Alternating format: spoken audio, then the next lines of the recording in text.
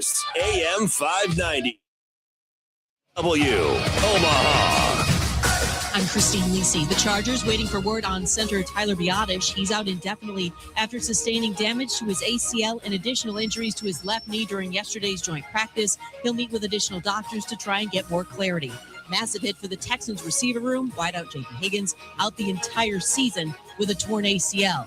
Baseball with another successful bullpen session under his belt. Dodgers superstar Shohei Ohtani could soon begin throwing live batting practice. Ohtani, dealing with left knee inflammation, hasn't pitched since July 3rd, and that's one reason he's not the top choice for NL MVP. For First Take's Chris Mad Dog Russo. I'm not voting for Ohtani. He's won it too many times. I mean, I got to do somebody. He's got 30 homers. So does Peter Pro Armstrong. I might go give it to him. Plays in the outfield. He plays center field. Ohtani does not do that. Ohtani hasn't pitched in a month and a half. If Ohtani wasn't on the team, would the Dodgers still be in first place? If PCA wasn't on the team, would the Cubs be 20 games over 500?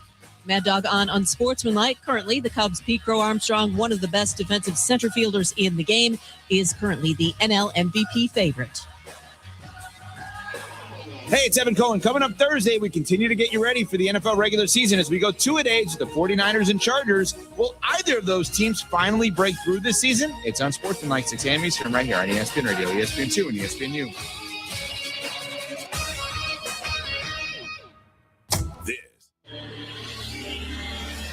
Omaha, Lincoln, and the surrounding 5-state area. This is your new afternoon routine. Handley and Hansen. On AM 590. WOW. Connect with the show at Handley and Hansen on Twitter and Instagram.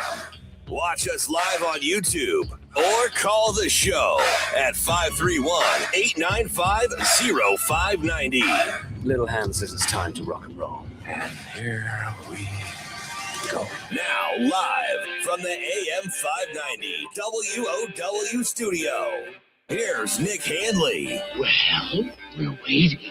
And Grant Hansen. Your booze mean nothing. I've seen what makes you cheer.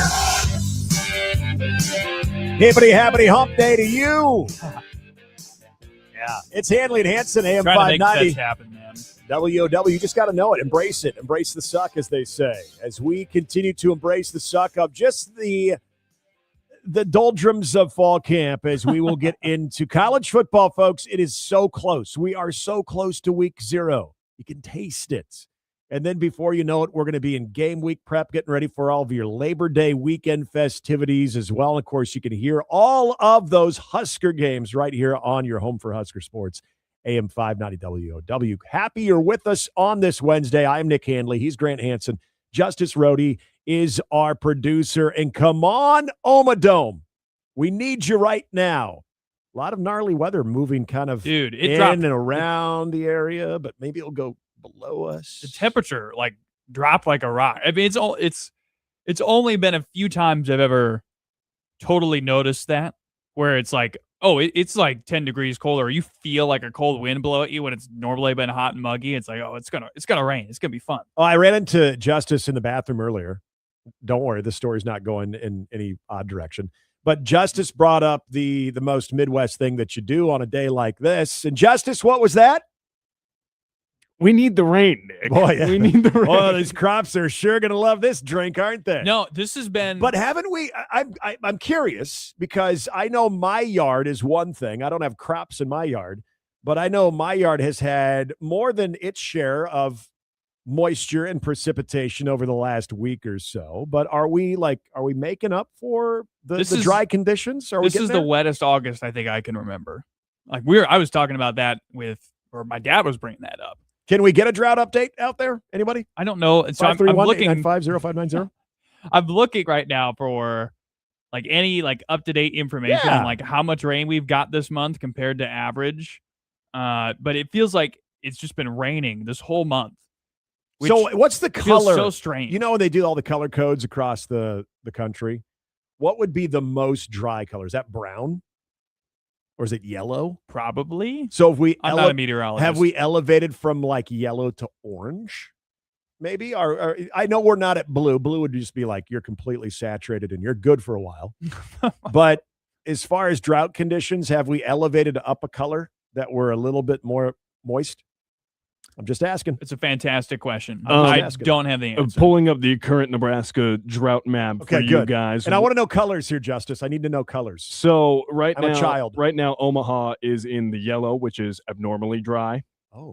Which is the lowest actually amount of severeness that you can get, because when you get towards this dark maroon / almost brownish color, the exceptional drought, that's where portions of western Nebraska are, up towards the Nebraska National Forest, out past North Platte. But right now we are in abnormally dry, so about, the percentage, 10% of Nebraska is considered abnormally dry. The worst that it is 36% of the state is in severe drought, but this is just over the drought monitor. Now, in terms of the 1 week change, we have seen a 1 to 2 category improvement in the Lincoln and Omaha area. So the precipitation is helping to a degree. That's your daily drought. So it looks like last August we had a little over 3 inches of rain. I don't know where we're at for this. Oh, we had that in one day. The data isn't in yet. That's what I'm out of my depth here. I want to know, so is our goal now to go from abnormally dry to just dry? Right? I think that's a great natural progression. It's like trying to go from 7 wins to 8 wins. Yeah. So if you can move up a rung on the ladder, I think you're doing pretty. See, if you want to go to abnormally dry to somewhat wet, that's like going from 5 wins to 9. That's just, you're asking for way too big of a jump there. Let's do the whole crawling before we walk. That's all I'm saying. But Omadome, we need you, because I think our friends to the south here in Omaha, you're going to get hit with some weather. I know there's some severe thunderstorm warnings just south of us and kind of in the area. Obviously, if you're listening to us in Saunders County and Cass County, I know there's some warnings out there. But everybody be safe out there, Omaha Dome or not. Coming up on the show, we're going to be talking – I know, right? We're going to be talking some Husker football with Andy Kendi, KTV Sports, and some high school stuff. Also, a great story locally in the high school baseball world at Lincoln East. Carpet Land winning the Legion World Series. First team from Nebraska to win it since 1939. 87 years. That is a long for those of you who are time. mathematically challenged. That is pretty awesome. Also, the newest addition to the broadcast booth for Nebraska football, Jay Moore, former Husker, black shirt. He will be joining us in the 3 o'clock hour. Brian Christopherson of Husker 24/7 Sports will join us in the 4 o'clock hour. And speaking of Lincoln East and Carpet Land, the Legion Baseball World Series champions, Michael Lonick, the head coach, is scheduled to join us. Now, they're flying right now. They should be back momentarily.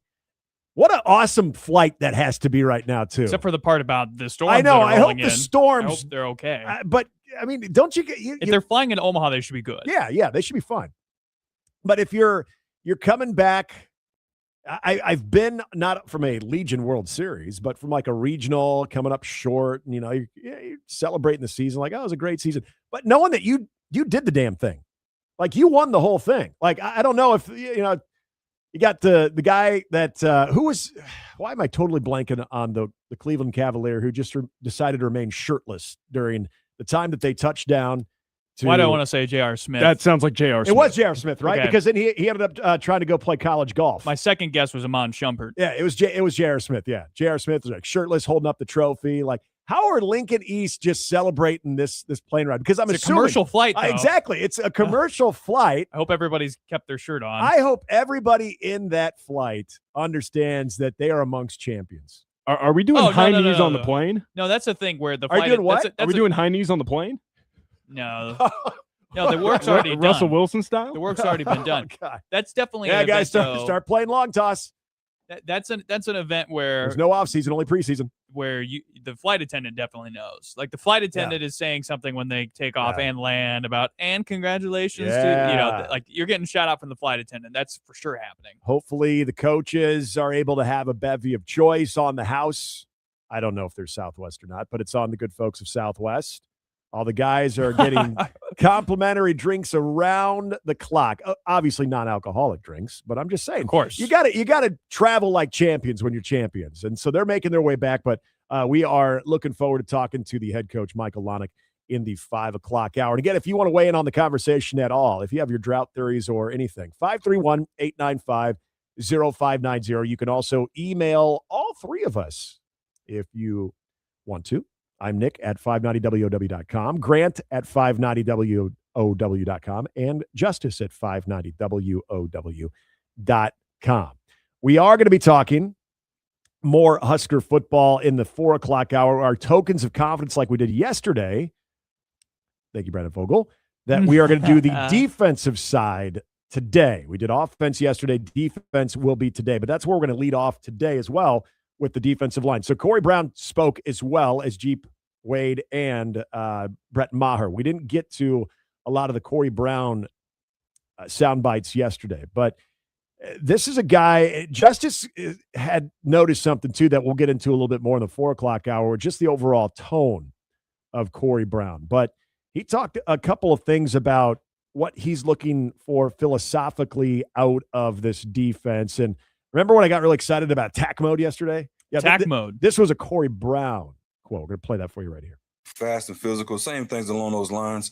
But being in attack mode up front, you have to attack the line of scrimmage. You have to be heavy-handed, and then IDing blocks enable. Because the faster you ID them, the faster you can get off of them. We don't want to stay stuck on blocks. We want to be able to disengage, but doing all that really, really playing downhill.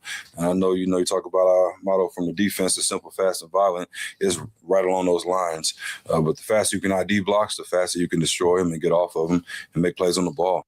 I'm so glad that I think the follow-up, I can't remember who it was, if it was, might have been Sip, it might have been somebody else, who asked, okay, well, aren't you always supposed to be on attack mode defensively? Like, is there something where you can't be on attack mode, or you're doing something besides attacking first if you're a defensive lineman? And Coach Brown explained that. I'm excited to ask Jay Moore a little bit more about that context first of like attack read versus read attack with the defensive line. So I thought that was one of the more interesting pieces that I'm interested to get Jay's take on later.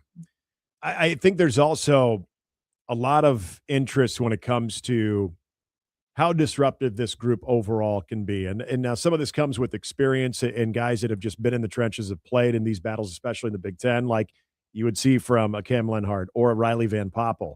And then, the other part of this thing is, and I think this is what Terrence Knighton did such a good job of, and that was the overall emphasis on the technique to the point that it became just so redundant. I remember hearing Ty Robinson talk about, there were just moments early on, there's like, oh my gosh, we just did this. And then before you know it, it was like breathing. And so, understanding that's good. And I don't want to make it sound like Terry Braden did not do that, by the way.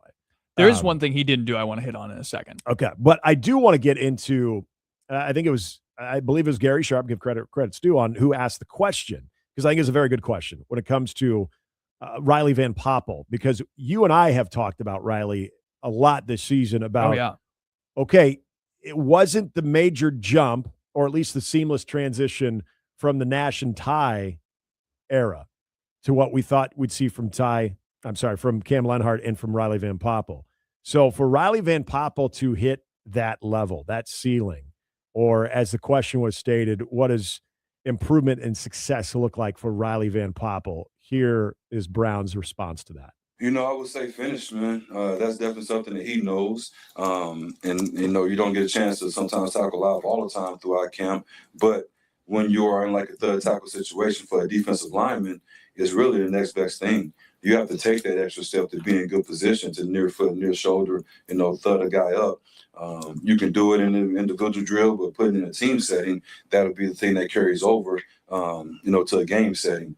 So I think he understands it, he knows it. And then the next facet for everybody, like I say, is being a good pass rusher as well. And the stronger he is with his hands and being consistent with his hand placement, that's going to allow him to, be a dude in that, transition pass rush mode. And then along those lines, as always, you should always, if you don't get to the quarterback, be able to affect it with match hands. And that's something I think he can get done on a consistent basis. But that is going into how detailed he is in his rush lane to the cue, and then finishing if he doesn't get there with that match hand. This to me sounds like something that has been a part of the conversation since Corey Brown got there. Both with he and Riley Van Poppel, with he and Rob Orich, and he and Matt Rule.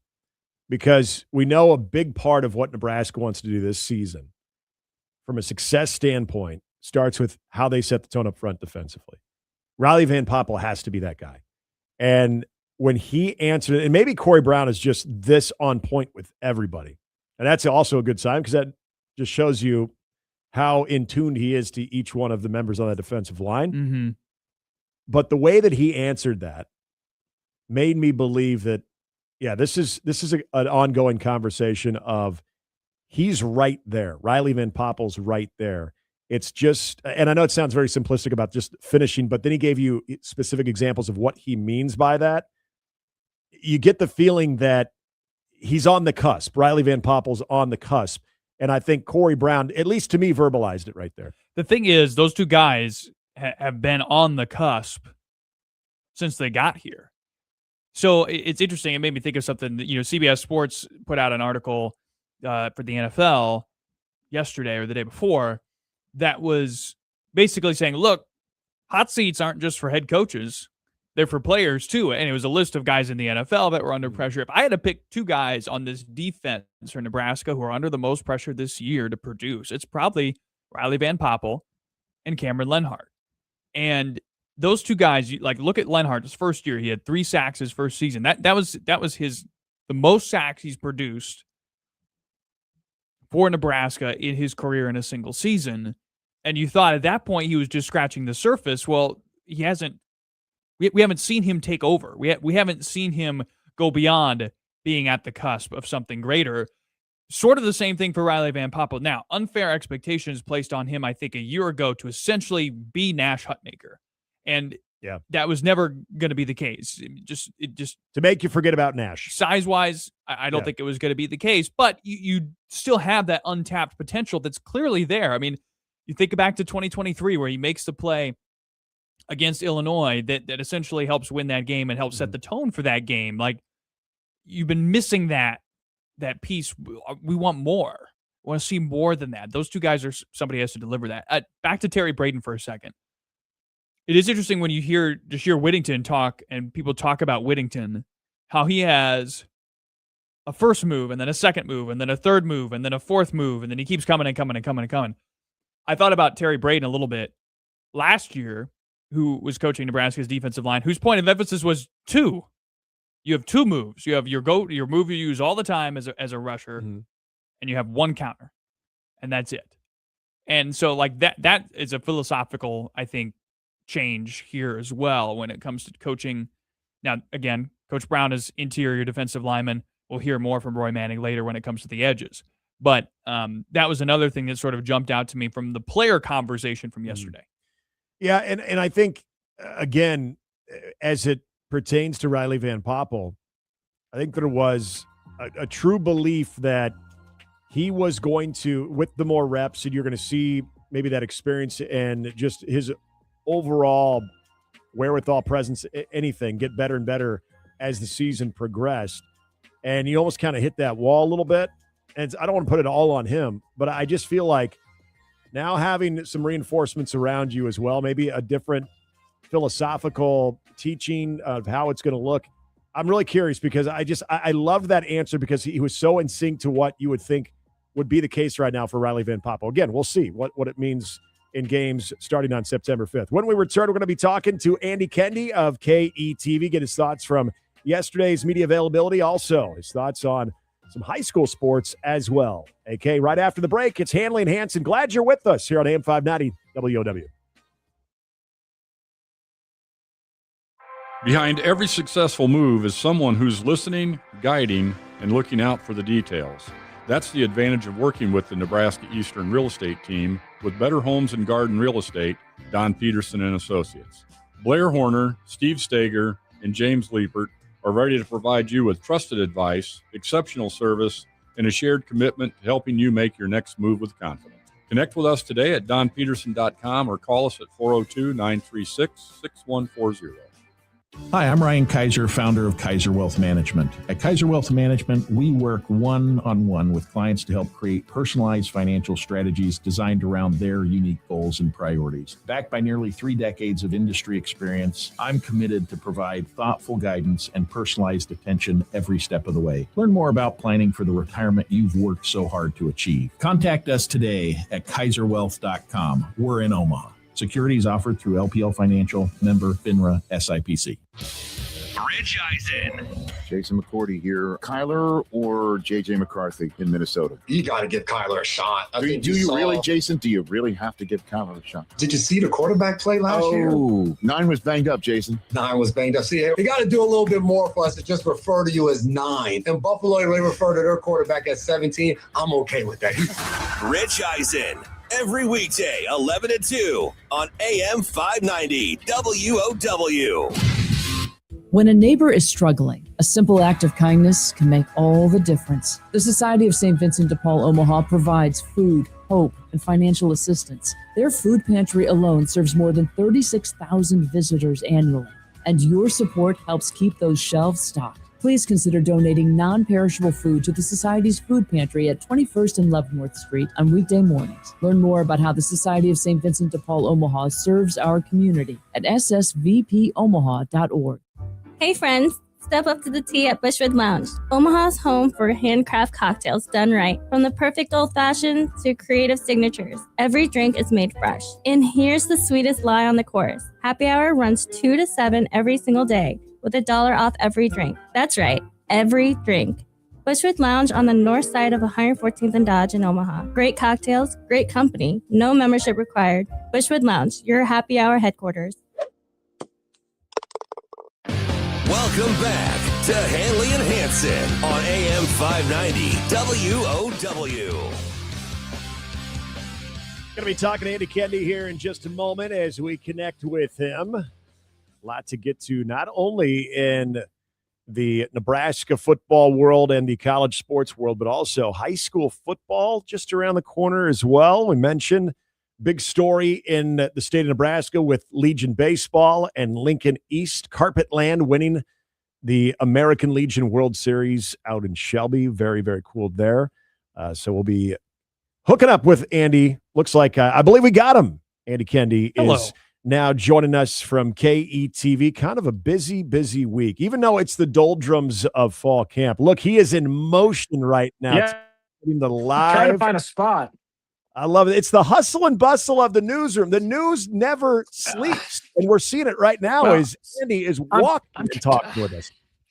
I'm trying to find a spot that, here's the deal, guys. So there's a conference room. We just got done with a meeting in the conference room, like our news meeting. And I don't know if this room is free. So do I commandeer it while we do the segment? I think I do, right? Yeah, I think we do. You are Andy Kendi. You can do whatever you want. Yes. That never works. When don't you know who I am? Never works. It works for us, but So what's up, boys? Sorry about that. I keep looking for a text from you guys, and I was like, God, I wonder if they're doing this today. And then, of course, you guys emailed me, so I didn't check that. Shame on me. No, justice is on it. It's okay. Yeah. So before we get into Husker football, we're going to be talking to Michael Lonick a little bit later on, but Lincoln East baseball, that's an awesome story. The Lincoln East Legion baseball team winning the American Legion World Series for the first time by a Nebraska team since 1939. So let's check that box now for Nebraska high school sports. Yeah, the McDivotts are now going to go into the background after so many years of just saying, hey, the McDivitt team of 1939 now has company. That was pretty amazing last night. That was pretty cool. I mean, it says a lot about Nebraska and the quality of baseball it has in the state. And it says a lot, too, about the Lincoln East program because, they could have folded about 16 times yesterday in that game. And they just kept coming and kept coming. They were down 6-1, and it didn't look good early. And they just kept plugging away, and they got the bats hot, and then the pitching settled in, and it was pretty amazing to watch. It's been a fun ride. And yes, I know that some naysayers may poo-poo the whole Legion thing. I was a Legion guy back in the day. And quite honestly, I know that not everybody plays Legion ball, not every state. But shoot, you're the best of the bunch with the teams who do, and that's saying something, in my opinion. Andy, what's life like as an AP voter? I didn't know all that came with it. You know what I mean? So I'm starting to learn it. In fact, I grabbed my ballot just to make sure that I remembered who in the hell I voted for. It's an interesting deal. Like Kevin gave me some tips. Kevin Suits, who's an AP college basketball voter, And so that was very helpful. And I talked to Sam McEwen, who was a voter the last few years, and then Amy Just also talked to them after practice yesterday. And it's amazing how much people care about this poll, and B, how much they look at how you vote. And there's trackers and that allegedly track biases and all that stuff. But so far, so good. I tried to keep. I went fair. Like 4-iron off the tee. I just wanted to keep it in the middle. I didn't want to make too many crazy picks for the preseason. And quite honestly, and nobody knows at this point, right, guys? I mean, shoot. Oh, big stretch picking Ohio State number 1 and Oregon number 2. Okay, so, you know, I picked Indiana a little higher than some. I picked them at 5, and I had 8 Big Ten teams in, and but it doesn't really matter right now preseason. It's awesome that people talk about it and gives people kind of that appetizer before the main course starts on September 5th. Actually, week 0, there's All a right, few to games your too. Yeah. To your analogy, then, if Nebraska gets to 5-0 as they get ready for that Indiana game, is it driver off the deck, putting Nebraska in the top 25? Well, we may swing. I don't know if it's going to land in the fairway. How about that? It's how they look in that 5-0 start. You know what I mean? So should they get through the first 3, which most feel they should, and then that pivotal game at Michigan State, the first away game, and then it's Maryland, right? Is that first 5? Yeah, if you can get through the first 5, that Michigan State game on the road is tricky because you don't know really what Pat Fitzgerald has in store with his team, and I think the Big Ten tour stop kind of opened some people's eyes that they have some dudes, and Pat Fitzgerald can coach. So any road win in the Big Ten is going to be a good win. So if they do start 5-0, I guarantee you they will be receiving votes. Whether or not they sneak in, that's a different story. But I do think for Nebraska to get some love, they're just going to have to beat a team they're not supposed to beat, and they haven't done that in years. So that's where we start. That's the starting point. You got to win the games you should win, obviously, and you got to win some that you're not supposed to win. But that's what Matt Rule said when we asked him about the schedule in Chicago at Big Ten Media Days. He's like, look, guys, every year there's a team that surprises people, and every year there's a team in a good way and bad way. There's teams that win games that they aren't supposed to, and then there's teams that lose games that they shouldn't. One of those deals. So can Nebraska be that team that finally wins games that, quote unquote, they're not supposed to? Andy, what do you make of Gunnar Katula's push at the right tackle spot, especially given the fact that he wasn't able to take part in a lot of the festivities during the spring season? I think it's great. And it shows you that even if you bring a high-priced guy in, it doesn't mean it's a lock for the starting lineup. Even though, Jeep Wade in the offseason or before everything got really rolling, he said they brought in, quote-unquote, 3 starters, but you got to stay healthy and you got to answer the bell. And, Gunnar Katula showed, hey, you can come back from injury. You can battle your ass off in the offseason and work your tail to get to your position and play yourself into the rotation. And that's obviously what he's done so far. It's really a kind of a cool deal.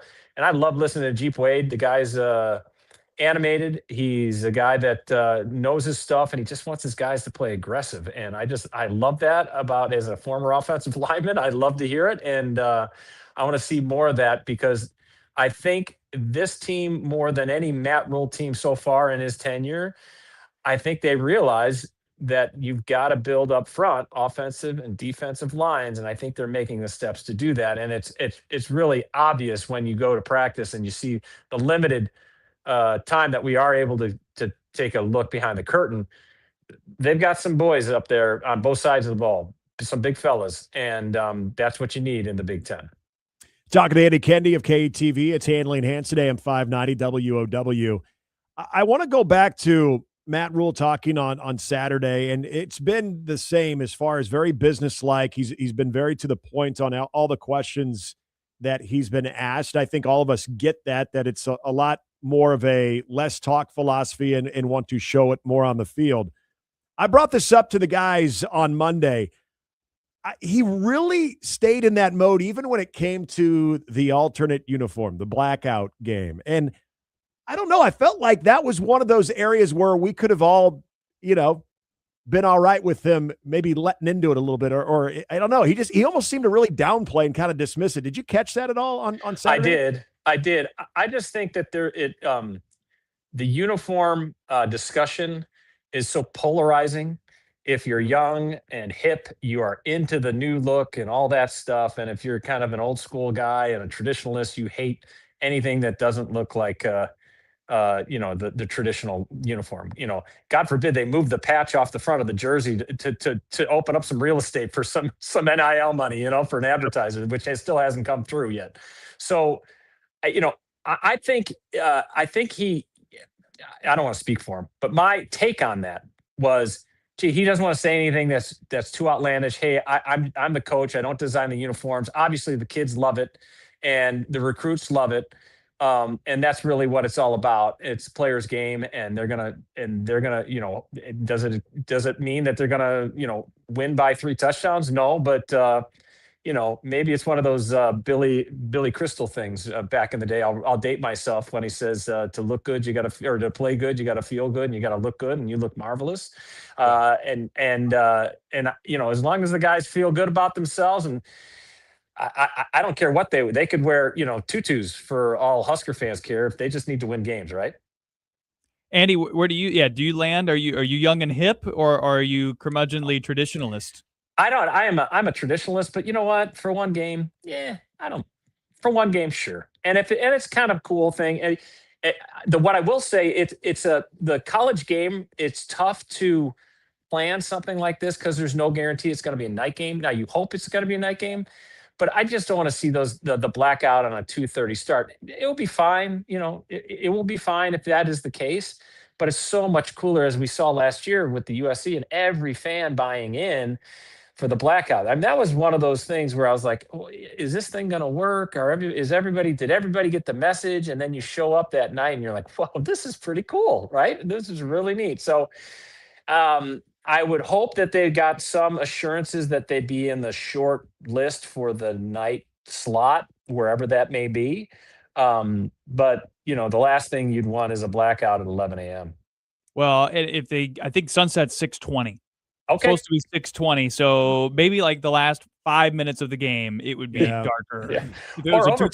Or overtime, right? Oh, God, don't say that. Don't summon overtime. Oh, my God. Andy. Then we got to bring up the stat that Huskers have won an overtime game, haven't gotten a first down. Okay, I'm sorry. I get it. Exactly. Hey, see, the other news story that KTV might have to cover if it is a night game, and that is, will Halloween be pushed back to Friday in the state of Nebraska? It is. What I appreciate as a guy who has lived around a few places in my adult life is that Halloween is on Halloween, man. There's certain places in America that don't do trick or treating on Halloween. It's ridiculous. Like they plan out a different day. You go trick or treating on Halloween and you work around whatever. So I appreciate and respect the fact that the state of Nebraska, Omaha, and Lincoln, if it's Halloween 31st, that's trick or treat night. They'll figure out a way. If it's a night game, you do trick or treat in the afternoon. That's great. Or whatever. We'll figure it out. I don't know if they'll push it back, but I don't know. More candy for everybody, I say. There you go. Andy Kendi, sports director, KETV, joining us. Appreciate you joining us, man. Have a great rest of the day.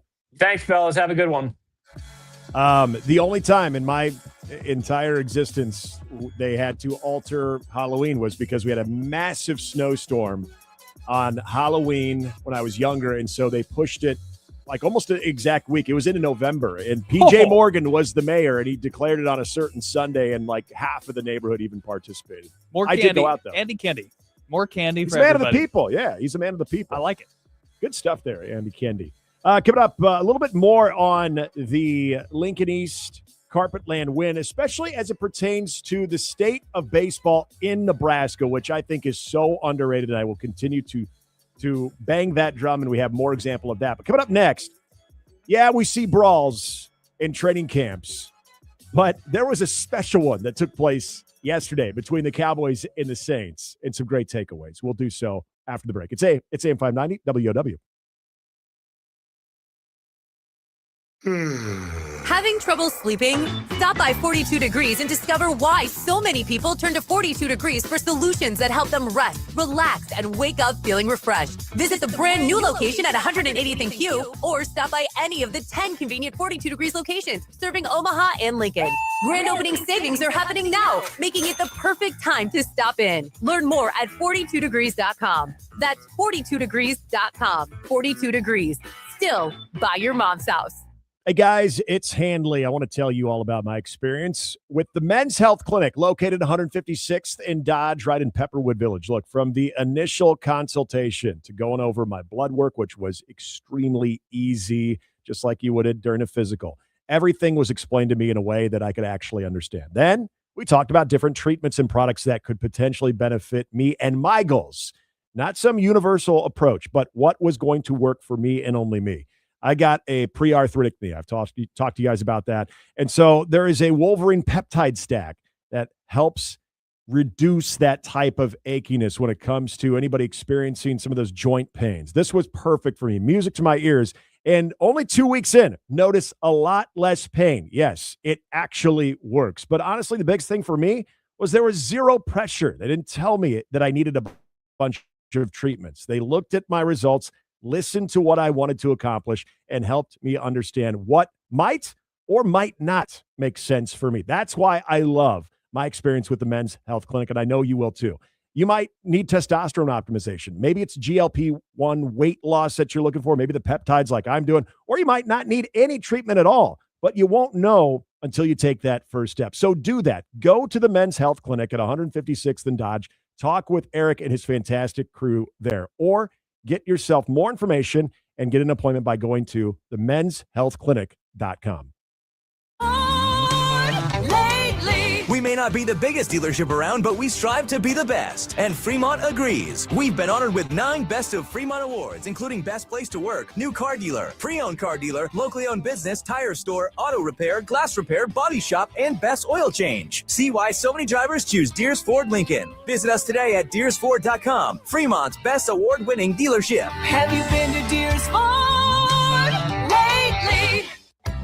Summer evenings just seem better when you have a home you truly love. Imagine relaxing on the patio, hosting the grandkids, or simply enjoying the peace and comfort of a beautifully crafted home designed for the way you live today, specifically for you. At Edward Custom Homes, our homes are maintenance-free, so you can enjoy company in your backyard. No mowing needed. Award-winning, maintenance-free homes at Edward Custom Homes in a growing Elkhorn community. Book your private tour at edwardcustomhomes.com. It's Gorilla Car Wash. Jeff Ballinger here. #1 with the touchless car washes for how long? Jack, we're running on 2 decades now, and I don't know a lot of things that have been #1 for 20 consecutive years, but Gorilla Car Wash has. Let me see. I'm trying to think. I can't come up with anything. The great thing about Gorilla Car Wash, it's convenient, open 24/7. And we're locally owned, Jack. It's nice to have local people involved, touchless automatics, and guess what? The customers seem to love us 2 decades in a row. GorillaWash.com. Welcome back to Handley and Hansen. Give us a call and share your thoughts. 531-895-0590. Hey, don't forget to take us everywhere. Handley and Hansen and all of your favorites from ESPN Radio by downloading the 590 AM 590 WOW app. You can find the link on our website, 590WOW.com, or of course, in our Apple and Google Play stores. My name's Grant Hansen. He is Nick Handley. Justice Rhodey, our producer. It is Handley and Hansen here on AM 590 WOW. Again, shout out and a thank you to Andy Kendi, who joined us a moment ago. I'm excited for Andy because he is experiencing AP voting. Could you sense? Was there a pressure? Yeah, I think there would be some level of pressure to know. Well, you got to at least know 25, like not just know 25 teams to put on your ballot, but like actually know enough about everything that you can put together a comprehensive and quality ballot for this. Well, the best part was the look on his face. He just went to like, oh, didn't know there was that much involved. It always makes me think of the coaches poll, as we have kind of famously dubbed it as the SID poll, because how many coaches every Saturday or Sunday are looking at a ballot, taking time out of their already busy schedule, getting ready for their next opponent, and taking a look at previous results enough to say, you know what, I'm going to move this team up ahead a couple of spots in front of another team that won because I like the way that they looked compared to this team. Great question. It's just, I mean, if you really think that every head coach is dialed into it, now there could be a sicko out there. Maybe that'd be a good question later in the season of out of all of the coaches that are supposed to vote in the coaches poll, what sicko actually does take time, like maps out time between Saturday and Sunday morning to watch as many top 25 teams in action so he can have a very intelligent vote. We're going to talk about him. I don't think so. I think Cignetti. No, I think he's too locked in on anybody has the time. task at hand. Now, I don't know if he's watching all these teams, but Sig, you'll remember, Sig is the guy who has shorter practices, who sends his coaches home earlier, who prioritizes family time and being incredibly efficient in a limited amount of time so you don't completely lose like, I think if anybody has the time to do it, it might be Sig. You say time, though. What do you mean he has the time? Like, if he's got some dedicated time that he seems to compartmentalize very, very well. So you think he would actually carve out the time? I think that's possible. I thought you were making it sound like, oh, he don't do crap. That was the first name that come to mind. You know, he's a national champion. Thing is, you know, life is easy, so he's got time on his hands. No. Now he's even more of the hunted instead of the hunter. But yeah, I could sense that. AK, I like the conservative approach. Very good analogy on just, you know, going with the 4-iron, trying to get on the fairway there. But at some point, I do wonder if you ever have to consider Nebraska, is that more considered driver off the deck? You hope for the best on that shot, but it could go every which way. And I didn't know they'd track biases. Like that's interesting. Yes, I thought that was interesting too. I hadn't heard that before. There was a epically fantastic little on-field scrimmage fight between the Saints and the Cowboys yesterday. And look, these happen all the time. I mean, don't get me wrong. If you have a joint practice and there's not at least one fight, I don't think either one of those teams are going to have a successful season.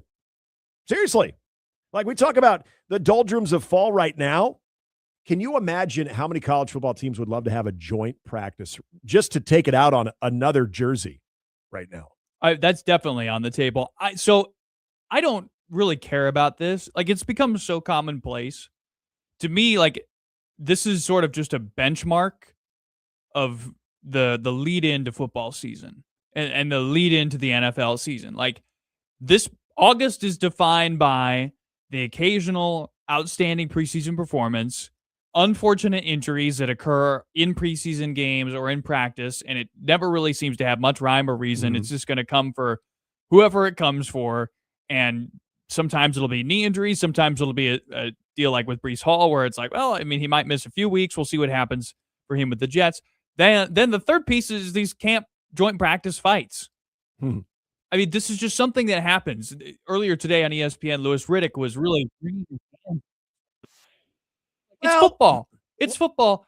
Look, you don't want it. I don't want people fighting with each other all the time. I'm not rooting for camp fights, but it doesn't surprise me that it happened and nobody died. So we move on. Well, Donovan Ezeraku was trying for this. He decided to take on pretty much the entire Saints roster, which I don't know. If you're a Cowboys fan, part of you is like, yeah, my man. And the other part of you is like, dude, kind of need you this year. So let's try to stay healthy too. But the thing that was unique about this one was it branched off into at least 6 or more individual fights. It spilled over to other fields, didn't it? Yeah, it was the original scrum that Donovan Ezeraku kind of spearheaded here, trying to take on an entire roster. I think if he had time, he was probably going to try to go to Denver and get Sean Payton as well, if he really wanted to. But you get to a point where all of a sudden you start watching the participants in this.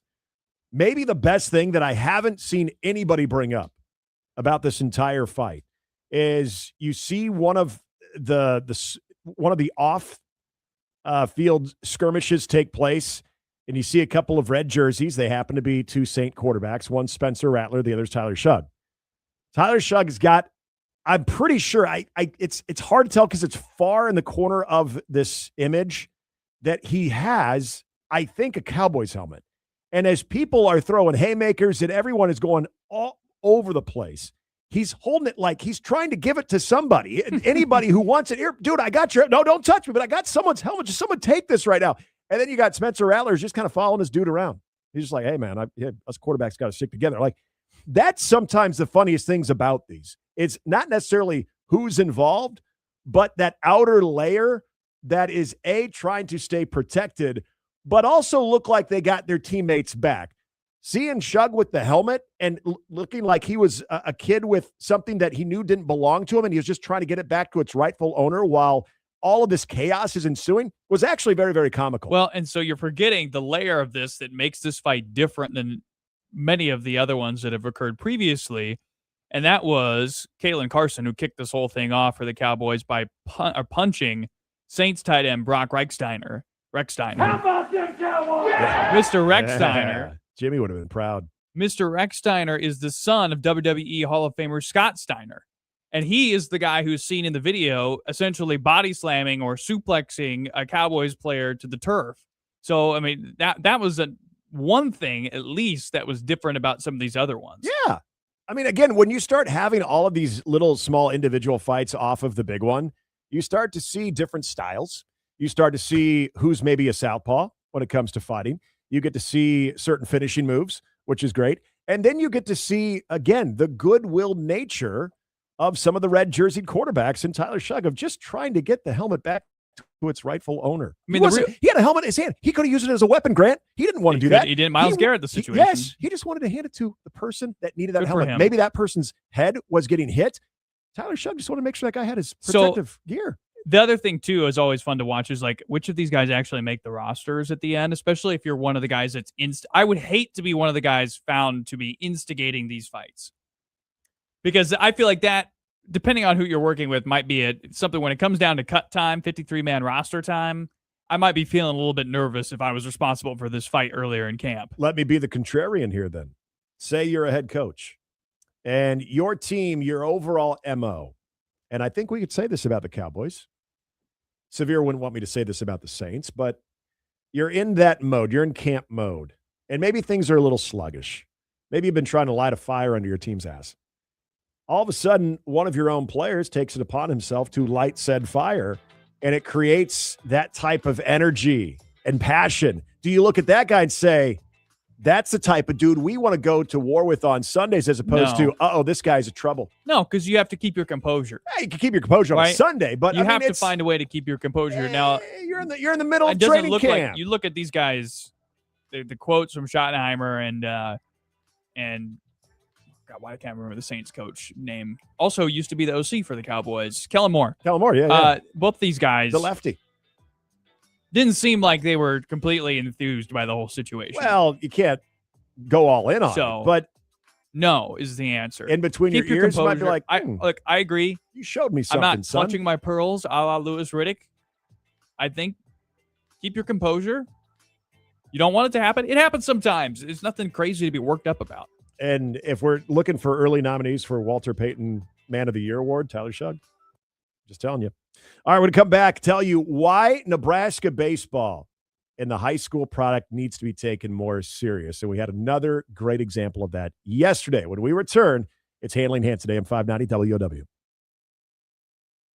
This is the Husker Sports Daily Report, brought to you by Physicians Mutual. Insurance for all of us. Physicians Mutual, Physicians Mutual. This is the Husker Daily Report. Nebraska women's soccer has a big few days ahead of them as they get to host not one, but two ranked opponents. Tomorrow night, Huskers will welcome the 8th-ranked Notre Dame Fighting Irish to Lincoln. Kickoff will be from Barbara Hibner Stadium at 7 p.m. And then on Sunday afternoon, the 18th-ranked Alabama Crimson Tide will come rolling into Lincoln. That kickoff will be at noon once again on Sunday. The Huskers are 1-0-1 on the season so far, with a win coming on the road over Louisville and a draw against South Dakota on Sunday 1-1. Following the Alabama match on Sunday, Nebraska will have an in-state match on Thursday, August 27th, when the Huskers host the UNO Mavericks. That kickoff will also be in Lincoln that night at 7 p.m. That's the Husker Daily Report, presented by Physicians Mutual.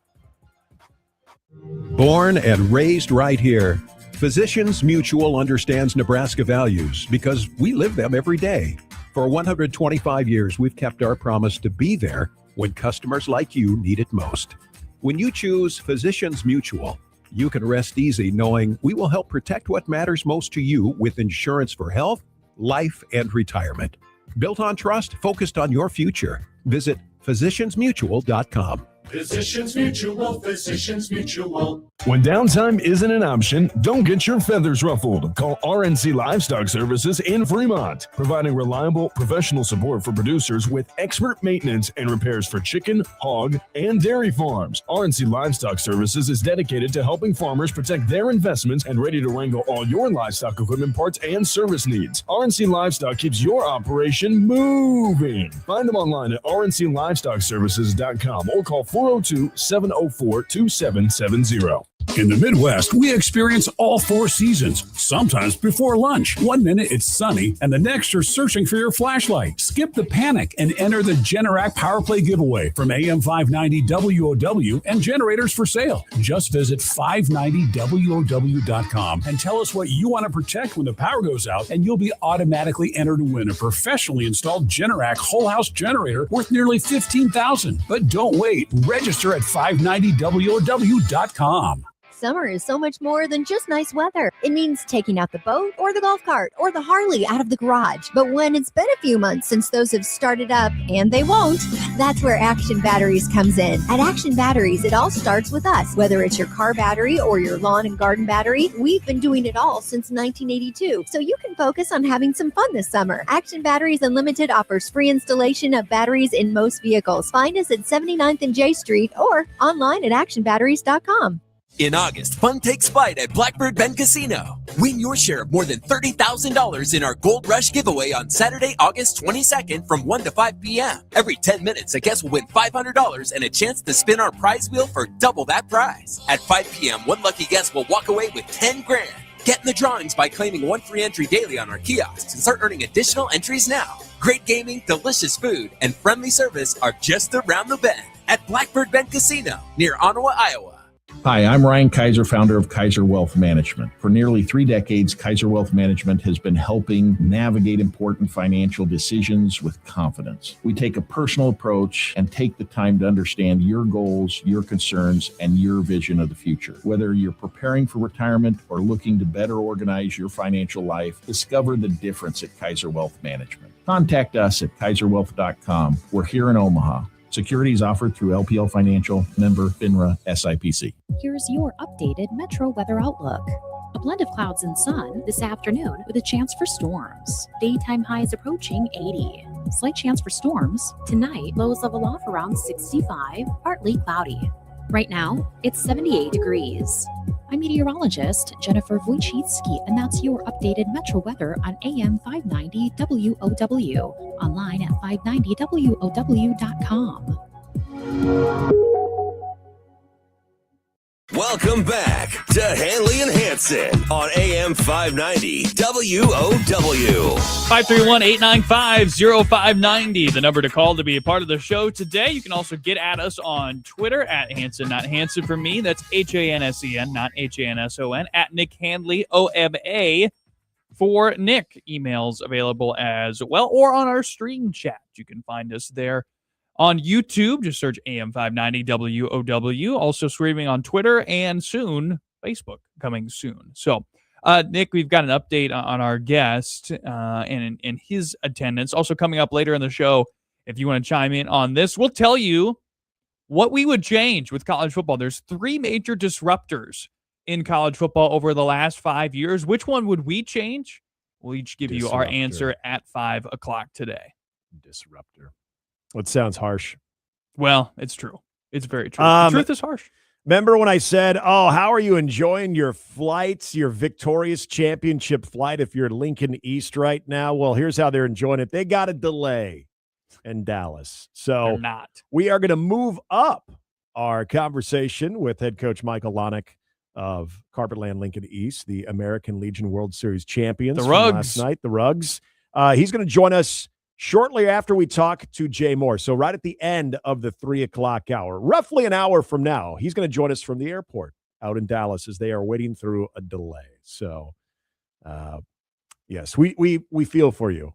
Feel for you guys, because that is not how championship teams should have to roll. But unfortunately, sometimes Mother Nature or other things come into play when it comes to Been there. travel. We all have.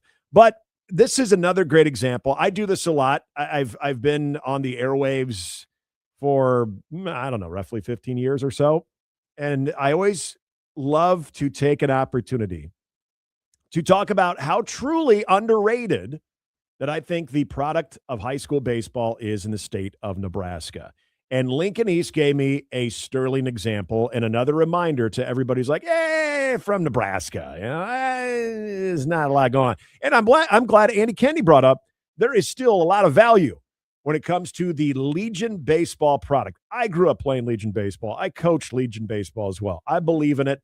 I believe if you are a good player, whether you're playing in Legion or any other type of league, if you have talent to play at the next level, those college coaches will find you. They will know who you are. That aside, there's always been this thought of, and we talk about it even with Nebraska baseball at the collegiate level, of northern climate teams are always at disadvantages. And yes, there are inherent disadvantages when it comes to not being able to be outside 365 days a year because the climate doesn't allow it, or there's snow on the ground. I get that.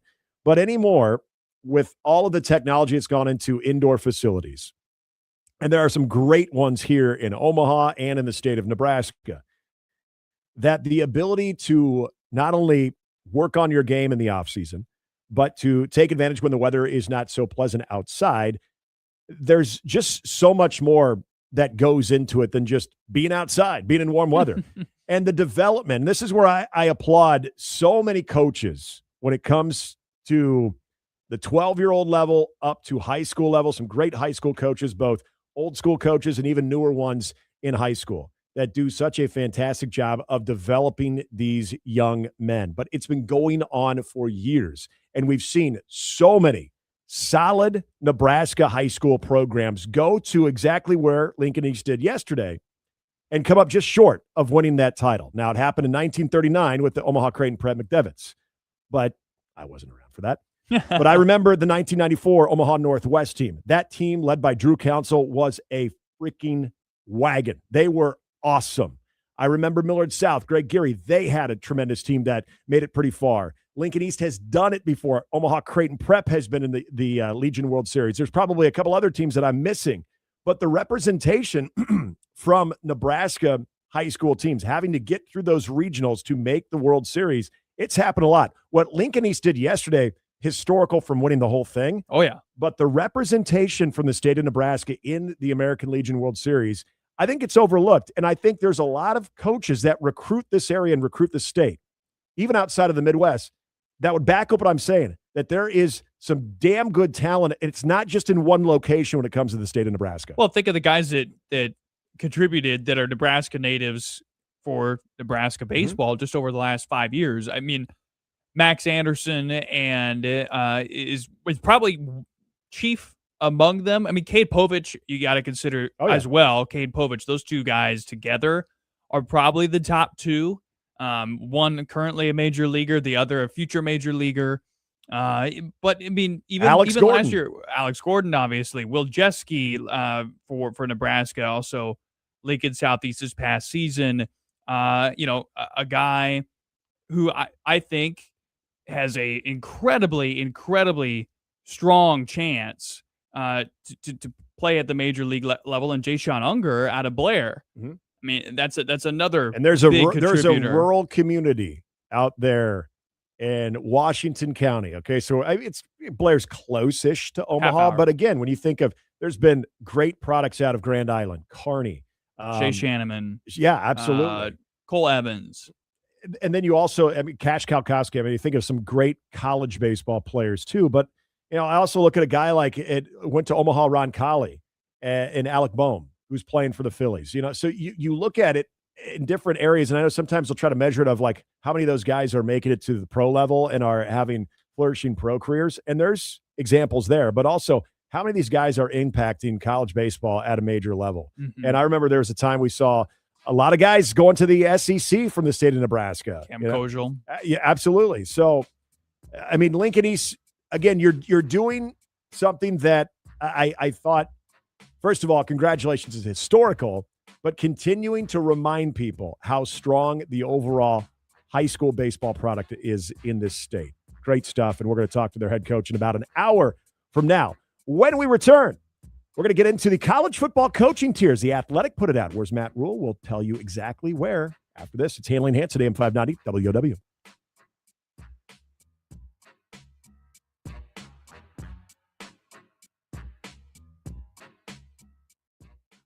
The legend has returned. Sports Talk Huskers. AM 590. WOW. Omaha. This is SportsCenter. I'm Christine Lisi. Even some few extra days of rest, not enough for Pirates ace Paul Skeens to pull out of his recent rough stretch. He gave up 3 runs, walked 4 batters in just 4 1/3 innings, pulled after 81 pitches today against the Tigers. Second straight start, he failed to exceed 85 pitches. Pittsburgh, though, rallied from a 3-1 deficit thanks to a pair of solo homers from Rafael Flores Jr. Tigers and Pirates tied at 3, bottom 10. Now the set and the 1-2. Swing and a drive, deep right field. If it's fair, the Pirates will win this game. He's done it! Brandon Lowe wins it! What a thrilling come-from-behind win! Final call on 93.7 The Fan of Pittsburgh's 4-3 victory. NFL Chargers center Tyler Biadasz, with damage to his ACL and additional injuries to his left knee, sidelined indefinitely, had an MRI. Will meet with more doctors for additional clarity on the injuries. The Seahawks addressing one of their biggest question marks, planning to sign former Cowboys quarterback Trayvon Diggs to a 1-year contract. Hey, it's your resident Super Bowl champ, Chris Candy. Coming up Thursday, Justin Herbert and Jim Harbaugh have sky-high expectations heading into the season. So will they be able to live up to the hype? It's on Sports Tonight, 6 a.m. Eastern, right here on ESPN Radio, ESPN2, and ESPNU. The Golix. The commissioner says that he thinks it's inevitable the league will eventually have a team permanently based outside of the United States. Mike, I just don't see it. I How do you not see it? The commissioner of the NFL just told you it was going to happen. He said it. Oh, he said he's likely it's going to happen. Doesn't mean it's going to happen. It could happen 30 years from now, where I won't care about it because I'll be long gone. 9 to 11, weekday mornings on AM 590, WOW. If you don't know Jack, call Jill of All Trades, voted Best of Omaha 3 years in a row. I'm Nancy, Jill of All Trades. Oh, Kim is amazing. She's on her 4th project with me. I feel like she's done my whole house. She's something different than a lot of other contractors out there. She cares, and she'll work 27 hours a day if she could. Oh, I'm just so happy with Kim and Jill of All Trades. I just keep going back. There's nothing that she can't do. Call Kim at Jill of All Trades today, 402-905-8144. That's 402-905-8144. Give your family the gift of peace of mind by pre-planning your funeral arrangements today. At Good Shepherd Funeral and Cremation Services, their caring staff is dedicated to helping you make your wishes known in advance, easing emotional burdens and reducing uncertainty during a difficult time. With flexible funding options and affordable rates, Good Shepherd Funeral and Cremation Services is here to help you plan with confidence and care. Good Shepherd Funeral and Cremation Services, 2 Omaha locations, or online at gsfuneral.com. When the power goes out, everything changes. Your comfort, safety, and peace of mind suddenly matter more than ever. That's why homeowners across the Midwest trust Generators for Sale. From expert guidance to professional installation, their team makes backup power simple. So when severe weather hits, life keeps moving without interruption. Generators for Sale. Power your home. Protect what matters most. Learn more at homegeneratorsforsale.com. Mommy, can I sit in the front seat just this one time? Please, please, please. No, not yet. But why? Because I love you, and you're just not ready yet. Now, get in the back so I can get you in your car seat, please. Putting your kids in the right seat for their age and size is an act of love. Check that your kids are in the right seat at NHTSA.gov/the right seat. Love protects. A message from NHTSA and the Ad Council. On the upcoming edition of the Great Outdoor Radio Show here on AM 590 WOW, rum, rum, rum, make way for the airboaters, Josh Anderson and his crew. This will be a rockin' show as we talk all things airboating on rivers. Don't miss it with me, Greg Wagner, Saturday morning 9 to 10 on AM 590 WOW. The Great Outdoor Radio Show is presented by Cubby's Convenience Stores, Daniel's Produce, Host Coffee in Stoysich House of Sausage. AM 590 WOW has your hookup on the Huskers. Win tickets to the home opener versus Ohio on Saturday, September 5th, plus tailgate passes, plus WOW swag. How do you win? Just set your radio preset to AM 590. Take a photo and send it to us at 590WOW.com. Winner will be announced on August 28th. Deadline to enter is August 27th. Your home for all things Huskers. AM 590 WOW. Welcome back to Handley and Hansen on AM 590 WOW. Hour number 2 here on a Wednesday. Handley and Hansen with you. So glad you're with us. Appreciate you making us part of your afternoon as we roll on through. It sounds like a stormy Wednesday right now, too. Hearing some claps of thunder out there. That I am. I'll take your word for it. There's my weather report. You didn't hear those? No Jennifer Wuczynski. Tell you that. No. She's got such a soothing voice. It looks like it's mostly gone through. Is so, it? Oh, okay. Yeah. Well, we must have just caught it, too. Welcome to everybody in the chat. We got GBR Captain out there and Shane as well, Archers and more. Appreciate you all being a part of that. You can do so by going to 590WOW.com or just go on YouTube and look for AM 590 WOW. Subscribe and poof, there you are. You can chime in that way. Coming up this hour, I mentioned we are loaded because we're going to be talking to Jay Moore. Also going to be talking to Michael Lonick as their flight got delayed. The champions of the American Legion World Series, Lincoln East Carpetland, the Rugs. We're going to talk to the head coach at the end of the hour. Also, Kurt Cignetti just giving you more reason to love him, especially if you're not a Notre Dame fan, and we'll tell you why. But The Athletic put out their college football coaching tiers. This went out yesterday, and there's obviously some very interesting takeaways. Only 2 in what we would call tier 1. You could probably guess who those are. And then we kind of work our way down. So as you look through this list, and we'll get to where Matt Rule is here in a moment. As you look through this list, was there a name or two, Grant, that stood out as far as either being oddly placed somewhere or just, I didn't expect them to be there, but maybe they should be. There's several that are oddly placed to me. I think that's like the whole theme of this list is like a bunch of guys that are strangely placed. I'm going to give the game away here. In tier 4 out of 7, which going in, probably where I would have placed him, honestly. And by the way, that tier, each of these have titles.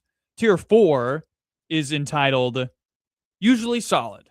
Yeah, usually solid. And for Matt Rule, who's 19-19 at Nebraska, who in his collegiate career, I believe, is 3 games above 500. Let me double check that before I just haul off and tell you something that's not correct off Start the top running of my with head. stats. Come on now. Yeah, don't do that. Yeah, 4 actually, not 3. 4 Mm-hmm. games above 500 overall in the college as a head coach, 66 and 62. That seems fair to me. But then I look at some of the other names in this group. Yep. Okay, tier 4, he's with Pat Fitzgerald. Mm-hmm. Okay, I like that. He's with Jed Fish. Oh, okay, I like that. He did good things at Arizona. He's got Washington on the come up. That's not a bad place for him to be. Miami's Chuck Martin, Miami, Ohio. Chuck Martin is in this list, in this tier. Pat Narduzzi is in this tier. Barry Odom is in this tier. Greg Schiano is in this tier. Those guys, I'm not putting on the same level as Matt Rule. I would say Matt Rule is above those guys. Brett Venables is, for whatever reason, in tier 4 hanging out here. Now, I get it. Oklahoma, prior to last season, did not have a great year. And this is really last year, the first time we've seen the defense excel at a high level under Venables as head coach. I would not have him in the same tier as Matt Rule. I would have him a tier above. Likewise, in the tier above, Nick, you've got Bronco Mendenhall, Dan Mullen, Lance Leipold, who I don't know if I would put Lance Leipold a tier above Matt Rule right now. Probably about the same. PJ Fleck, Kirk Ferentz, I would put above. Sonny Dykes, I would put above. What about Matt Campbell, Jeff Brom? Probably both above. Bob Chesney, though, from UCLA, the guy who is not yet coached in Power 4 at this point in time. Does he belong a tier above Matt Rule at this point? No. No, he certainly does not. And then like the Bronco Mendenhall at Utah State is one of the more interesting ones because that was one of the names that was thrown around during the Matt Rule coaching search, the search that eventually yielded Matt Rule as the head coach at Nebraska. People would be, I think, extremely disappointed if Bronco Mendenhall was the end result of that search instead of Matt Rule. And then here is Mendenhall at Utah State ranked above Matt Rule in this list. Now I get it. It's not like it's a big indictment of anybody, but still, it's a very strange list. Like, again, I would have thought, Nick, he would have been in tier 4. I would have been fine with tier 4. But then you look at like some of the names that are around him and you're like, what the hell? I think a lot of this is also based off a little bit more of reputation as well. So I'll be honest, I'm okay with it because I do think that there is certain criterias that are set when you think of what they just recently did as opposed to in a 5 to 10 year span, what they've shown the ability to do. And I'm going to bring you up an example that I had to think to myself, wow, that's weird to see him here. But then does he belong there? And I'm going to go all the way up to tier 2. And when I look at tier 2 and I see a guy like Dabo Swinney, it wasn't necessarily seeing him in tier 2, especially coming off of a 7-6 season, because previously he had 10 wins and then 9 wins the year before. What I was shocked by is that the previous year, Dabo Swinney was in the first tier. And that's why I go off of reputation. Dabo Swinney was the it coach until we got to around 2021 and 22. Now, mind you, still 10 wins or more, 10 or 11, and then that number dipped down a bit and really dipped down last year. But when I think of tier 1, okay, look, for example, let's use tier 1 for this one. There's only 2, and that's Kirby Smart and Curt Cignetti. Curt Cignetti last year was a tier 2 because it was his first year at Indiana. Did amazing things, did tier 1 type stuff, but it was his first year. Kirby Smart, look, yeah, there's a little bit more pressure on that team to at least get into a college football semifinal here, but Kirby Smart is fine. A little bit of runway when it comes to tier 1 consideration. Well, last SEC head coach who won a national championship. Exactly. And even when they haven't made the college football semifinal, they've still gone back-to-back SEC titles. So there is that. Dabo Swinney, though, this is why I say reputation. This is why when I look at tier 4 where Matt Rule is, some of the ones that you bring up are like, I don't get that. I don't get why this person is here. As far as I would assume they'd be maybe a tier below. It's because I think some of this is projected on either what they have done or what they think they will do at that particular location. But the Dabo Swinney one, I look at as a tier 2 type of coach at the very bottom of tier 2, because I think this is an honorary placement for him. And the fact that you looked at him as a tier 1 coach a year ago, what are you basing that off of? Reputation, right? 'Cause at that point, it had been 6 years since he had won a national championship in 2018. Yeah. Now, a lot of people feel like Clemson is an it team this year, a team that could surprise some people and come from behind. That was part of they were one of the headline teams from On3's article. Now, they're not inside the AP Top 25. That article came out today. Teams that could find a way back in and make some hay this season. They're one of them. The win total 7.5, and they've got opportunities to really shock some people. They've got a matchup with Virginia Tech and James Franklin, who is also here in tier 2, but they opened the season with LSU. You've got Miami on the schedule this year, Duke and Manny Diaz, and I'm like, that's not a huge resume builder, but that's a playoff team from a year ago. I mean, Clemson could find a way to be really, really interesting this year, and I think it's an important year, obviously, for Dabo, much like last year's was, to try to prove that last year was a fluke and that he still does belong in this echelon of coaches in that second tier. The tier 3 part, and going back to when you brought up Bob Chesney, to me, how much of the Bob Chesney being in tier 3 is based on the fact that Curt Cignetti is tier 1? Some of it. I think a lot of it is, because I think Bob Chesney, UCLA feels like they've got, hopefully for them, that they have the next Curt Cignetti type of coach, because obviously where he came from, but also shows that winning pedigree. But I'm with you. That one to me is quite a leap, because I know what people are saying. Well, if you can turn Indiana into a college football playoff team in the first year and then a subsequent national championship in year number 2, why couldn't Bob Chesney do that at at UCLA with more resources, at least more of a football history than what Indiana had? My answer to that is, are we convinced that Bob Chesney has the exact same type of coaching profile and mentality that Curt Cignetti has? Curt Cignetti's one of one. The other interesting thing, too, by the way, there's only one coach in the last 5 years to win a national championship that is not in Tier 1, and that's Ryan Day. Mm-hmm. So Day's hanging out in Tier 2. That part of it is interesting to me. Now, the reason that he's not in Tier 1, according to Chris Vanini, is because Ohio State has more resources, and the expectations are so high. I don't know if that's totally fair. Like, he's checked the box. He's checked the national championship box within the last 5 years. More recently than Dabo Swinney did, who you had in Tier number 1 a year ago. Right. So I don't get that part. I'm trying to get too hung up on the Clemson and the Dabo Swinney one, but when I saw that, it wasn't necessarily that he was in Tier 2. It was that the previous year he was in Tier 1. And everybody else in that second tier, I'm okay with. Like Mario Cristobal going from 3 to 2 makes a ton of sense. I mean, this is a guy who has improved his reputation and his image in college football in a big way. Like last year, before they go on this run, really up from the point they lost to SMU up until the point they lost to SMU, and then after that they find a way to get into the playoff and succeed there. His image was the stupid late game take a knee miscue that they had. I would think it was Georgia Tech they were playing that year, and then the horrible loss to SMU, and like Michael said, their run of consistently losing to a team that they shouldn't lose to as a favorite. And then he gets to the national championship game and takes eventual national champions Indiana down to the wire. And that's a guy who has done the most, I think, of those guys that are in Tier 2. The biggest riser right now undoubtedly has to be Cristobal. Let me ask you guys this one, because if you go back to the hiring cycle that had Matt Rule land at Nebraska, that had Luke Fickell land at Wisconsin, remember the other name that was getting a lot of traction for the Nebraska job, and that was Lance Leipold. I thought you were going to say Monken. No.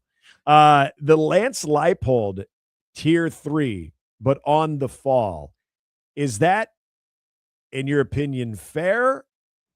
Is he placed where he should be, or could you make a case that he is maybe more of a Tier 4 guy? And the only reason I say that, and I ask this question, because what he did to get Kansas to 9 wins in 23, very impressive. But since the last 2 years, you're looking at 5-7, 5-7. Right. Has the Lance Leipold shine more often? And for the record, I like Lance Leipold. Knew him when he was at UNO, when UNO had a football program, and he was on the staff there. But you see 5-7 and 5-7. And last year, again, he was a Tier 2 coach in 25. What's crazy to me is that winning a national championship for Ryan Day does not go nearly as far for him as the 2 5-7 seasons for Leipold don't hold him back. Like the 5-7 seasons for Leipold apparently that's an impression that nobody wants to think about. You're getting the pat on the head of, oh, well, good for you. Look what Kansas has since. They improved their facilities. They've got more resources. Oh, yeah.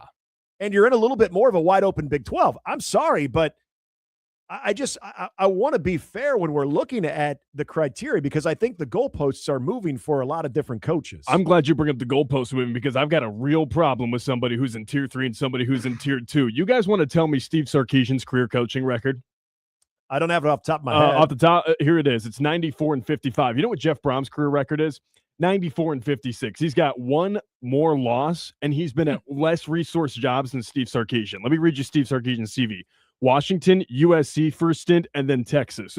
3 of some of the most well-resourced facilities and programs in college football, and Jeff Brom's been at Western Kentucky, Purdue, and Louisville. I would say if you gave Jeff Brom... he had Rondale Moore, though. He did have Rondale Moore, but he had to recruit him there, and he hasn't had the resources or the elite talent that Steve Sarkisian had. I get that Steve Sarkisian made a playoff, though. I know that he's made a playoff, and a 14 playoff at one of the most resource jobs in the country. I would also be inclined to put Jeff Brom up in Tier 2. That is my argument. I will push back on the Sark one, because, again, this is where, if I'm looking at this list I want to see a list that is showing more of the recent success as opposed to reputation. And based on that, I would put Sark where he is because that's fine. What he's done at Texas with is, you're right. You're absolutely right about the resources. But as we've seen with those resources and the expectation of Texas, that can be challenging. He's got them to 12 wins, to 13 wins. So he finally got Texas a little bit more into that national relevance, into the college football playoff. I don't like that we're kind of, again, moving the goalposts around for some of these coaches. They're like, well, yeah, but look what he did 5 years ago. Right. We're not taught this tier should not be based on 5 years ago or beyond.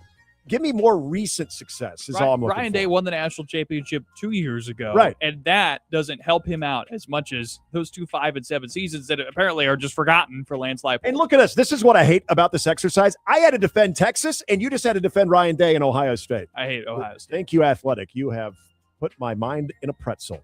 All right, coming up, we're talking to the newest addition to the Husker broadcast booth for Husker football, Jay Moore, former Black Shirt. He joins us right after the break. It's AM 590 WOW.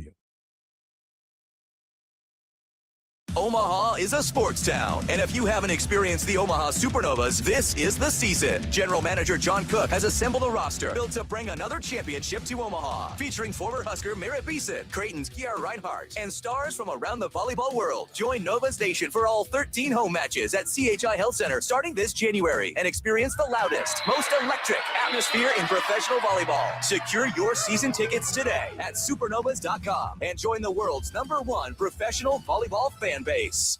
Evan, Canty, and Michelle are unsportsmanlike. It's an indictment on everybody that has fingerprints on the decision to draft J.J. McCarthy. Everybody that had a voice in that room that picked J.J. over Bo Nix is on the hot seat right now as far as I'm concerned. The only question is, how much of a hand did head coach Kevin O'Connell have in all of it? Unsportsmanlike with Evan, Canty, and Michelle. Every weekday morning, AM 590, WOW. In August, fun takes flight at Blackbird Bend Casino. Win your share of more than $30,000 in our Gold Rush giveaway on Saturday, August 22nd from 1 to 5 p.m. Every 10 minutes, a guest will win $500 and a chance to spin our prize wheel for double that prize. At 5 p.m., one lucky guest will walk away with $10,000.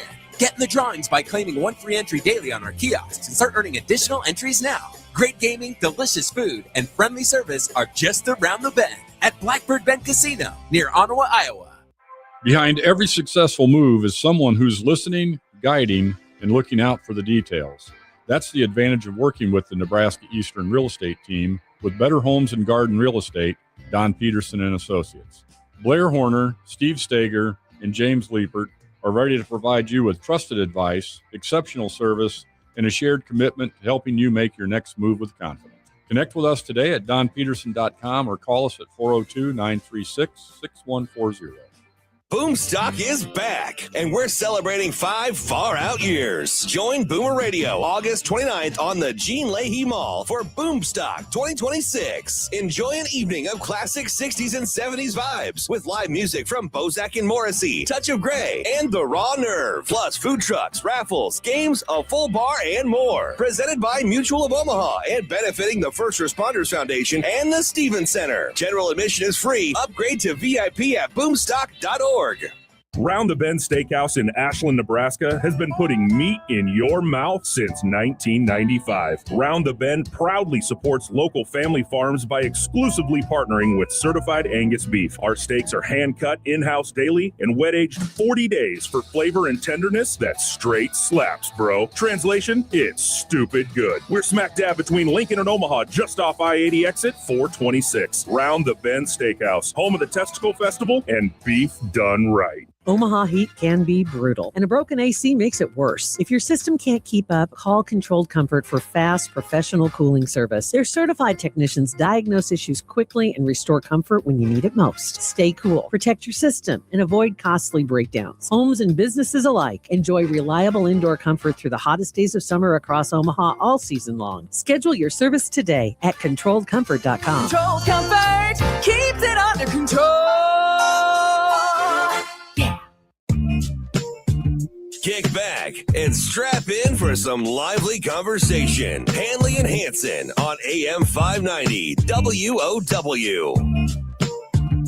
We're just going to be all about the capital city here in hour number 2 of Handley and Hansen AM 590 WOW, because in about 45 minutes or so, we're going to be talking to the Lincoln East head baseball coach as Carpetland Rugs, American Legion World Series champions. Michael Lonick will be joining us at the end of the hour, but staying in the capital city, and a big announcement right as we got on the air yesterday. Congratulations to our friend, former Blackshirt, and now newest member of the Huskers Radio Network, Jay Moore, who also won a club championship. This week has been Jay. Yeah, it was a good couple days of golf. The first day was really good. I just got to hold off some really good players the second day, but I had enough lead to where I wasn't trying to limp in there. I was still trying to play good golf, but golf's hard sometimes. But yeah, it's been a whirlwind last couple of days. My birthday was on Sunday, so gosh, it's been busy. Huh. Well, I know I was texting you last week and just sort of curious if you had interest in it, and I know you had expressed that, boy, you hoped you could be under consideration. I was so happy to see that was the case, and you're going to be in that booth, and you and Kyle, I think, are going to do fantastic, and the pregame with Ben is going to be awesome. But when you think about being in that booth at that stadium in a place that you played some high-level football as well, I don't know if the moment has hit you yet. I'm assuming it'll happen sometime on September 5th, but have you given any thought, just kind of looking above, down on that field, and just knowing what that place means to you? I mean, no, I'm obviously very, very excited for that first game against Ohio. No, I don't think it'll hit me until we're in there and the tunnel walk's going, and I'll have goosebumps, and I'm gonna be probably just as nervous as I was when I was playing for that first one as well, just because there's gonna be some learning going on, just feeling out the relationship with Kyle and I. But no, the opportunity is incredible. Like I said, I mean, just was an honor just to even be considered. I know there's a lot of other very, very verified, qualified individuals who could have done this as well. And for them to have their trust in me, it happened so quickly. I mean, I got a text last Tuesday and then met with them on Thursday, and then got offered the job Thursday afternoon. And obviously the announcement was yesterday, but no, it's kind of to have it come full circle from being a kid who grew up idolizing every Nebraska player and wanting to wear that N on your helmet, and then being able to make it a reality. And then, I mean, it's sad to think that 20 years later, that was 20 years ago, was my senior year at Nebraska in 2006. And 20 years later, I am now calling the games, just as Damon has, just as Adrian Fiala has, just as Matt Davison has in years past, that I am going to be in there and calling these games on Saturdays. And it's definitely come full circle. I don't think it would fully hit me until that first game, honestly. I know I got a lot of prep. I know there's gonna be a lot of hard work, but I'm gonna have an absolute blast doing it. Jay, you just mentioned the late great Adrian Fiala. What do you remember? He was in the booth during your days as a player. What do you remember about seeing him around the building and when you would get chances to interact with him? Yeah, him and Greg Rose, were calling the games, and I just remember not having a ton of interaction, but it's just I always remember my junior year, we played down at Missouri, and unfortunately we lost, and Brad Smith kind of ran all over us that game, and just in total fashion with Missouri fans, some of the worst ones out there. We were on the bus waiting to fly to the stadium, and I was in the back of the bus, and Adrian and Greg were back there, and there was a drunk college kid comes up and starts peeing on our bus. Wow. And I got up, and then I remember Adrian and Greg just said, "Hey, don't do it. It's not worth your time." And they kind of talked me off the ledge because I was about to run out there and have a peace of mind with that student, because obviously you're frustrated that the game didn't go the way it is, and just having just the complete I know he was probably 17 Bud Lights deep, but just the disrespect and just the idiot, this being a what, Oh yeah. just really pissed you off. But I just remember them just sitting back there. It's like, Jay, it's not worth it. Just sit down. And I'm like, you're right. Don't need, we just lost the game. I don't need to lose any more playing time or get suspended because I punched a drunk college kid outside of our bus after we just lost. So that's probably one of the memories I have. But yeah, it's those guys just calling their games, and they did such a good job. Everyone has done such a really, really good job, and I have some big shoes to fill. Damon did a fantastic job.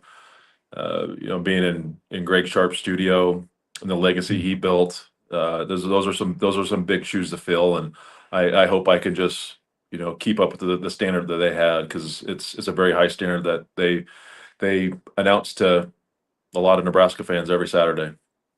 It's Handley and Hansen, AM 590 WOW. You'll be hearing Jay and Kyle and the entire crew right here Saturdays on AM 590 WOW. Jay, the part that I got to know, first of all, we hope that you'll still be with us on every week, because, we are a proud Husker affiliate as well. But also, Big Red Wrap-Up, is that still, do you have to do any schedule adjusting? How is that sort of change your day-to-day or your week-to-week? Not a lot. No, still planning on doing it.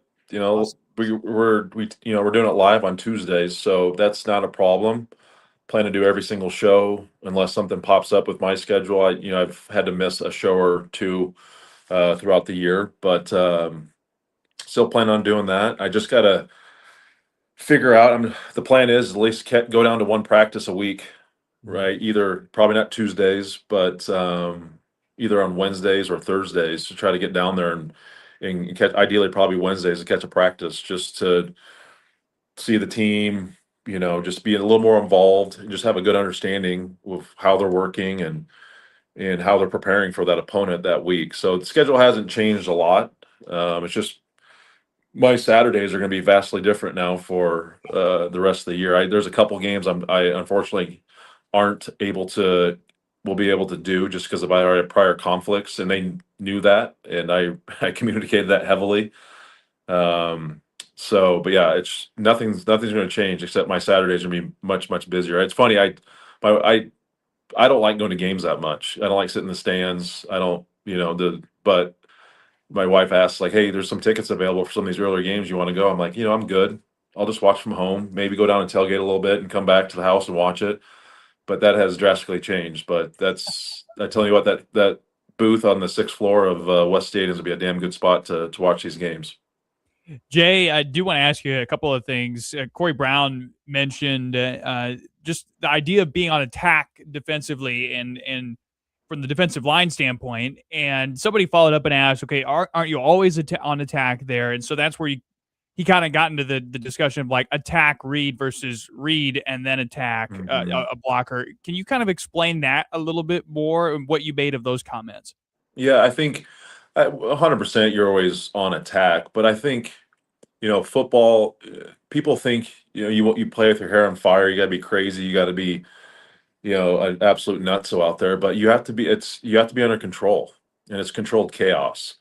You can't just think, I'm just going to run as fast as I can and do this. No, you have to do your job, and you have to execute your job. Now, the thing you can do is practice that as hard and fast and physical as you can, so it becomes second nature in the game. But ultimately, you still got to be under control. You have a gap, you have an assignment. If you're, as a defensive lineman, you're going from C gap to B gap, you got to execute. You got to read. You got to be really, really good with your eyes. You got to read that offensive tackle. You got to read that tight end, how they're leaning, what's the gap situation? Is it a tight gap? Are they widened out? Is it pass? Is it run? You got to go through all these scenarios in your head. So if you're just a man on fire and crazy, you can't play because they can't trust you, and you won't be able to execute the game plan.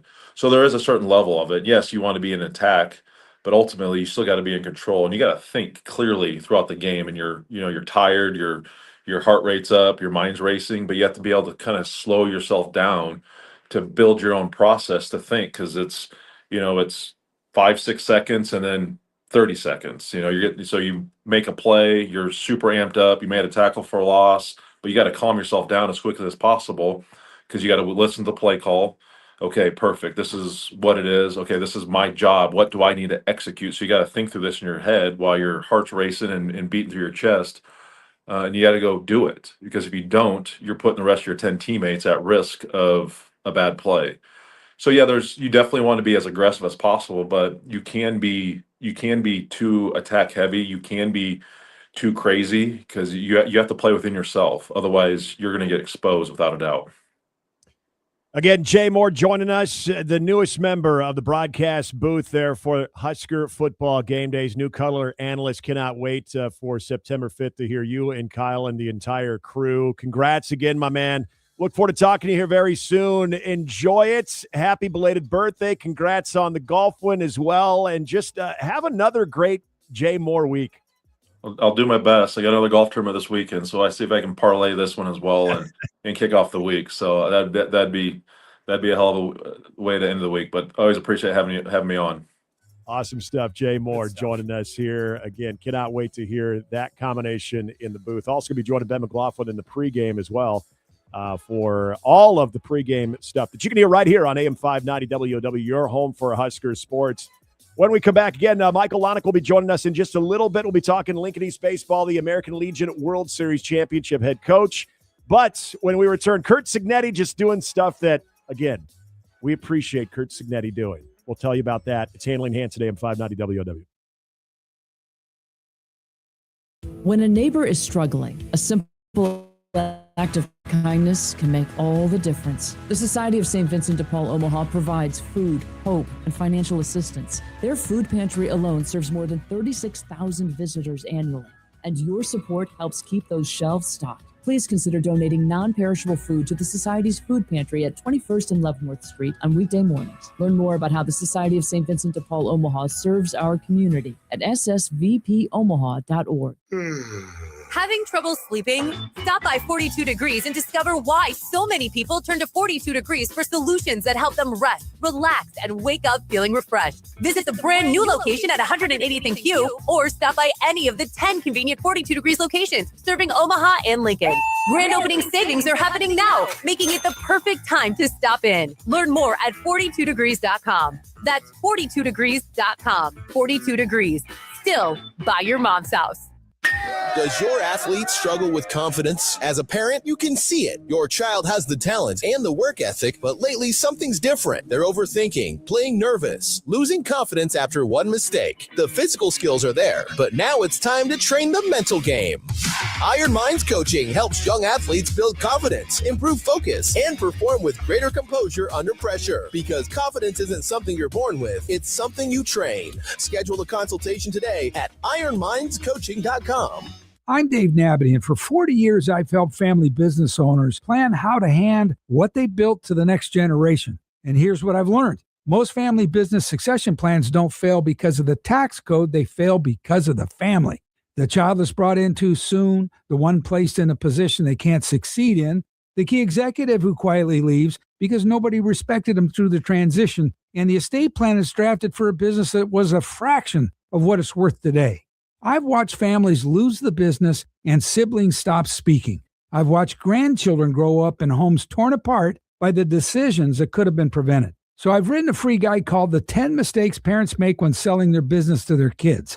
It's drawn from 4 decades of sitting across from families just like yours. If you own a family business and you're thinking about handing it to your kids someday, this guide could save your family and your company. Get it free at Nabity.com.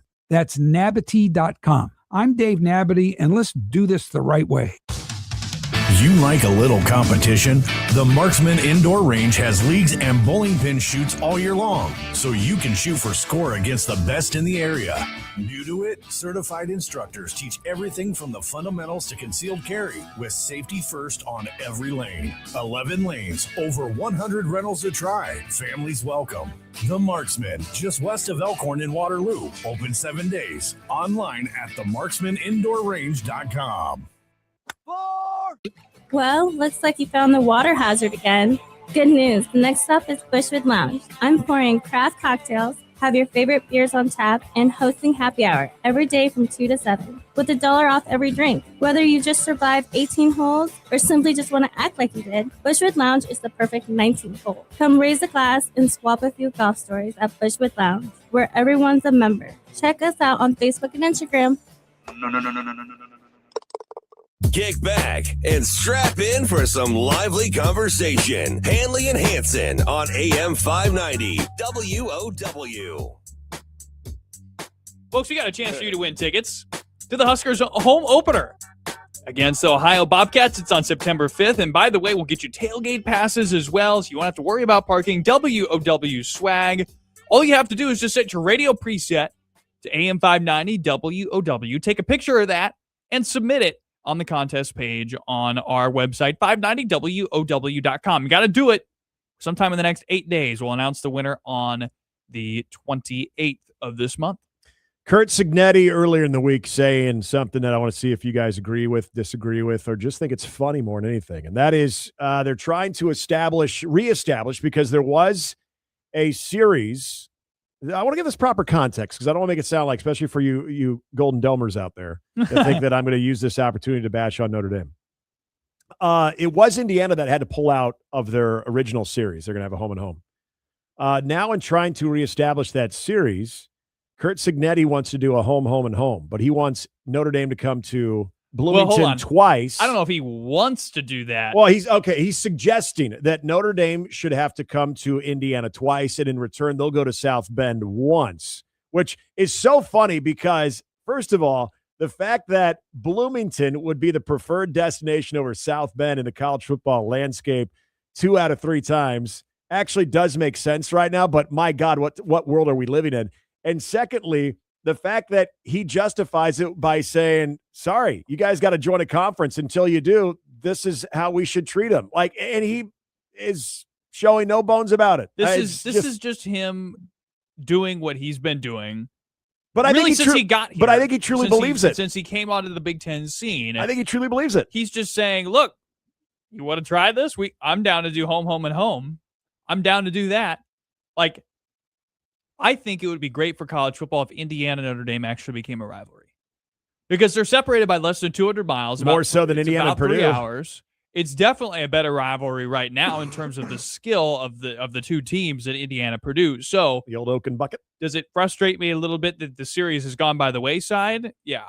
And do I think long term that for Notre Dame's sake that Indiana would be more beneficial for their schedule than USC? Yes. Oh, totally. I 100% think that. As long as Curt Cignetti is at Indiana, I think it honestly would behoove Notre Dame to seriously look at this. Now, again, are you going to get a 2 out of 3 home type of advantage for Indiana? Okay, that's probably not realistic. But the fact that Curt Cignetti truly believes. I don't think he actually wants to smoke. I think he's just saying something ridiculous because he knows he can say whatever he wants now. He has the currency, yes. Up until the season kicks off for them on September 5th. He can say whatever he wants because he's the defending national champion who's 16-0. I love this part of it too, because as we have heard, if there was a preferred, let's say the Protect College Sports Act goes through and the Big Ten gets capped at expansion of 19, so they'd only have one team that they could add. The likely and obvious choice would be Notre Dame if they would want to affiliate with a conference. Right. That it's funny that I would assume Tony Petitti, and he's said as much, there would be value at a school like Notre Dame. How much, though, does Tony Petitti just love Curt Cignetti right now? He really backed up the 2014 playoffs, Cignetti did. But also, now you're essentially challenging what would be an in-state potential, maybe future rival, but an in-state college football blue blood of saying, yeah, we'll do this, but you got to come to our place twice. We'll go to your place once. And my reason is because you're not part of a conference, so we're not going to treat you as such. The reason is hilarious. It is.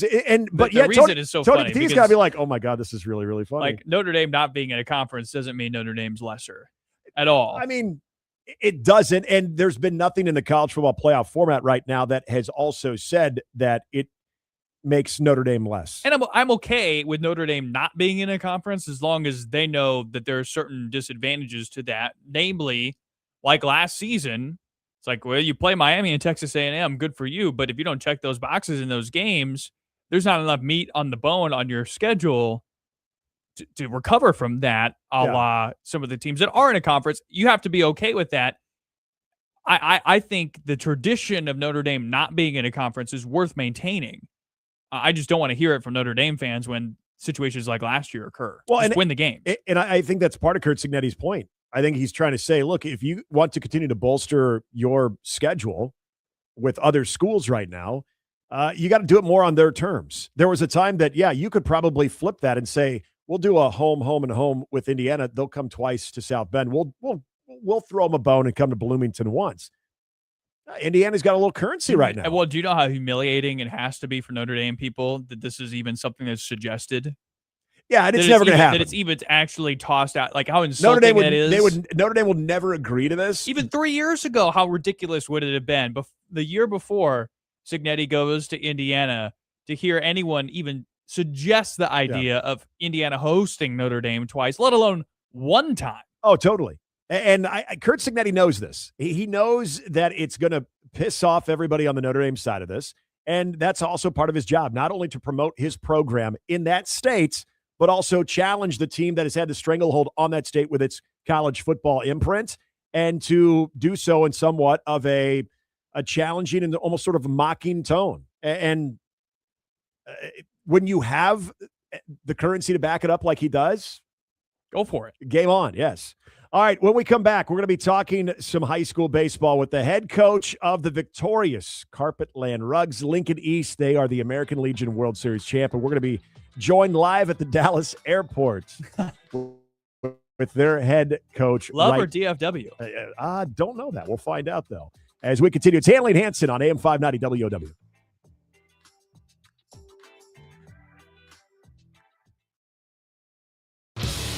Rich Eisen. Oh, the Red Sox actually lost 2 in a row. Actually lost the series, yeah. I know. You know why? We have the answer in our house. Coop got out of camp. Hey, go away, Coop. Go back to camp. He went into camp the night they started their 4-game sweep of the Yankees. Really? That's when he went into camp. And so he comes out of camp. They lost 2 in a row. You're done, Brock. I'm like, welcome home, Coop. This is great. Rich Eisen. Every weekday, 11 to 2 on AM 590 WOW.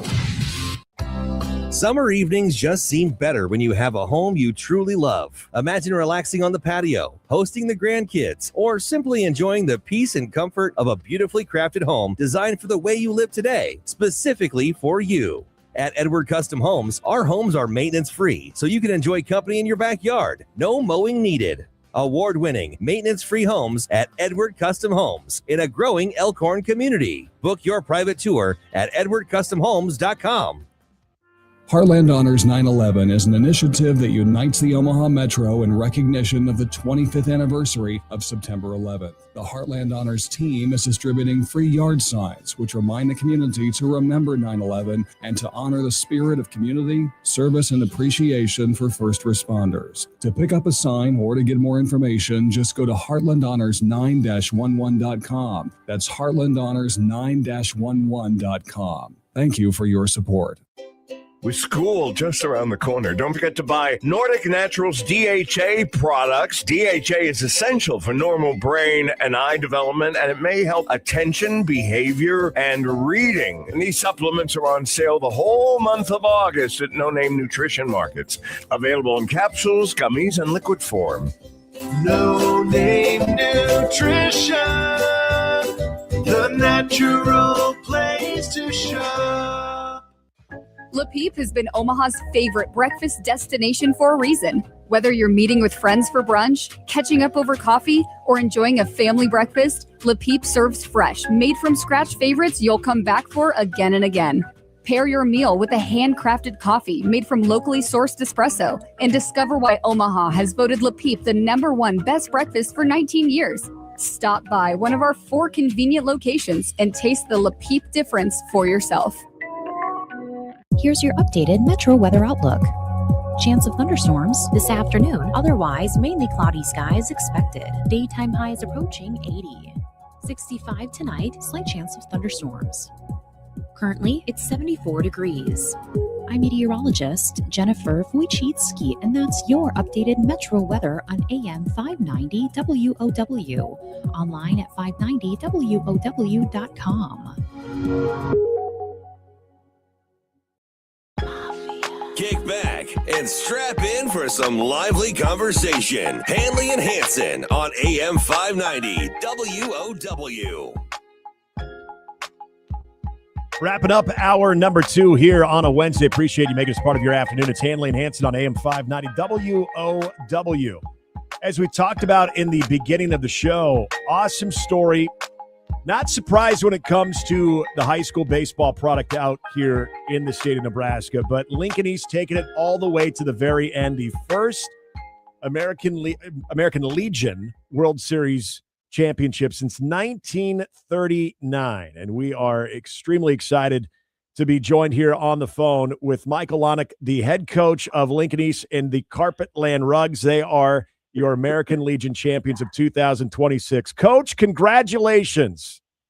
Hey, thanks, guys, and thanks for having me on. Pretty cool to be here.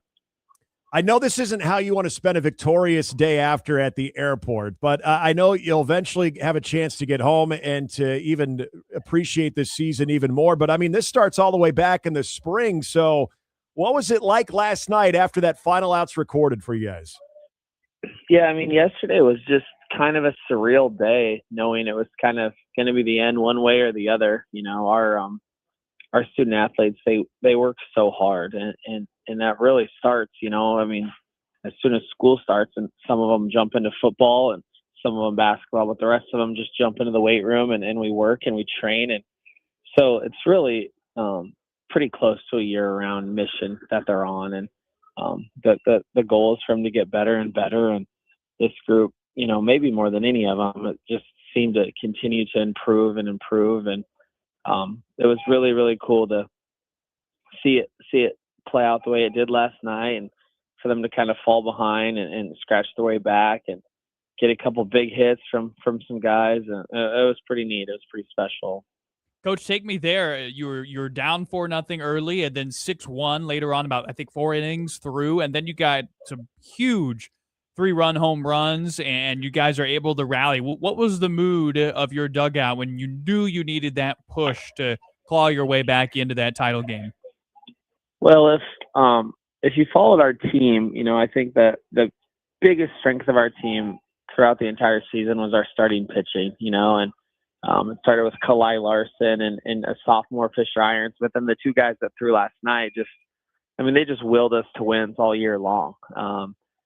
And there was a lot of times where, you know, we wouldn't hit much, but we'd win 2-0 because Santino or Grayson would kind of do their thing on the mound. But last time was different. You know, the Oregon came out and they had some juice and some energy, and we kind of made a couple uncharacteristic mistakes. You know, we had the play over in the hole where we didn't quite get to the bag, and they beat it out. And then their next kid hit off the fence to put us in a hole. But our kids didn't panic. You know, I felt like we were in a really good spot when, you know, we're down 4-0 and our 9-hole bunts for a hit on his own, and then our 2-hole bunts for a hit on his own. It's just because that's how we play. You know, we always want to apply pressure, and that just kind of told me the guys weren't trying to do too much. They were trying to get it to the next guy. And then obviously Jackson had the huge 2-out, 2-strike, 3-run homer to cut it to 6-4. And I think once he hit that, our guys felt pretty good about where they were at and what they were going to do. Again, talking to Michael Lonick here on AM 590 WW. It's Handley and Hansen, the American Legion World Series champions. Did you know that it had been that long since a team from the state of Nebraska had won it all? Yeah, I mean, I've been really, really fortunate. I got started coaching baseball right out of college at Creighton Prep, and my first year there was 2012, and we just had a dream season. We won the high school state championship, and we made it to the World Series, and that was kind of my first experience with it. You know, I think we went 1-2 that year, but that was kind of when I started to learn about the history of it and, you know, the event itself. You know, the city of Shelby kind of makes it their own event, and, you know, the local fans come out and they treat the players really well. And so, yeah, I've actually been there 6 times, 3 when I was at Prep, and then this is our third trip with Carpetland. And to finally get over the hump's pretty cool, because there's been there's been a lot of special teams for Nebraska that have gone there and come up short with really talented rosters and great coaches. So for these guys to do it, it's pretty neat. Coach, we're in an era of baseball, especially at the high school level, where travel ball has never been more popular. What's the value of Legion baseball and that type of experience that you were able to give your kids this season?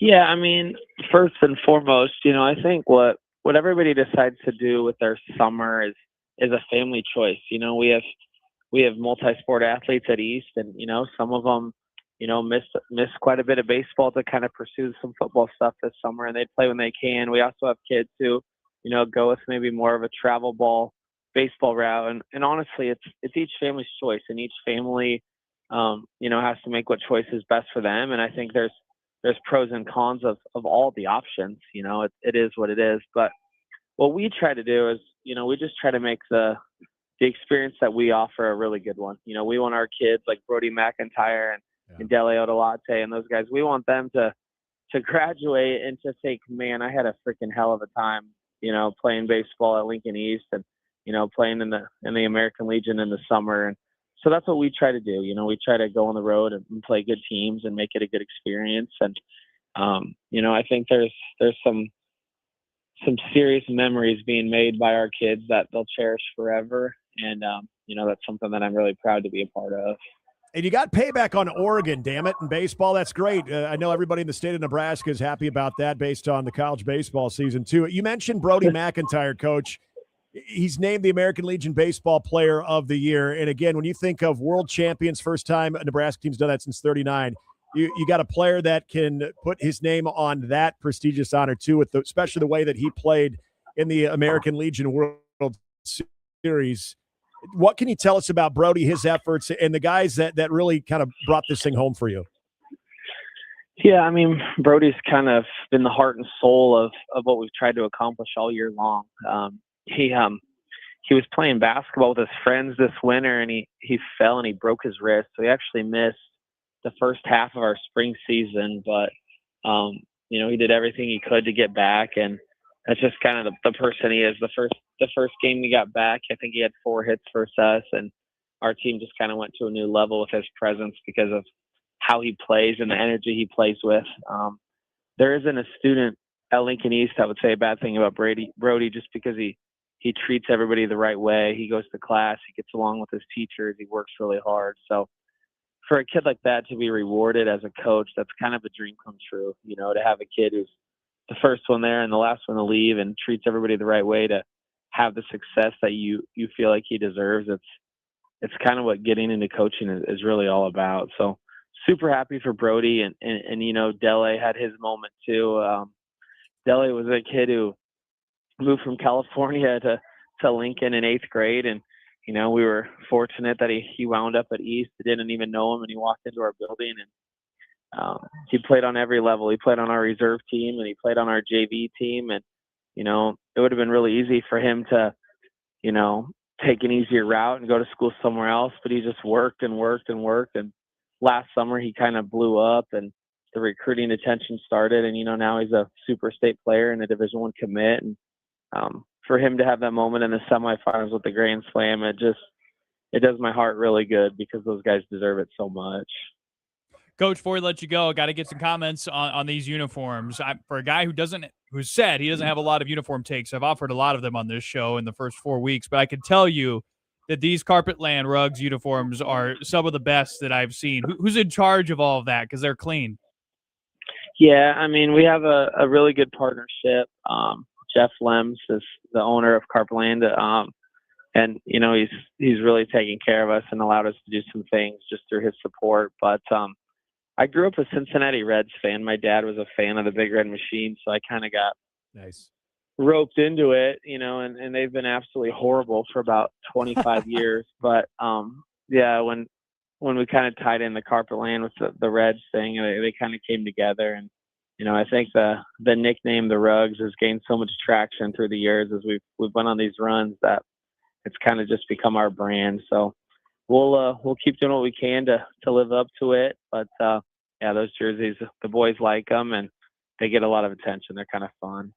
Coach, thank you so much for giving us some of your time. I know that the travel headaches are happening there, but hopefully you guys get home safe and sound and have a little bit more time to enjoy this. Again, congrats from all of us here as baseball fans and beyond the state of Nebraska. You represented it well. Enjoy the championship. Thank you guys so much. Appreciate you having us on. That is Lincoln East and Carpetland Rugs head coach Michael Lonick. Awesome. And as he mentioned, too, the American Legion Player of the Year in Brody McIntyre committed to St. Thomas, so he will be in the Summit League. Oh, there you go. Against the Mavericks as well, but awesome stuff. And that baseball program has become a machine when it is producing college baseball talent at various levels. So awesome system there. Congrats again. Great stuff. Coming up in the 4 o'clock hour, Brian Christopherson of Husker 24/7 Sports and our defensive tokens. We will be doing that right at 4. It's Handley and Hansen on AM 590 WOW. Legend has returned. Sports Talk Huskers. AM 590 WOW. Omaha. This is Sports Center. I'm Christine Lisi. The Chargers waiting for word on center Tyler Biotish. He's out indefinitely after sustaining damage to his ACL and additional injuries to his left knee during yesterday's joint practice. He'll meet with additional doctors to try to get more clarity. As the Browns' QB1 decision looms, Shedeur Sanders says he's not feeling any added heat going into tomorrow's joint practice with the Bills or his start in Saturday's second preseason game. I'll say every day of my life is important. Every day is important. I wouldn't say it's a day that's not important. So that's just another day going out there doing what I got to do, honestly. I don't really feel anxiety or any pressure, going into things like that anymore because it's like that's how I approach everything. So, it's just another day of going to work. Cleveland's Shedeur Sanders, he is competing for the starting job with Deshaun Watson. Baseball, Pirates ace Paul Skeens with a few extra days rest. 3 runs, 5 hits, 4 walks in 4 1/3, pulled after 81 pitches. Pittsburgh did rally to beat Detroit 4-3 on Brandon Lau's walk-off homer bottom 10. 6th time this season that Skeens failed to go at least 5 innings. If you run a small business, you've got to try Gusto. Get unlimited payroll runs and get your payroll taxes filed automatically. Offer health insurance, 401k, and more. Get started for free at gusto.com.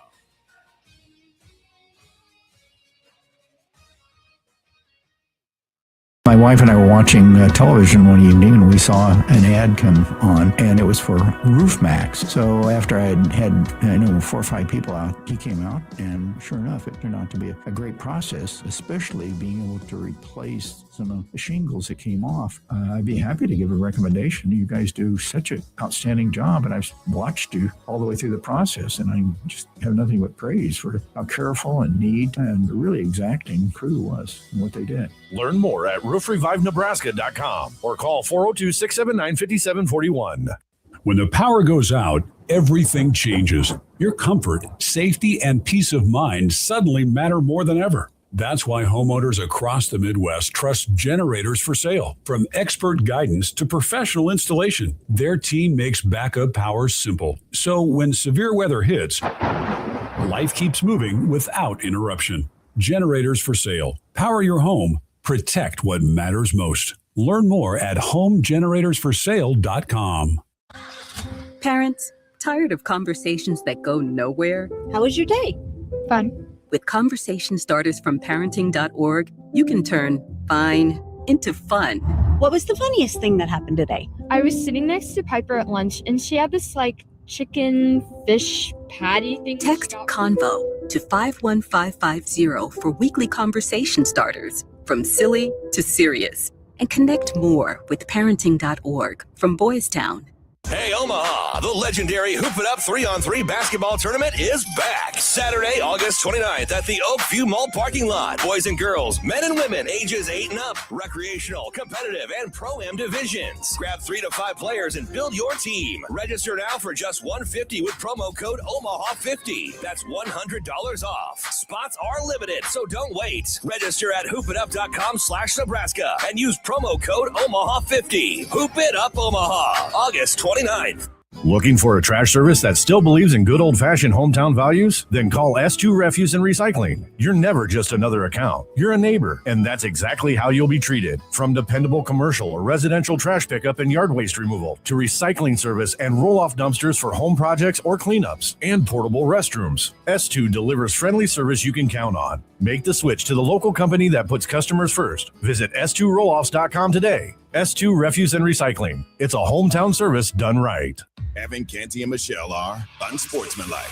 The players are in no way going to say that the Dodgers are doing anything wrong because it's against their own interests. They have this big battle coming where they are going to be railing against the owners for a salary cap. They don't want to put a cap on their earnings. They're never going to say that publicly because it's the antithesis of what they need to project as the CBA battle looms. With Evan, Canty, and Michelle, every weekday morning, AM 590, WOW. The AM 590 WOW app is here. Download it now at 590WOW.com or in your app store. You can take AM 590 everywhere. Every Husker game, every ESPN show, every Handley and Hansen broadcast. Anywhere you feel the need for sports talk and more, AM 590 WOW is right there with you. Get the app now at 590WOW.com. Welcome back to Handley and Hansen. Give us a call and share your thoughts. 531-895-0590. Hey, big thanks to Michael Lonick, the head coach for Lincoln East Carpetland Rugs, victorious American Legion World Series champions. And yes, they beat Oregon, coming from behind down by 5. But awesome stuff. Really appreciate them spending time with us. Head coach spending time with us. Also, Jay Moore, the new color analyst for Nebraska football. You'll hear right here on AM 590 WOW. And also, as we had a chance to talk to Andy Kendi, we're going to be talking to Brian Christopherson here in a moment. But if you missed any of the show so far, you can always catch up by going to 590WOW.com or on the app where you can take us wherever you are. It's a free app. All you got to do is either find it at 590WOW.com or just go to your Apple or Google Play stores and go right to AM 590 WOW. Handley and Hansen continuing on your Wednesday. Hopefully everybody stayed dry from the storm that came through. Squall. I think it cracked the Omadome a little bit. It looked like it was going to miss, but I definitely heard some rain and thunder. Oh, yeah. So we did get something out of that. We are getting back into our tokens of confidence. Thank you to Brandon Vogel. Shout out Brandon Vogel of the Counter Read Substack. And I know we mentioned this yesterday too. If you're looking for tremendous in-depth reads when it comes to Husker football and it comes to some of the metrics and different analytics on top of just overall position previews like, you know, you can get from our fantastic local community in the state that covers this football team, Brandon Vogel and Counter Read, and also Aaron Sorensen, they do an awesome job with that Substack, and it's definitely worth your time. So now we did our offensive tokens of confidence yesterday. Now it's time for the defensive tokens of confidence. I got to say, I don't love this, Grant, because it was very easy for me to dole out my confidence tokens yesterday. Today, it's been a little bit more challenging. I was wondering if you were going to say it was easy today. No. To me, not at all. There was one position that was easy, and then after that, it gets a little murkier. So I'm excited. I'm excited to hear who's leading the way for you. Yeah, I'll go ahead and lead off, and I'm going to go with. So again, for people who missed yesterday, 50 tokens total, 5-0 to distribute amongst 5 positions. Now today we're doing defense and special teams. Yes. So our positions are defensive line, linebacker, corner, safety, and then just the entire special teams unit is in there as well. Yes. So there you go. There's some context of the game if you missed it yesterday. So funny, the last thing you bring up, I'm going to go with my most confidence tokens is going to go 12 to special teams. Ooh. Yes. Now, again, when you think of the change in leadership, and we've talked about this a lot, is that there's always going to be that belief that, oh, gosh, it was Mike Eckler that really was able to bring that special teams with more of an uptick. But when I look at the core group coming back, this happened a few months ago when I thought, I don't want to say people were doom and gloom on what special teams would look like. But I think people were really on the Mike Eckler effect. And I said it yesterday. Mike Eckler, what he did is he brought an energy and a buy-in to special teams, which you needed to break through more than anything. That had to happen. But what we've seen was a good, not great year by Archie. Kyle Cunanan was much better than what we saw in the kicking in previous year. I do want to offer a counterpoint on Archie that I didn't give you yesterday. I should have. Okay. Especially when it comes to yes, he was 14th out of Big Ten punters in yards per punt. But Nebraska did an excellent job last year in limiting opposing punt return yardage. Yeah. They were sixth nationally there. And the net punting was far better than it was a year ago. Kyle Cunanan, though, elevated things. I think a lot of us, I don't know, I'm not going to speak on your behalf, but I do think that Ja'Cory Barney does give you a threat. There were times that he would make some moves and he would be able to find a seam, maybe cut back, and at least create something in the return game. I'm really interested to see what Isaiah Mosey can do also as a potential kick returner as well. And so when I look at those key pieces when it comes to those impactful moments, now we could get really into sicko punt coverage when it comes to guys that are jammers and everything. As Nebraska have better jammers. But as far as the ones we'll be talking about the most, if special teams does continue to trend in a better direction, I would say you've got the most back in that collective group. That's why I'm giving it 12 confidence points. Got it. Well, and I get it. Barney, 270 return yards last year, the most for a Husker in a season since DeVornay Piersonell in 2014. So there's reason to be confident there. They're actually they're in there for me, actually. They're not my second most. And they're not my top spot either. Top spot belongs to linebacker. And I view linebacker very, very similarly to how I look at offensive line. If Nebraska's offensive line does not reach its preseason expectation level, it's going to be a long year. Yeah. If they aren't good, it's going to be a long year. Same thing. If Owen Chambliss isn't able to translate from the Mountain West to the Big Ten, which I think he will, it's going to be a long year for Nebraska. Now, again, because I think he will, and because I think his partner in crime back there, Dexter Foster, Vincent Shavers, whoever it might be, will as well. 15 points, 15 tokens to linebacker for me. That is the group I'm the most confident in because, I get it. They've got good guys behind him too, right? At a certain point, you bring in Dawson Merritt to eventually be ready to fill in. If one of those first three guys isn't able to go, you bring in a guy like Christian Jones to be ready if one of those guys isn't ready to go. That might be the first time we brought up Christian Jones. That, to me, is where a lot of my confidence comes from. I like those guys up front, and the guys behind him are highly touted guys that need to be ready to produce. Okay, so for me, Justice, what do you have? So in terms of my tokens of confidence, for the special teams, I think it's fair to put 10 on them. I think that's okay with putting them. In terms of my position of most confidence, I think I go straight to the cornerback position. I allotted 15 for them. I really love that cornerback group. I love the blend of bodies, the physicality between Andrew Marshall, Jeremiah Charles, Danny Odom, Victor Evans, Donovan Jones playing in that nickel. We might see Jameer Khan rotating in. I've loved the blend at cornerback. So that's my most highly rated position so far. Okay.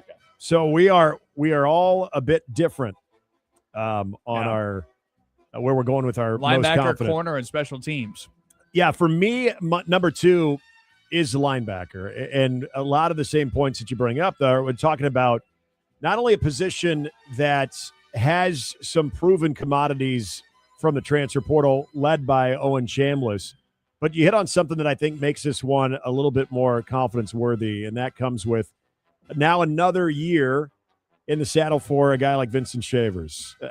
I'm glad you brought up Dawson Merritt because he's another guy that I felt like until he got banged up, you were seeing that confidence. He got that start against Michigan State rather early in the season. I think we could even see something out of Willis McGahee when it comes to the rush end. And I know we're talking about a different position here for a moment, but guys that can impact games both from the edge but also in the inside linebacking position. I think it's a group, also a Dexter Foster there too, that the depth and the versatility that you can have at that position. The only thing that I'm maybe don't give the most confidence is I want to see how Owen Chambliss does hold up in Big Ten play. I think that is a legitimate, I don't want to say question mark, but point of intrigue when it comes to a guy that looks the part and comes in as the previous leading tackler for the San Diego State and that Rob Orch defense, but trying to stop the run and help it out in the run in the Big Ten compared to other conferences. I'm going to go ahead and just keep that one noted a little bit, but I do have a linebacker at 11 confidence points. All right, I'm making a change here. I was going to go safety as my second most, but I'm going to make a change and go to corner at number 2. So corner, second most confident, 10 points of confidence to corner. I know what you have in Andrew Marshall. You feel really good about that. Now, it seems that Nebraska feels good about Jeremiah Charles, Victor Evans. They're just untested. I mean, like, here's the thing. Like, Evans is coming from FIU. It's a very different game. We spent a lot of time this offseason talking about the transition from the Mountain West to the Big Ten for Anthony Calandria and Owen Chambliss. Evans is coming from a complete Conference USA. So I don't know how he's going to actually turn out on the field for Nebraska at that secondary corner spot. If that's him. Or if it's Jeremiah Charles, a guy who got famously struggled last year, didn't get his real shot last year, and then his freshman year was burned by Quasi Gilmer. Mm-hmm. So he's kind of a relative unknown. I love what he's done physically to progress, to be ready for this moment. He's just a complete unknown. And then the other reason I'm really confident is nickel and Donovan Jones. Jones is going to produce, I think, at a high level for Nebraska this year in that spot. So 10 points for corner. Justice, what say you on your next level of confidence points? I think my next level of confidence points here, guys, to jump in, I really love the linebacking core. I assigned them 10 confidence points. So that gives you, I got them in a tie for second with special teams. So I've got corner at 15 confidence points. That's how rock solid I am on Addison Williams' corners in that rotation there. I've got 10 assigned for special teams. I love the specialists. I think that they'll be able to keep some continuity and be able to inspire some juice. And then at 10 confidence points, I've got the linebackers. I love the variance of profiles. I think Owen Chambliss taking the green dot and being able to call the defense and relay things will be a lot better and free up Vincent Shavers to have more of a see-ball, hit-ball, downhill playing linebacker role. I love the versatility of Dexter Foster. I'm really high on some of the younger guys that they've got, Dawson Merritt, Christian Jones. I think that they've got nice, rangy bodies in that room, and you've got some walk-on pieces that could potentially fill out as depth. You've got some guys that are coming back from some knocks. Derek Wacker's filled in on special teams. I know Gage Stenger's been around the program for a while. Jacob Bauer still recovering from that offseason injury, so we'll see how his timetable progresses. But I love the depth in the linebacker room. I love the top end with Owen Chambliss, Vincent Shavers, and Dexter Foster. They get 10 confidence points from me. So my third most confidence points are 10, and it goes to your top one, Justice, and that is corner. Look, I feel like I got to get really nitpicky because I had special teams 12, I had linebackers 11, and I had corners at 10. So they're all very close in my opinion here. The only thing that I'll say about the corner position on top, I think Andrew Marshall could very well have a solid type season where he could be an all Big Ten conference type player, especially with the competition he's going up against. And he was really good down the stretch. We talked a little bit about Sierra Wright. I thought Andrew Marshall really held his own. I love what we're hearing about Jeremiah Charles, but coming off of that injury, there's no guarantees. I want to see, again, in the live reps, having to make the quick twitch adjustments, being able to stay man when they're in quarters. Can he be opportunistic? There are a lot of parts about Jeremiah Charles from a physical standpoint that I really do like. And like I was hearing, like we're hearing about Janiron Bonner, when coaches constantly bring him up, there's got to be something to that. I also think Danny Odom can factor in, but there's a true freshman as well. There is depth, but the reason I don't put them higher, I feel like you've got a proven commodity in Andrew Marshall.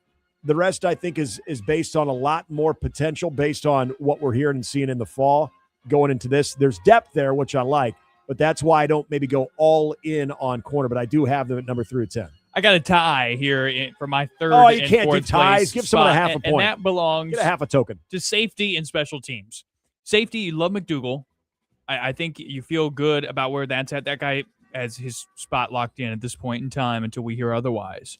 But the question is, what do you do with that second safety spot? Is it going to be Jameer Khan?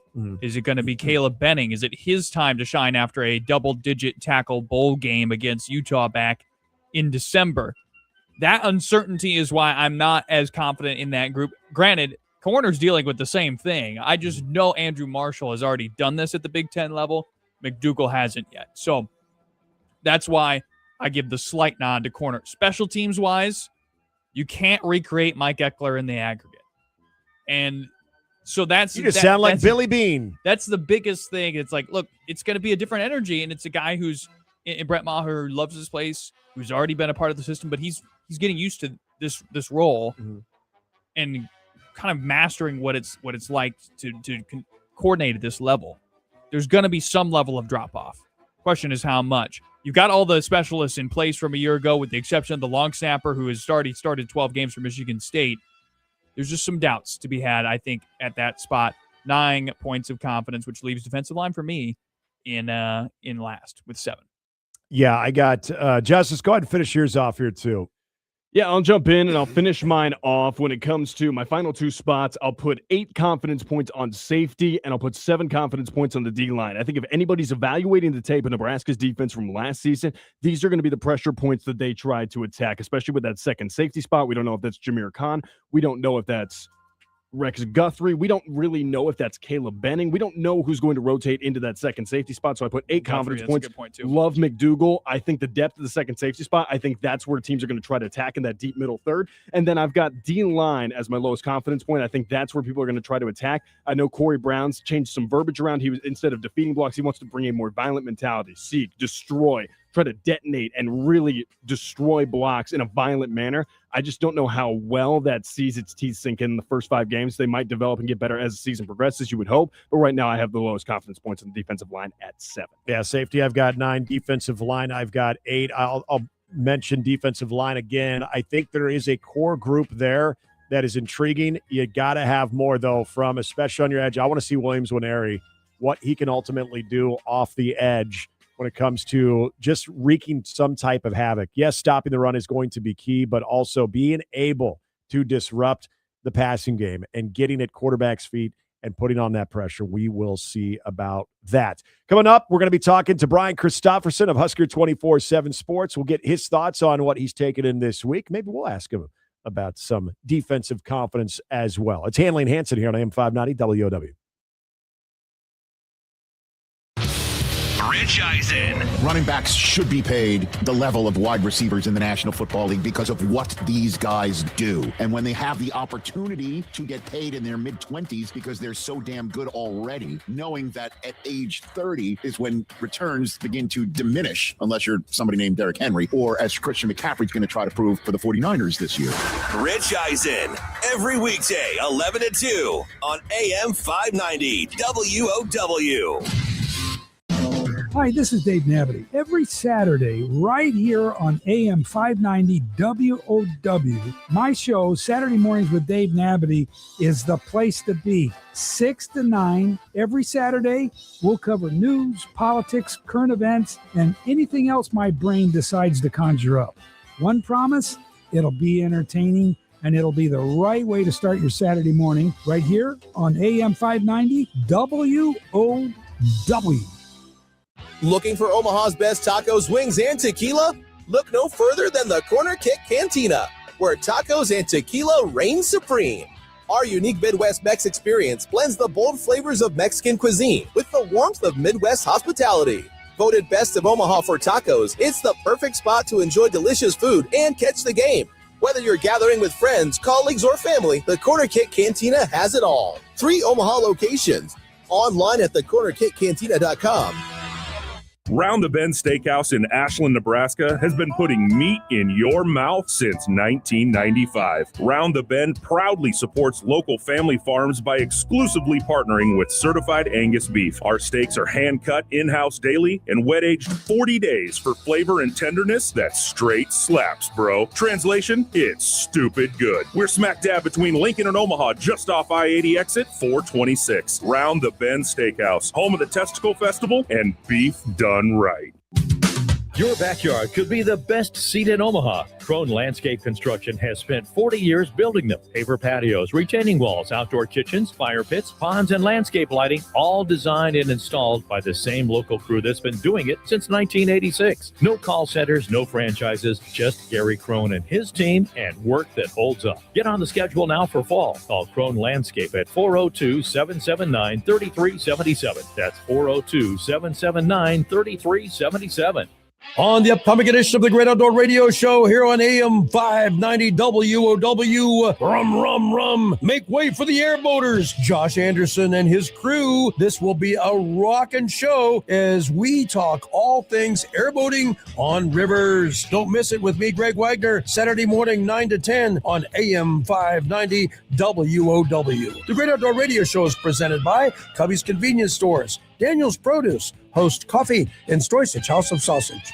How are the Omaha Supernovas redefining professional volleyball? Because no one supports the game like Novas Nation. General Manager John Cook has assembled a roster featuring former Husker Merritt Beeson and stars from around the volleyball world, all with one goal: bring another championship to Omaha. Be there for all 13 home matches at CHI Health Center this January and experience the loudest, most electric atmosphere in professional volleyball. Secure your season tickets today at supernovas.com and join the world's #1 volleyball fan base. Welcome back to Handley and Hansen. Give us a call and share your thoughts. 531-895-0590.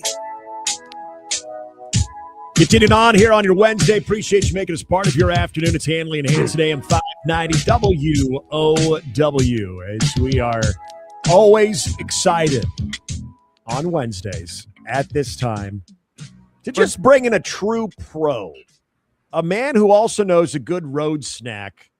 As I was looking back on a text, I was trying to see what Brian Christopherson and I had agreed on as far as the best time that he could come on. You know, he goes on other shows. He's got a lot going on covering Husker sports for Husker 24/7 Sports and does it fantastically. But I realized that Brian is also an advocate of a earlier road snack suggestion that I gave him with the Hidden Valley Ranch flavored bugles. So, BC, have you had a Hidden Valley Ranch bugle in a while? Probably about 3 months, but that was something you were absolutely right on, Nick. Your choice in professional teams, your choice in professional teams kind of stinks, I think. But your snacks on the road, I will always take your advice after that. I'm really big too on are they the Wallabies, the licorice? Yes. Yeah, I've gotten really big on that on the road, and I brought Brunts along for the ride with the Wallabies or whatever they're called. Hey, by the way, did you realize? So, did you know that Michael Brunson, his dad, used to do a lot of microbrewing? His dad came out to the live show on Friday, and we were talking about their whole history with doing a lot of microbrewing. And Michael told me that he still has the equipment ready to be unearthed again. You wonder what else he's keeping from us. I actually didn't know that, and I've traveled many miles with him, and he's never brought it up. So I hope nothing wrong was going on with what they were doing there. But that doesn't surprise me. And Brunson's dad is a good man, also a pretty good golfer from what I hear. Bruns can swing the stick, so that they've got the beer thing, they've got the golf thing. What can't they do? I guess. There you go. BC, I want to ask you a question I got from Jake the Trucker on Twitter earlier today, asking about fullbacks, because Dana Holgerson brought that up the other day, and that sort of got somewhat glossed over. But if you had to pick somebody on this roster, I'm sure Vincent Genatone would be in contention. But who do you think would be in contention to play that fullback spot for Nebraska when called upon? Good question. I would say Genatone is the right answer from what I know. Maybe there's a candidate I'm not thinking of. I mean, Bonner obviously can do it. As people forget, Bonner actually slid in and played fullback the one year where they were honoring Frank Solich during the spring game, and he got the first carry to sort of as a symbol of that moment. Frank played fullback, so he could do it. But Genatone has come up multiple times in the last week for busting off a few runs, and he sort of has that fullback vibe to me. So that's my best guess on that one, and it is kind of a guess.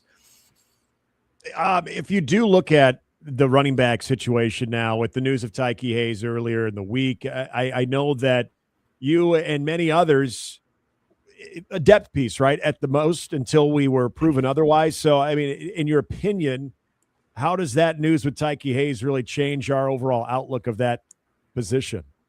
It doesn't change my opinion at all. I thought when they brought him in, it was a smart move to just add another body to the room, and why not? And I'm not going to dispute that he was an intriguing like recruit when he went to Penn State and he was like vying for the third string job there. And so, yeah, sure. Bring a guy over who, has that background, produced a lot in high school, see what happens. It just didn't fit, there's multiple reasons, I think. But at the end of the day, you heard it from Dana actually Friday before this happened. Whenever Dana talked last, he mentioned basically that Tyke was spinning in it, really adjusting and behind the other guys. And so I sort of view it as a 3-person race or a 3-person combination, maybe is the better way to say it, with Mekhi Nelson, Mosey, and Jamal Rule, who I think they really like. And so Tyke Hayes was probably 5th or 6th at this point. So that's the situation. Doesn't mean he's not going to do something somewhere else. I don't know how it's going to go, but from what I've gathered, that was probably the right move to part ways. BC, just as we look at some of the preseason storylines for Nebraska, the sellout streak has found its way into the conversation, it seems, every year. But maybe for one of the first times in a while, we actually got through this WOWT story to see some of the numbers about how far behind Nebraska is for some of these games in terms of selling them out. It's roughly 7,000 tickets for a lot of some of these first few games of the season as of about a week ago. How much of that do you think is actual lack in demand, or how much of it is sort of like what Troy Dannon said at Big Ten Media Days earlier this summer, where you say, look, we're going to actually, instead of just dumping these off to secondary markets for pennies on the dollar, we're going to really challenge our ticket staff to sell these. I mean, is it maybe a mix of both? I think it's a mix of both. I mean, I understand what they're doing, trying to sell them, but this is the latest in the game. I remember there being that many tickets available since I've been doing it. And there've been situations over the years where someone has come in late, and contributed to buy maybe an allotment of like 100 tickets or whatever. But if the number is up several thousand that are still left, this close to kickoff, that feels different to me than past years. It doesn't mean it's necessarily a crisis for Husker football. It doesn't mean this fan base is like disconnected, but I think this is it raises the volume on what we always talk about, how this is a critical year, not only because it's year 4 of the rule era, but you're changing your stadium modeling next year, and you're going to have people out of seats and all that stuff. And you guys know this with anything. If you step away from something for a while, say you were a ticket holder for 15, 20 years or longer than that, and then there's a season where maybe you sit out 3 or 4 games because of the remodeling and stuff like that, you can become pretty used to your new situation in a hurry, where you're watching it at home and all of that stuff, right? And so it's a big deal this year, not only to bump up the win total or be that team that just goes toe to toe with an Indiana or somebody like that, but win a game like that, because I really think this program needs that sort of moment, where the stadium's rocking and you knock off Signetti or somebody like that. And it just sort of brings that jolt to the fans who are sort of on the fence about, do I want to, spend 10, 12 hours of my day on a Saturday working my way to the stadium and back and all that stuff. That's something everybody considers when they're deciding because with football, it's not just giving up 3 or 4 hours of your day. This is the challenge everybody has across the country. It's a day-long adventure, usually, if not a weekend for some people. And so it's a big commitment. And so that's why this product, it needs to be good this year. Like they need to take that step. They need to surprise some people in the game and sort of bring that back. We know this fan base loves this program. We saw it with basketball and with volleyball and stuff like that. Football can quickly grab that too, but they got to start strong, and then let's see them beat someone we're not right now saying they're going to beat. It's Handley and Hansen, AM 590 WOW. We're talking to Brian Christopherson of Husker 24/7 Sports. BC, just from yesterday, between hearing from Brett Maher, Corey Brown, and also Jeep Wade, any major takeaways on what either of them had to say about their respective position groups? Yeah, I thought there was interesting stuff from all those guys. Jeep is, I think, a fan favorite so far. Of course, that's always the way with a coach until the first mishap, but also the way he gets up there and he sort of has an exuberance about offensive line play that comes across very naturally without it being forced. Like, I don't feel like it's a guy just trying to make a production behind the podium about it. You can tell he just loves coaching the line and all that goes with it. And I think the interesting thing from him is probably Gatula, coming back strong from his rehab, stronger than ever. Dana said he's faster than ever, getting down the field. And I think 2 weeks ago, everybody sort of was about ready to take out the pen and say, this is the starting 5 on the O-line. And now there's a little bit of a hold your phone with that. I don't know. We'll see if it's Tree or Gatula. I like the fact, though, that he also shifted that conversation of give me 8. I need 8 guys. I need the guys who are ready to go through a whole Big Ten grind. I thought that was interesting. On the other side of the ball, Corey Brown, I think of all the coaches who have been up there, not just this year, but on any staff, I don't know if I've ever heard a coach get more technical, in how he talks about his position and sort of gets inside of it. It's really inside baseball type stuff for the football nerds out there. And I think it's good. I think it kind of gives you a mindset into what's going on in that room where it's just technique, repeat. And that's what he's trying to get across to those guys. He wants them to be playmakers, attack, react, as they say, and be violent, heavy hands. You had all the terminology there. He's a technique guy, and we're going to see where that takes that group. Husker 24/7's Brian Christopherson with us here on Handley and Hansen. How about players, BC? We spent a lot of time, at least on this show, talking about things coaches had to say. When you got a chance to speak with players yesterday, what jumped out to you? Yeah, Jasir Whittington pops out. He's a great quote to start, but just the intrigue factor with him and what he can do. He's done a great job on his body this offseason. He's not shy about being to the point that he was 250 or even shy of it upon arrival. Now he's in that 275, 280 range. He doesn't feel like he's lost a step. I think what sticks out about him is that his teammates really respect him already as sort of a leader on this team. I've heard that from multiple guys, and that's as a third-year sophomore. The other guy that is going to be really interesting, I don't know that anything was said yesterday that really made you sit up in your chair, but it's Owen Stoudemire.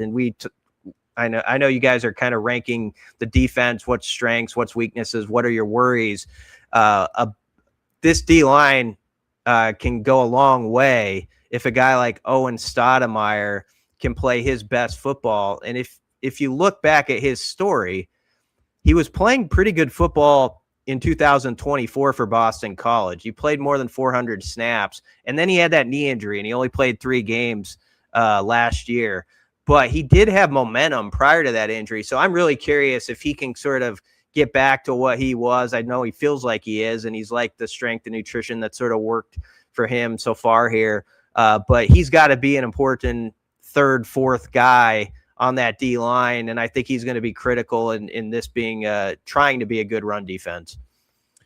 BC, another guy real quickly that I wanted to get your thoughts on. And we'd mentioned him a couple days ago. And I think I've talked about him just in the linebacking depth too. And that's Dawson Merritt. When you watch just this linebacking core, is Dawson Merritt a guy that you think kind of where he was trending before he kind of got banged up last year? Is this a guy that you think kind of solidifies a little bit of that depth and to make a jump into his sophomore year? Yeah, I think if you went through all the position groups, you could probably pick out 1 or 2 obvious names where it's okay, I feel like the top guy or two's makes this an okay spot, or I'm confident because of this. But is it really a deep group? And Dawson Merritt is that answer, I think, for the linebackers. You know, Pierce Newberry's might have something to say about that as well. I've heard good things about him. But Merritt, no question, before his injury, he did some stuff in the non-conference that I really liked. I mean, he had a couple of the best hits of the season. If you go back to some of the non-con games last year, if there's an optimistic part about his situation, he missed the spring last season and hit the ground running pretty well with the summer into the season. So you're kind of hoping he does that again. But no question, he's a guy to not discount. This defense has a bunch of guys like that. I did, Caleb Benning, Rex Guthrie on the back end, challenging Jameer Khan, Merritt at linebacker. There's certainly Tyson Terry on the D-line. Those are the guys. They don't have to be starters on September 5th, but you just want them to be in a good spot where they can come in and you don't feel like there's a big drop off. Brian Christopherson, Husker 24/7 Sports, joining us every Wednesday at this time. BC, really appreciate it, man. Have a great rest of your day, great rest of the week. All right, thanks, guys. All right, we're going to take a quick break. When we return, got a little. There's a story we got to get to in Penn State because, it's absurd, and we kind of hinted to it yesterday, but also a little tracker on some of the high school transfers taking place, especially as it impacts football and some of those trends. We'll get into on the other side of the break. It's Handley and Hansen, AM 590 WOW.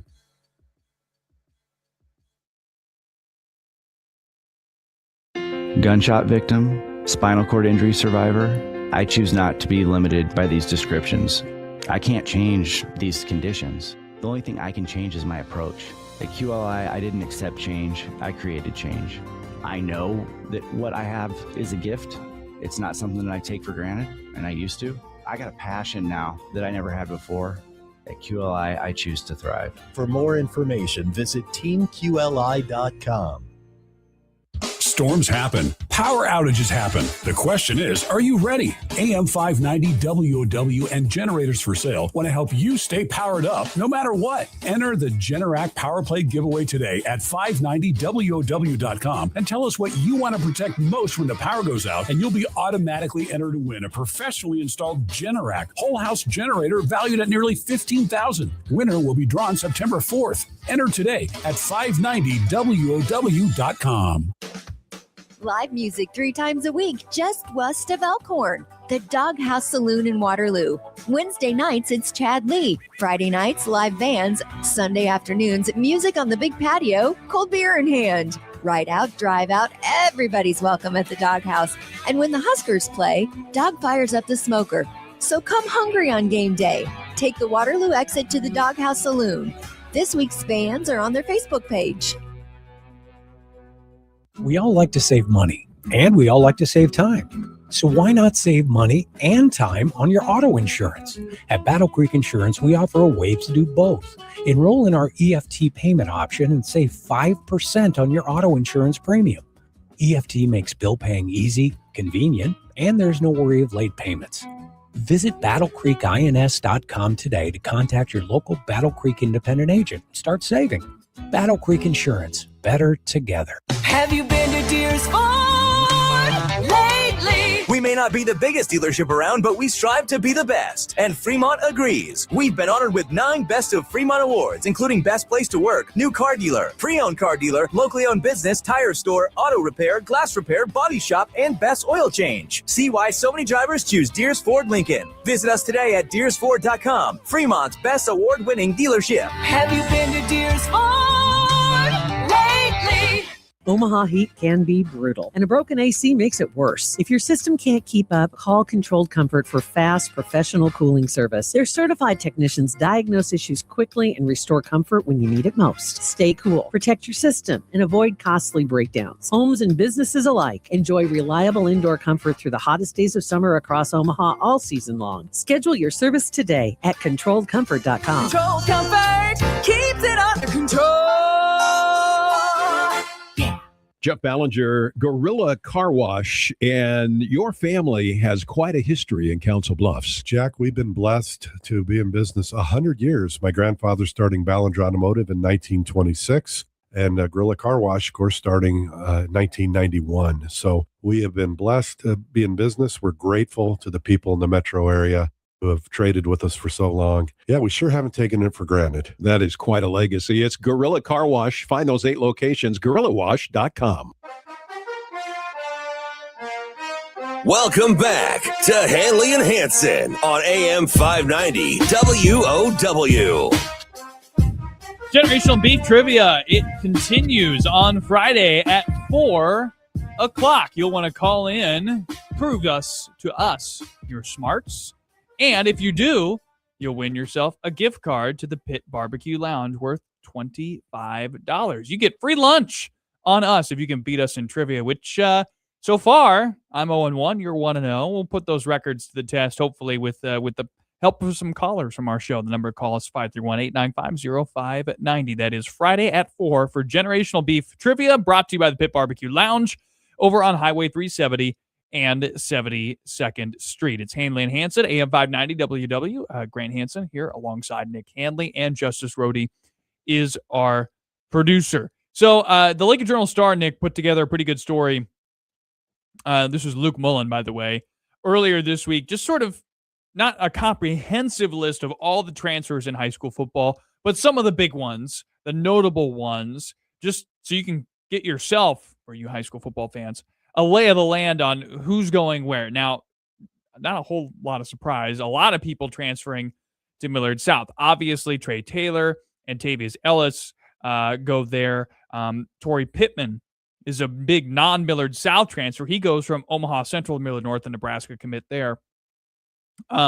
Several Lincoln East guys go from Lincoln East to Millard South. Omaha Central is on the receiving end. You see, Grigsby goes from Central to West Side.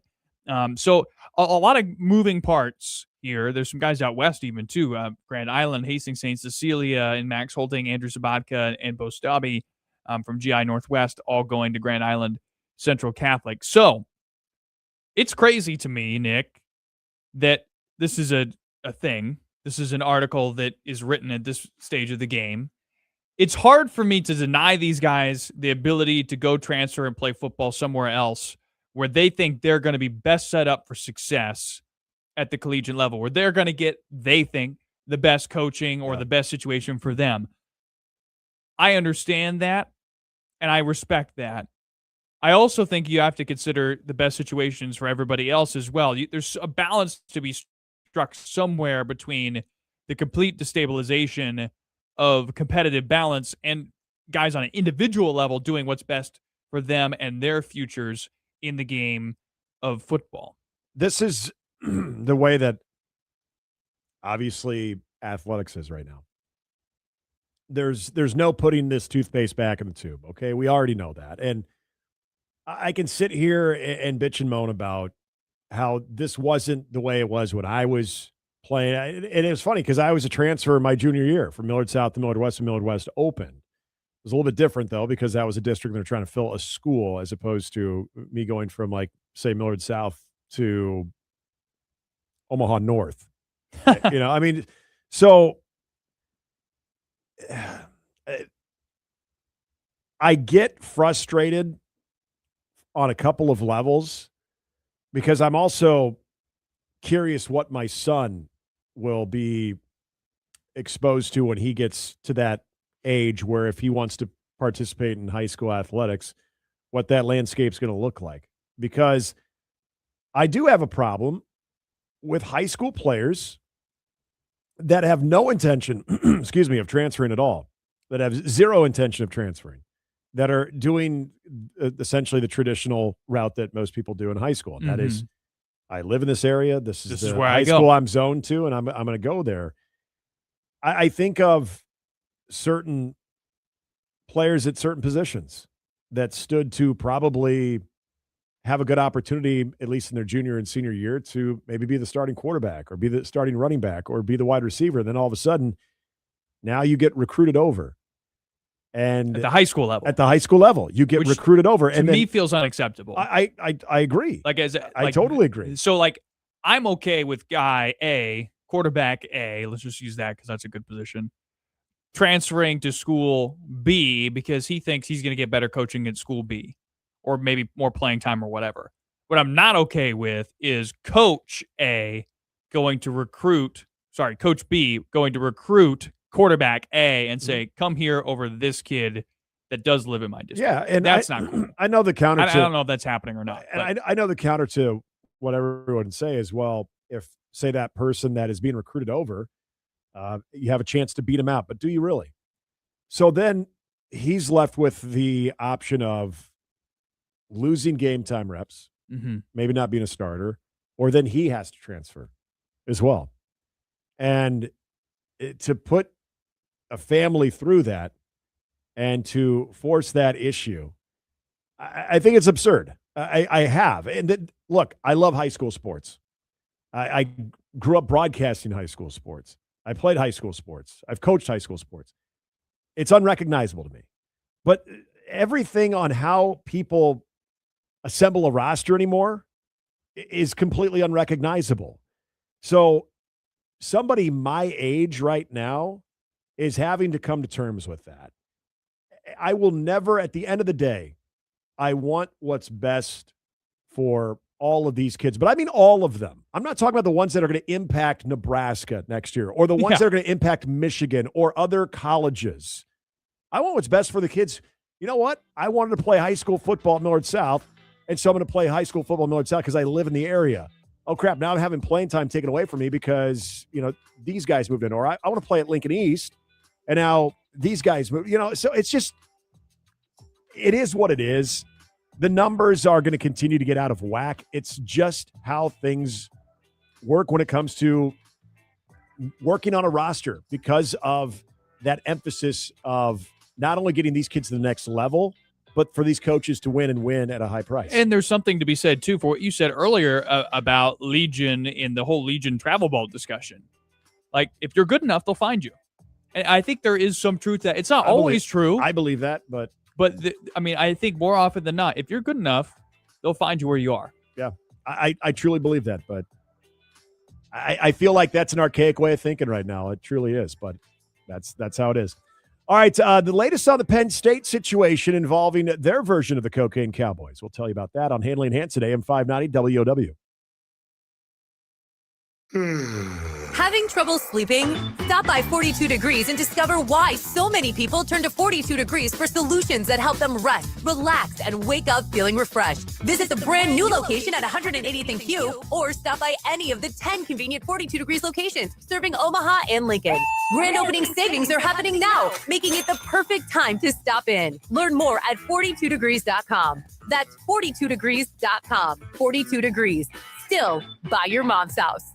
Hi, I'm Ryan Kaiser, founder of Kaiser Wealth Management. At Kaiser Wealth Management, we work one-on-one with clients to help create personalized financial strategies designed around their unique goals and priorities. Backed by nearly 3 decades of industry experience, I'm committed to provide thoughtful guidance and personalized attention every step of the way. Learn more about planning for the retirement you've worked so hard to achieve. Contact us today at kaiserwealth.com. We're in Omaha. Securities offered through LPL Financial, member FINRA SIPC. Does your athlete struggle with confidence? As a parent, you can see it. Your child has the talent and the work ethic, but lately something's different. They're overthinking, playing nervous, losing confidence after one mistake. The physical skills are there, but now it's time to train the mental game. Iron Minds Coaching helps young athletes build confidence, improve focus, and perform with greater composure under pressure. Because confidence isn't something you're born with, it's something you train. Schedule a consultation today at ironmindscoaching.com. At Gene Steffi's Chrysler Dodge Jeep Ram, you're more than a customer. You're family. Experience a world-class dealership where your needs come first. Shop comfortably under our brand new canopies, rain or shine. When it's time for service, just drive into our convenient covered service drive for fast, easy check-in. At Gene Steffi's, we're here to help you buy the right vehicle, not sell you one. Experience the Gene Steffi's difference today. You can count on us, Gene Steffi. After my recent shoulder replacement, my surgeon recommended I get my PT at EHS Physical Therapy and Chiropractic. That's Omaha's premier spine, muscle, and joint clinic. If it hurts when you go like this, the award-winning EHS team will create a customized treatment plan to get you out of pain and back on track, being and feeling your best. Check out some of the glowing testimonials online. Google EHS Physical Therapy and Chiropractic, 74th and Pacific. Welcome back to Handley and Hansen on AM 590 WOW. This is not what we tease. I saw this trailer during the break. I have to discuss this now. I have to get this off my chest. This is Handley Hansen, AM 590 WOW. Plus, throwing a curveball at us. I wanted to talk to Penn State Cocaine we Cowboys. Could do both. We could do both. I know we All only right. have a limited amount of time, but number 531-895-0590 if you want to weigh in on the state of high school football and some of the transfers that we just kind of detailed for you. I mean, largely the discussion wasn't about any of the individual guys, just the state of the situation where you can actually write an article about transfer portal guys at the high school level. Yeah, so during the break, I saw this trailer for a movie called Whale Fall. I don't know if either of you guys have seen this. No. Here's the basic premise of the movie. Guy gets swallowed by a whale and then has to escape the whale, and he has 60 minutes of oxygen left to get out of the whale's body. Is this like a new version of Survivor? This is I had not considered this as a potential fear of mine, to be swallowed by a whale. And you read the story of Jonah, I suppose, but that was not really on my mind until you watch this trailer, and this is scarier to me than any sort of horror movie ever. I don't know why anybody would do this. That's the other thing. Because this guy's swimming around in this trailer in murky, dark, like cold Alaskan water. Yeah. It's like, oh no, this is never like, I never want to be swimming in a place where I can't see the bottom. Wouldn't you get hypothermia from swimming in that if it's in Alaska? Yeah. So that's the other thing I think he's fighting is it's really cold. I'm sure it's warmer inside the whale. The whale blubber probably insulates you nicely. But Keeps the you nice and warm. oxygen is the main thing. And then he's in a whale's digestive system. They used to hunt whales for not only the blubber, just to make like rubber out of what the whale would compose, but they also used to hunt whales for oil because I guess their bodies contain like a certain amount of oil. So people used to whale for oil and rubber. Heebie-jeebies, man. He wasn't whaling. He was just swimming around. Whaling's just a hobby I never got into. Later in life, I got into golf instead of whaling. But I guess it's all about where you live, right? Yeah. You get into whaling. Was this movie script comprised by somebody who made a visit potentially to the Penn State Cocaine Cowboys? And that ring they have going on up there? No, I think it's a very. I don't think it's based on a true story. It can't be. This, by the way, this whole the cocaine distribution operation of Penn State among 14 indicted already. Did you guys see the kingpin of this whole thing too? I'm sorry. Yeah, we touched yesterday, Mr. Pablo Pledgecabar. Yeah, Pablo Pledgecabar. I gotta say, like you would think that there's going to be some muscle behind the operation if you're talking about trying to run an operation to this extent. Like, can we just talk about frat nerds here for a moment? Like, I'm sorry, but there is nothing about any of these guys that have been indicted that I'm like, oh man, that looks like one bad mamma jamma right there. Like, yeah, I mean, but come he looks on. like McLovin. Yeah. Nerd alert. Like exactly like him. It is freaky. This is such a look. I know there's going to be a stereotype like back in what was it? Would have been in the 80s when cocaine was kind of considered that white collar drug, like only like rich and famous people and actors were using it and everything. It's like these guys are bringing it back because I don't want to paint everyone with the brush, but everyone that has been indicted and just seeing either their mugshot or seeing just I'm assuming it's their fraternity wall photo that they put, like the group photo. Not what that's circulating on social. Yes. I don't know. I don't think that's a mugshot because they got no. shirts and ties. There's two guys or one guy, Thomas Robinson actually has a mugshot.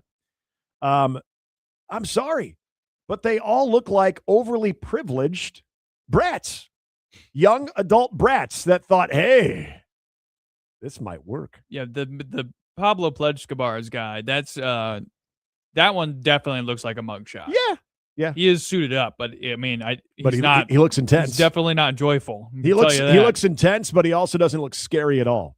Like well, I he's feel sort like, of become a campus folk hero now because they're making shirts and stuff Oh, like that. yeah. So yeah, I mean, which the experience for him not very fun because this is as I hope you do well behind bars there, buddy, because this is not going away anytime soon. And the more we find out about this, the more deeper and deeper it seems to have gone. The whole thing yesterday about the pledges being a part of their indoctrination or initiation was to cut the cocaine and whatnot. Like, it's almost hard to wrap your mind around how idiotic this is, A. And then you look at the people who are pulling this off. Again, maybe I just need to get out of that mindset of they're going to look like master criminals and they're going to look like some tough hombres. No, they're not. Well, because the thing is, the way the whole thing got blown open was one of the operation guys, the whole thing unraveled when one of the dealers used a Venmo account bearing his own full name. Oh, brother. Yep. Amateur hour. Also, Very what do you smart. put on the note? Very, very. You very just put the flower emoji. I've had like people. I've had people before who have put things as they're like as a joke, as like because you have to put something in the note for the Venmo what the money's for.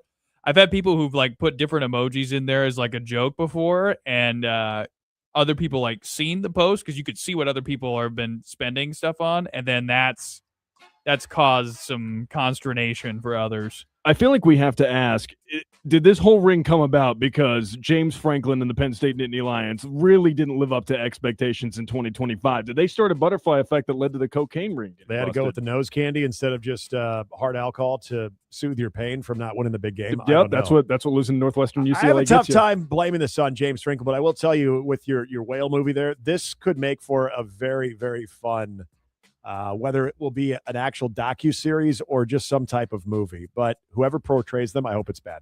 Handley and Hansen continues at AM 590 WOW.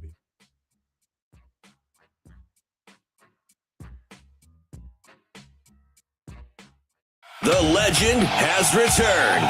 Sports Talk Huskers. AM 590 WOW. Omaha. This is SportsCenter. I'm Christine Lisi. Even some extra rest wasn't enough for Pirates ace Paul Skeens to pull out of his recent rough stretch. He gave up 3 runs, walked 4 batters in just 4 1/3 innings, pulled after 81 pitches today against the Tigers. 6th time this season he failed to go at least 5 innings. Pittsburgh did rally from a 3-1 deficit thanks to a pair of solo homers from Rafael Flores Jr. Tigers and Pirates tied at 3, bottom 10. Now they're set in the 1-2. Swing and a drive. Deep right field. If it's fair, the Pirates will win this game. He's done it.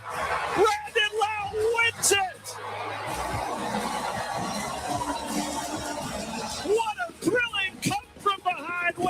Final call on 93.7 The Fan of Pittsburgh's 4-3 victory. NFL Charger center Tyler Biadasz with damage to his ACL and additional injuries to his left knee, sidelined indefinitely, had an MRI. He'll meet with more doctors for additional clarity on the injuries. The Seahawks addressing one of their biggest question marks, plan to sign former Cowboys cornerback Trayvon Diggs to a 1-year contract. If you run a small business, you've got to try Gusto. Get unlimited payroll runs and get your payroll taxes filed automatically. Offer health insurance, 401k, and more. Get started for free at gusto.com.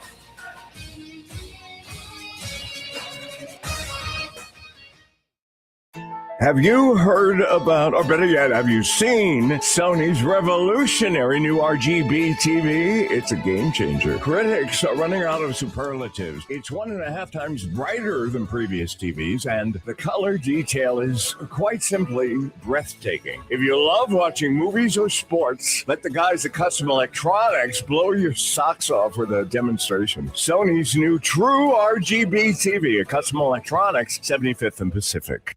Set the Bar is more than just your typical sports bar. It's where women's sports is a movement and not just a moment. Don't worry about dinner either. Set the Bar has smash burgers, side out chicken sandos, and wings with 6 different types of sauces, all with an option for everyone, from vegan to vegetarian to gluten-free. Get rewarded for watching Husker or Creighton volleyball with our punch cards. 1 punch per day for watching games to earn an appetizer. And enter for your chance at the grand prize. Set the Bar. Online at set-thebar.com. I never needed an attorney until this happened. Call Abood Law Firm. You want a pro in your corner. Get 40 years of experience. Their slogan, we're here to help. You never know when you'll need an attorney, but if that day comes, Abood Law Firm will consult with you for free, and you don't pay if they don't win. Check out aboodlawfirm.com. When accidents happen, when injuries happen, aboodlawfirm.com. Time now for the Injury Report, brought to you by Abood Law Firm. When injuries happen, go to AboodLawFirm.com. This week in notable injuries, on the baseball front, Cincinnati Reds pitcher Hunter Green is undergoing a second Tommy John surgery this month. He'll be out for the remainder of the season, as well as the entire 2027 season. San Francisco Giants third baseman Matt Chapman is undergoing season-ending abdominal surgery. He'll hope to return in 2027. And that is your Injury Report, brought to you by Abood Law Firm. Welcome to the Hoppy Hour on Handley and Hansen. Brought to you by Monolithic Brewing. Carved from a single shared vision, delivering high quality, well-crafted beers. Now, let's crack this hour wide open.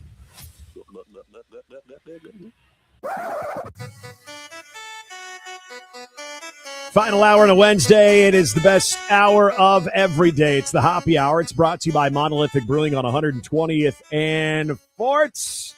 Not only their big Hatch Fest on Friday, but they did release the new Berry Hefeweizen yesterday, too, with Berry Puree Blend, new hazy IPA tomorrow called Zipper Merge. Yeah, Zipper Merge, that's it. That's always people can work on that. Zipper Merge is always something that, yes, I feel like we can all do better with the Zipper Merge. But yes, my favorite. This happened to me. I think I was letting somebody in a Zipper Merge situation, and there was somebody that blew by me that was like pissed off that I was slowing down in a certain situation. I always love it when somebody blows by me on a residential street that's like 40, 45 miles an hour, and then I catch up to that person going that same speed at a stoplight about a minute later. Oh, I always take pride and joy in when somebody is riding my car's ass, just comes right up against it, and then I can see off to my right the car next to me isn't going much further. So they quickly get out of the lane, and then they ride up against their ass too. And they're like, they're trapped. And then you make sure you stay hip to hip with that other car. Yeah, you're not getting back over. And then you become the pace car. And then you watch the person in your rear view on occasion. Obviously, you want to stay safe, keep your eyes on the road. But watch them, and they're just going absolutely nuts. I know. It's so much fun. I just don't understand like the idea of like, oh, somebody's going, 5 under on a 45-mile-an-hour street, and I'm just going to lose my mind about that. Now, sometimes I get it. Maybe you're in a hurry. Maybe you have something that you're late to or something. I mean, which obviously is probably your own fault. Or maybe, but still, your wife is having a child. They're taking it to the hospital. There could be an emergency, but I can understand that. But still, respect the rear bumper, please. But also, don't forget the Chili Fest. The Hatch Chili Fest is going on Friday over at Monolithic Brewing. Between the New Mexico Hatch chilies that they roasted last week to a variety of scratch-made Hatch chili food specials featuring Hatch salsa, Hatch green pork chili, and the roasted chilies by the pound, and a special Hatch chili chupacabra Mexican lager, all at Monolithic Brewing on 120th and Fort. So before we get into, I know we were I didn't want to get soapboxy about the high school transfer stuff. Yeah. If anyone's asking me, what do you think about it? I don't like it. Okay, I flat out hate it because there are other people, other students. I get it. We want what's best for the high school athletes. So let's make sure we want what's best for all of the high school athletes who want to participate, especially in football. Because when these changes and these roster moves and these transfers, and I wouldn't say the legitimate transfers, because there are. You and I were talking about this during the break. There are transfers that take place that need to, whether you literally did move or something happened at your previous school that you need to get away and you need to be at another school. Those are legitimate. But when it comes to the recruiting part of this, much like we see in college, where it's different because, hey, there's scholarships, there's money, there's NIL, there's revenue share, all of that. I just think of the other part of the roster that lives in the area, wants to play for that high school, and might have some game time taken away from them because they were essentially recruited over. And it happens. Like, and it's not a private school that it happened at. That I know for sure. There is a football coach at a public school that went and recruited a guy at a smaller class school, and that is, to me, is just brutally unfair to the kid that you have that is in your actual district at that position. Mm-hmm. Not to mention what it does to try to, in terms of divisiveness, to try to pull a kid who belongs to another community, who is from another community, out of that community as well. Yep. A guy who wasn't even thinking about going to that school. So that stuff I hate. And I think everybody, I think that's like a 90-10 issue. I think most people are wholly against that.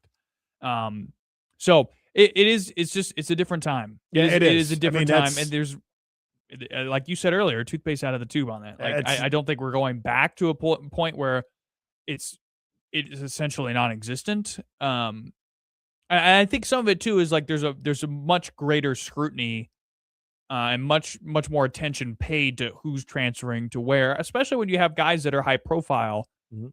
Which for Nebraska in this upcoming class, there's 3-4 guys that you can that are going to be playing in the Omaha metro area for different schools, and in the case of 2 guys from a different state entirely. Well, and we're going to get into some college football, our wish list stuff. If there was one thing that we could fix, what would it be? So get ready for more of this. But I want to make sure that I come across fair when it comes to, okay, I know there's a lot of conversation about Millard South.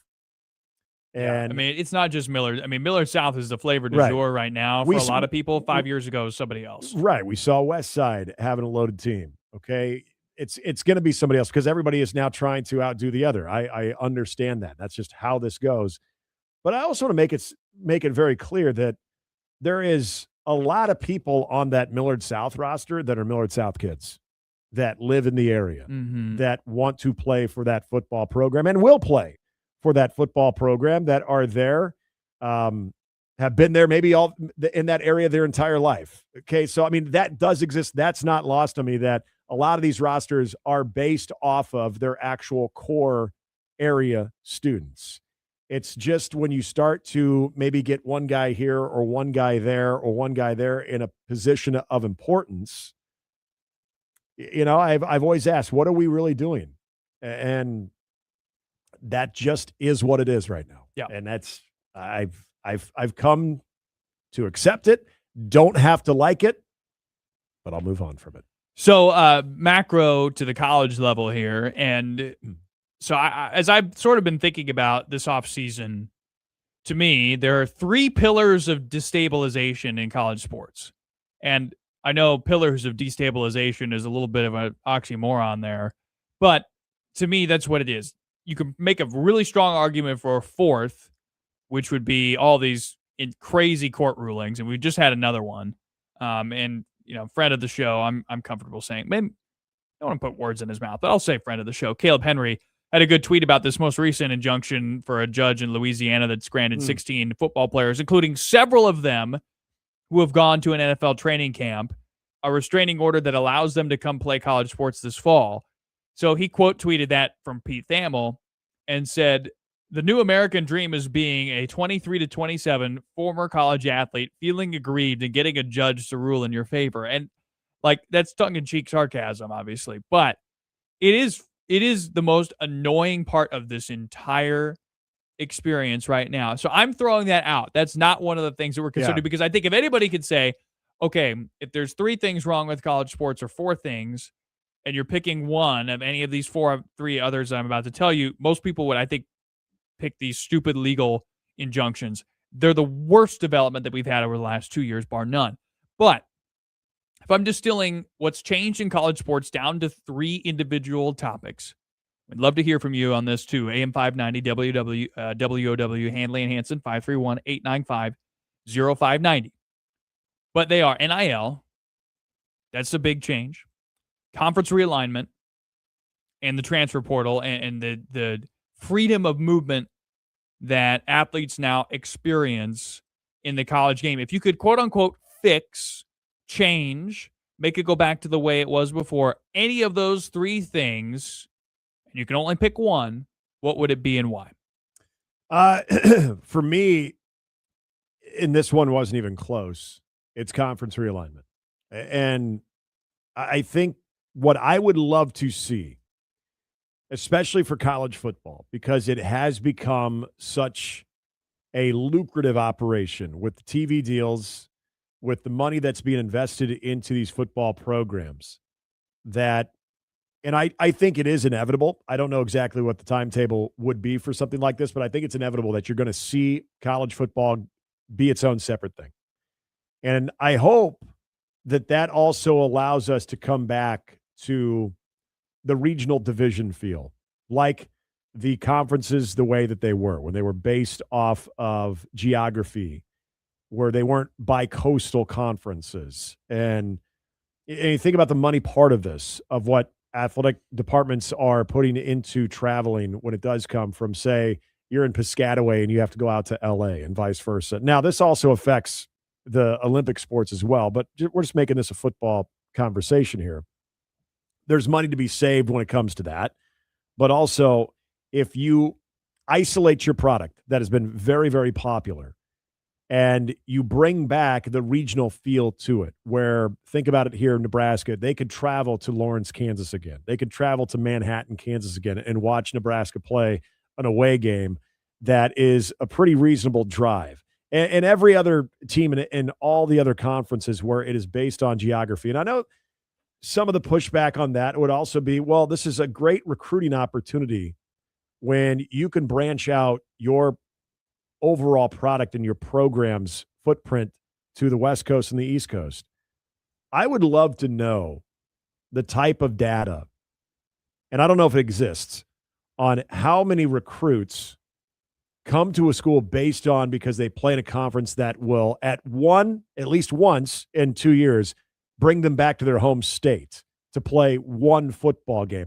I always feel like people use that as kind of a sweetener of like, oh, and we get to do this. But is that the end all be all when it comes to recruiting? Like, hey, we can get a kid from California because we're going to play USC that year. We're recruiting this kid out of LA. So then we could tell him that, hey, in 2 more years we play USC, we'll be back out here. So your family won't have to travel for that game. I just don't think that that's a big part of the equation anymore. I want to see college football again. And I think the only way this happens is if it isolates into its own thing, kind of like the NFL, and then you have divisions, essentially like you do in the NFL, that are going to be based on geography.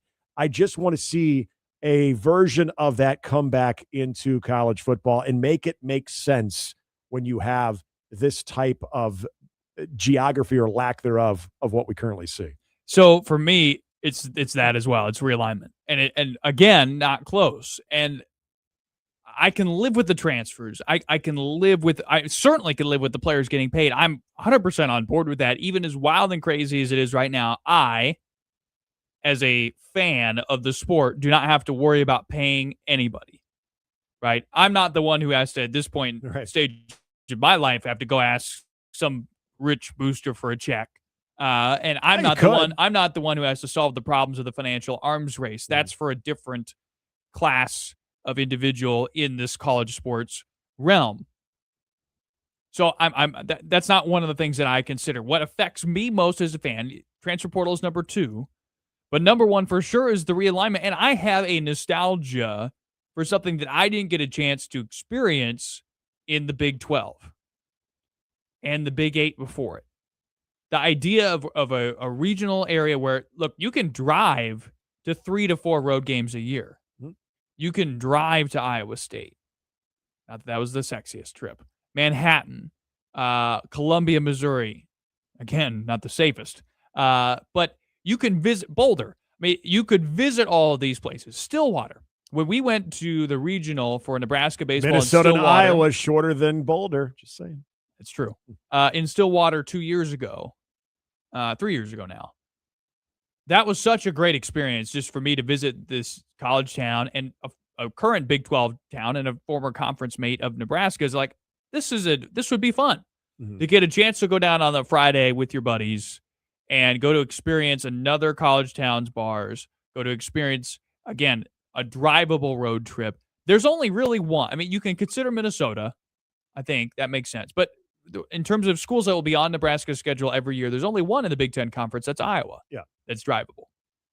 And so I miss that. And I think Nebraska's fan base, more often than not, I think misses that in a big way too, even though the financial incentives are for Nebraska to be where they are right now. And it totally makes sense for Nebraska to be where they are right now. And I would rather that Nebraska, because of the state of college football, be in the Big Ten as opposed to the Big 12. But I miss the regionality and the ability to visit those places. Yeah, I want to circle back to something you said there, too, because I think we're on the same page when it comes to not only the conference realignment, but the why part of it. And there's a little bit more to that I want to get to on the other side of the break. Also, coming up this hour, we are going to talk a little bit. It's kind of fun because it's something that Ryan McGee puts out. But anytime we can continue this little Jaden Daniels shade of the number 5 jersey, we'll do so. And we'll take a look at Ryan McGee's bottom 10, which is a college football staple as well. It's Handley and Hansen on AM 590 WOW.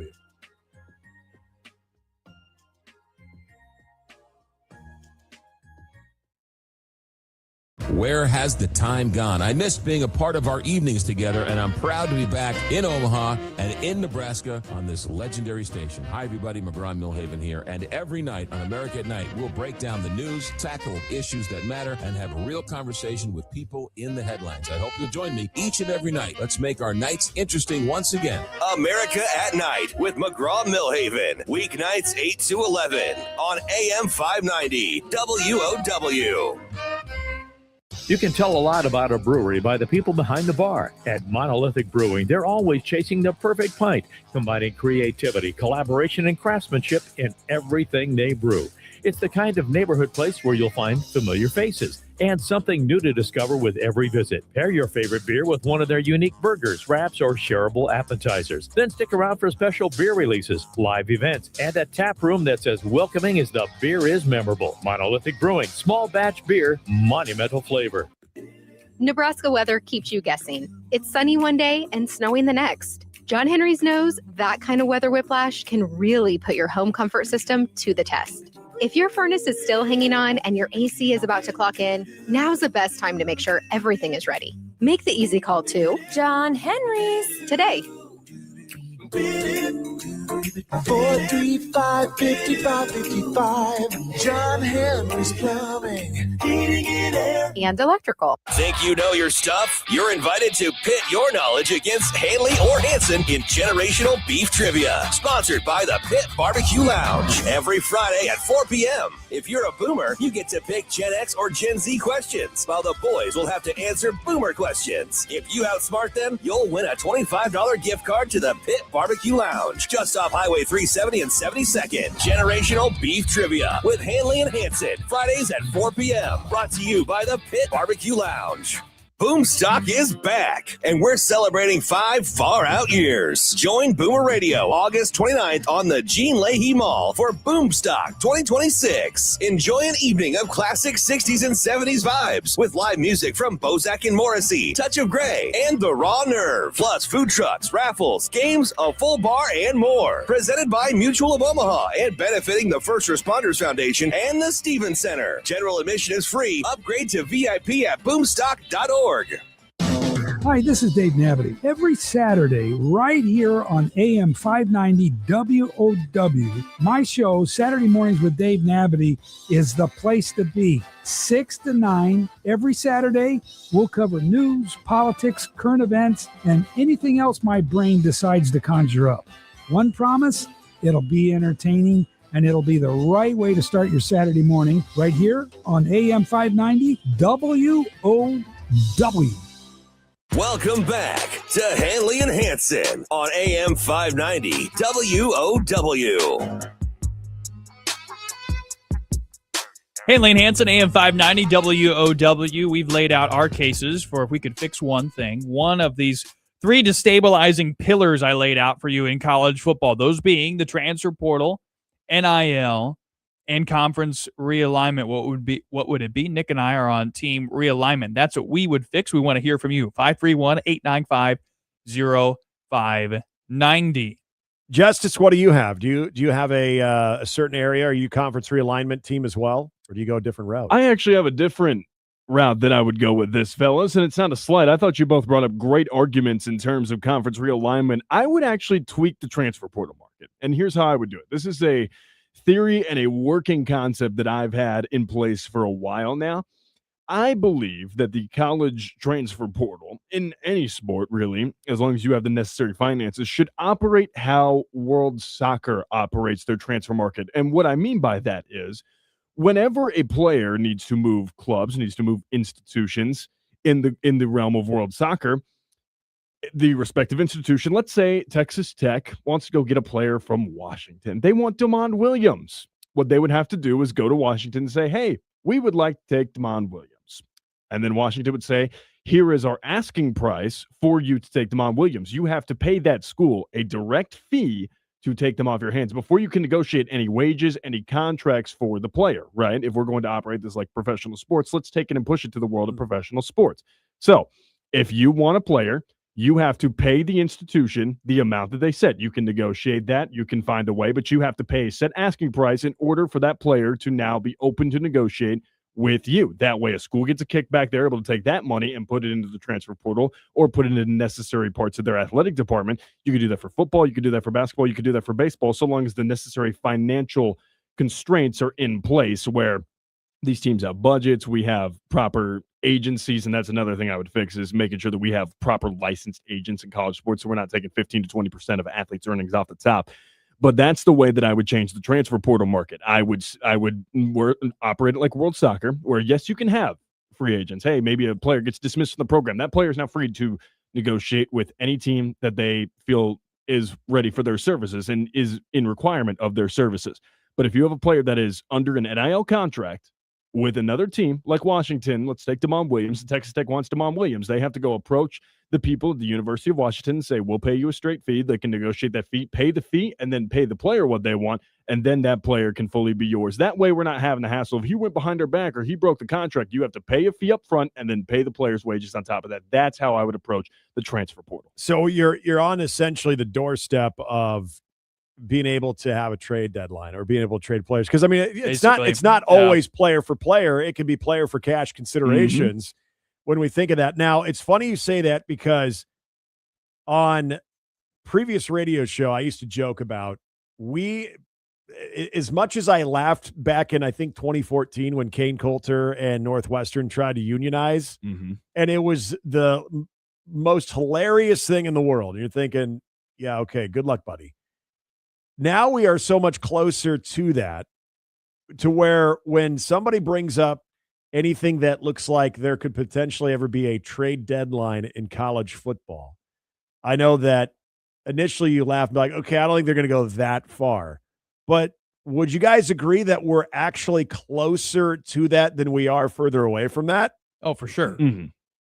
For sure. And to Justice's proposal, it kind of is like having a trade deadline, because I've always said this. If in college football, we've kind of embraced the chaos. We've kind of embraced these new uncomfortable rules to be the norm. How freaking hilarious would it be come week 6 or 7? Maybe it's towards the end of October in college football that there is an actual trade deadline. And I mean, that'll never happen because we'll never switch players during the season. That will never be allowed. Would we? No, that will never happen. I mean, you think about it. But it could totally happen in the offseason. What if you needed a kicker? You know, I mean, there's... Yeah, go have kicking tryouts. Go have kicking tryouts on campus. Do it like you always But what if you can buy one? Or what if you can send the other thing is a player to be named later? And you can, I mean... Now, I wanted to say for the record, I am totally against that. And I hope it never does come to that. 100%. But is that the next major element to college sports, especially in college football, especially if it's its own thing? Wouldn't you essentially operate even more as a business, that you would essentially adopt a lot of the similar rules that apply in the NFL? There's no world where they will allow, unless the only world I could see it ever maybe happening is if you break it off entirely on its own.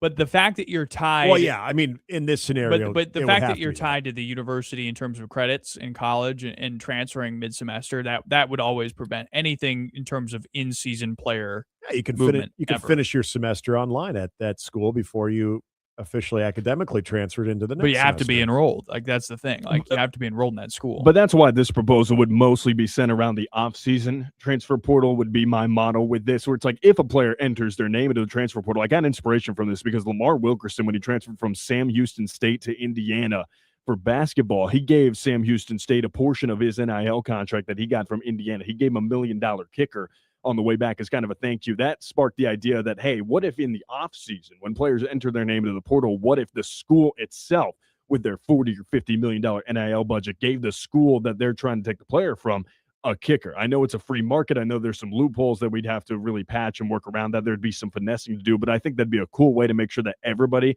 got the necessary financial compensation. So that way, if you're poaching a smaller school player like a Georgia Southern, like an FIU, that they're able to get money to then go reinvest that into either the high school ranks or the transfer portal. That was kind of the thought that I had with that whole experiment. Yeah, I think that with any type of idea that we've ever come up with in the last 3 years of, wow, I wonder if the next thing is this or the next thing is that, rest assured we're closer to whatever that is than we were 5 years ago. Anything that is transactional. And that's, again, I'm not trying to sit here and say this, the system's broken and all of this and everything like that. I'm not going to soapbox this. This is, I've said it many, many times, the example that Trev Albert said when he was the athletic director at Nebraska. For whatever reason, during one of the press conferences, this line always stuck with me. And that is having to get comfortable with uncomfortable situations when it comes to college sports. Having to just basically embrace it, try to get ahead of it as much as you can, as opposed to reacting to it. Because once you react to it, you're too late and you've already fallen behind. And that's everything that comes with college football. So I would love to know what Greg Sankey, Tony Petitti, athletic directors and chancellors have discussed that we don't even know about yet. Things that are at least on the radar of, we don't know if this is going to be the reality in the next 5 years, but keep your eye on this. This could happen in the next 10 years, because I remember having a conversation with Dan Murphy of ESPN. It was shortly after the Kane Coulter thing, and you started to see the O'Bannon case getting some traction, and it started to pave the way for players actually getting paid, which was something we all agreed, at least most of us all agreed, was long overdue. But I remember him talking about there is a ripple effect to this. And when you see the courts intervene and start to look at the amateurism versus, maybe for the best lack of a better word, exploitation of student athletes, that this is going to open the door to other transactional methods when it does come to at least compensation. But until they shed the amateurism entirely, Justice's proposal will never happen. And even if they do shed it, it probably would never happen, because there's so many moving parts with that, just between the schools themselves for that. And I get it. Like, that wasn't the point of the exercise, to give me something that is plausible. It's just, if you could do anything, what would you do? Well, and that's the same thing with what you and I were going back to our original we want. It's way more likely, though, that conferences could realign to a degree that you have some sense of regionality back again, as opposed to schools paying other schools for some of their transfers. Well, the only way that happens,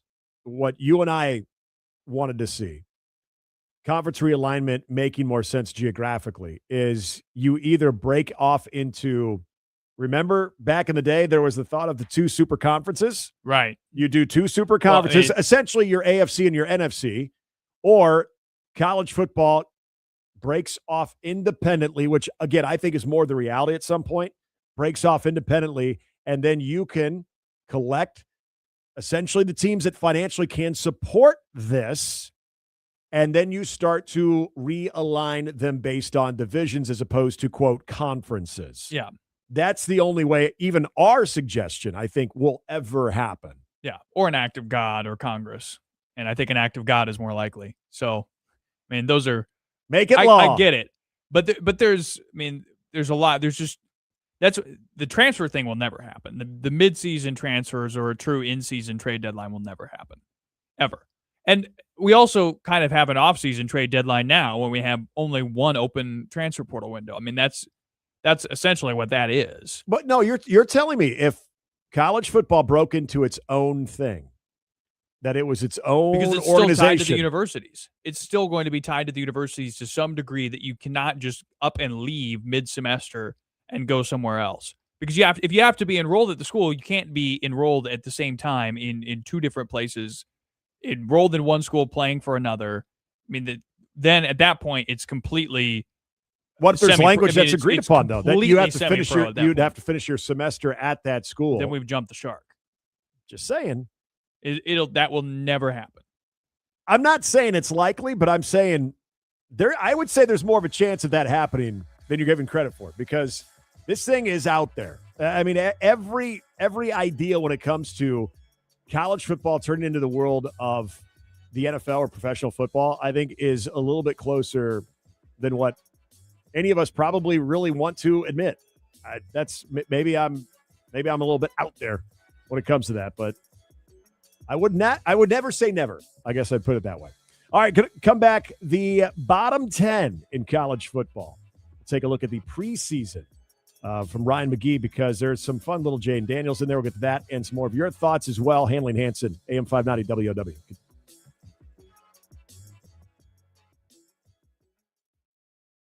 The Husker Practice Report with Sean Callahan is brought to you by Physicians Mutual. Physicians Mutual. One of the better stories throughout fall camp has been the reemergence of Gunnar Gatula, who's come back strong off injury for new offensive line coach Chief Wade. Gunner's had a great camp and I had a great summer. Gunner to me is like one of those kids that I trust. Like, he is going to get it done because he loves Nebraska. Just tough, gritty, plays to the whistle. Those kind of guys we'll win with. And Gatula added that it's been a real battle to get himself back, but he really feels good about where he's at right now. Yeah, I think obviously when you're hurt, you just have a big focus on just strength and lifting when you're in the early stages of just trying to get rehab and stuff like that. So I focus a lot on my strength, just getting stronger, building my body, gaining good weight. That's kind of been my big focus. And then just trying to refine all my techniques and fix different things here and there once I've got back to playing at camp. It's currently between Gatula and transfer Tree Babalade for that starting right tackle job. Reporting here with the Nebraska football team in Lincoln, I'm Sean Callahan of HuskerOnline.com.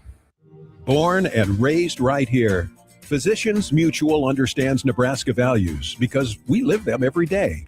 For 125 years, we've kept our promise to be there when customers like you need it most.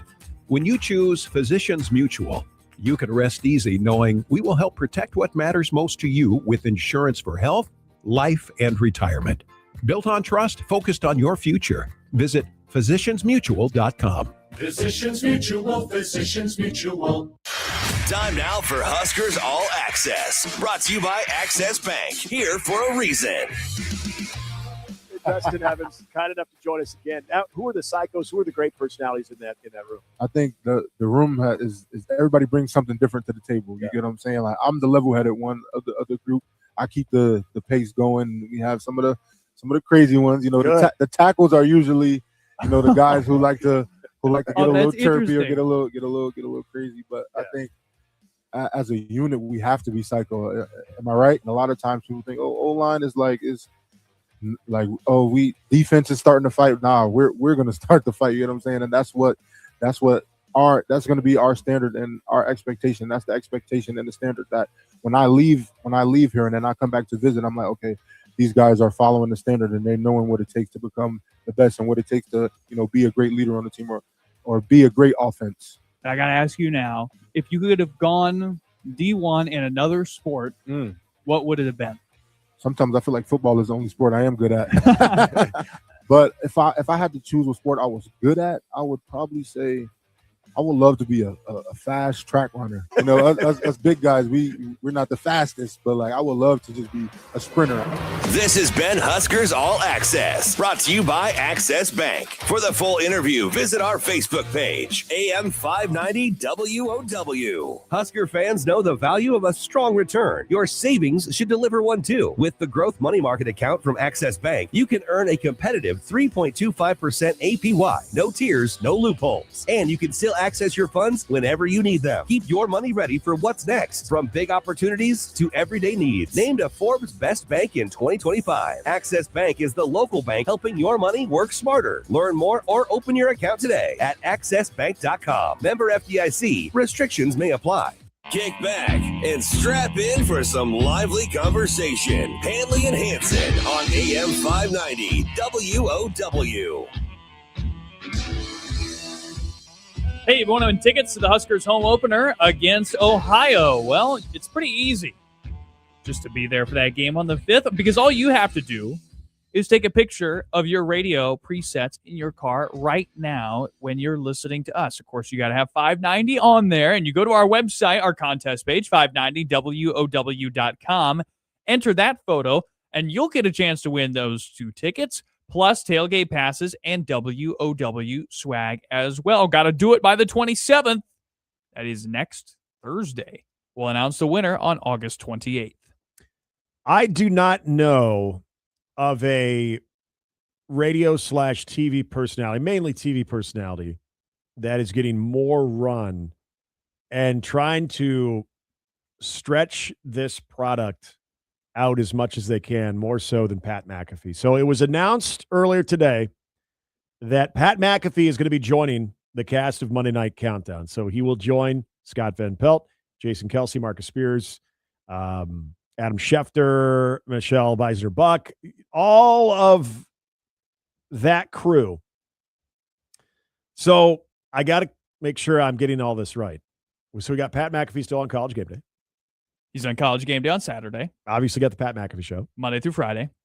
And then now he's going to be on Monday Night Countdown. Every Monday night. Wow. There's a lot of Pat McAfee. Oh, my gosh, this is a lot of Pat McAfee. There's almost too much, some of you might say. I know, and some people pushed back on the idea of, well, I don't want Kirk Herbstreit on Thursday Night Football because he's a college football dude. Mm-hmm. And I know McAfee has a little bit more McAfee's of got an a leg NFL. in both camps. He does, and he always has. But how much do we have to get? Like, what's next? It's a lot of I know people in my life who, when they see Pat McAfee, they see red. Like, people who... I don't mind him, nor have I ever. So mad. Like, when he was at the I think it was like the Patriot Games thing with Trump, like, that triggered a ton of people. Like, that's not me. Like, I don't really care very much what he does outside of it. I just think it's so funny because if I remember when he was on the come up, which would have been like my junior year of high school, circa 2018, 19. And it was like, oh, this kind of like underground YouTube show. Yeah. And it was this blue collar guy and a Looks like it's in a garage. Top button, unbuttoned version of college football and football coverage generally. It was super popular. Mm-hmm. But now, and I don't even know if some of it's his fault.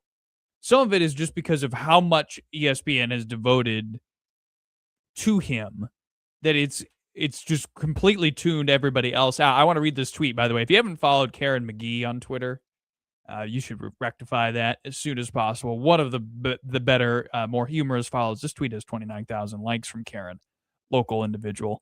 But they tweet, "You wake up and open DraftKings. You hammer the Pat McAfee featured parlay just like normal.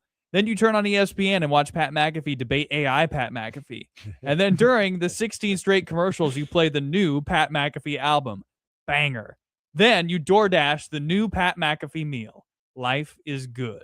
But it's like reaching that level of like, he's everywhere. He's unavoidable. I got another tweet to play off of this, and I'm going to share it real quick. This is from Cody Main on Twitter. Day in the life of a 33-year-old man in America. Getting dressed, Jason Kelsey's underdog apparel. Breakfast, Pat McAfee's Jams PB&J. The drive to work, Pat McAfee's diary of a polarizing figure.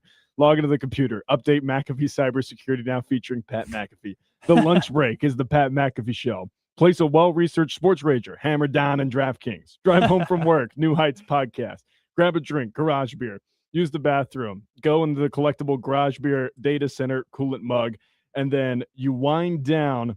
Finally, time to relax on the couch, watch Monday Night Countdown featuring Pat McAfee and Jason Kelsey. It's Kelsey, by the way, Kelsey's a good point too. Like, Jason Kelsey, not bad. Jason Kelsey is not bad, but he is so overplayed. It's like overexposed. You talk in this business a lot about playing the hits, but I almost wonder if you're overplaying. Well, you certainly are.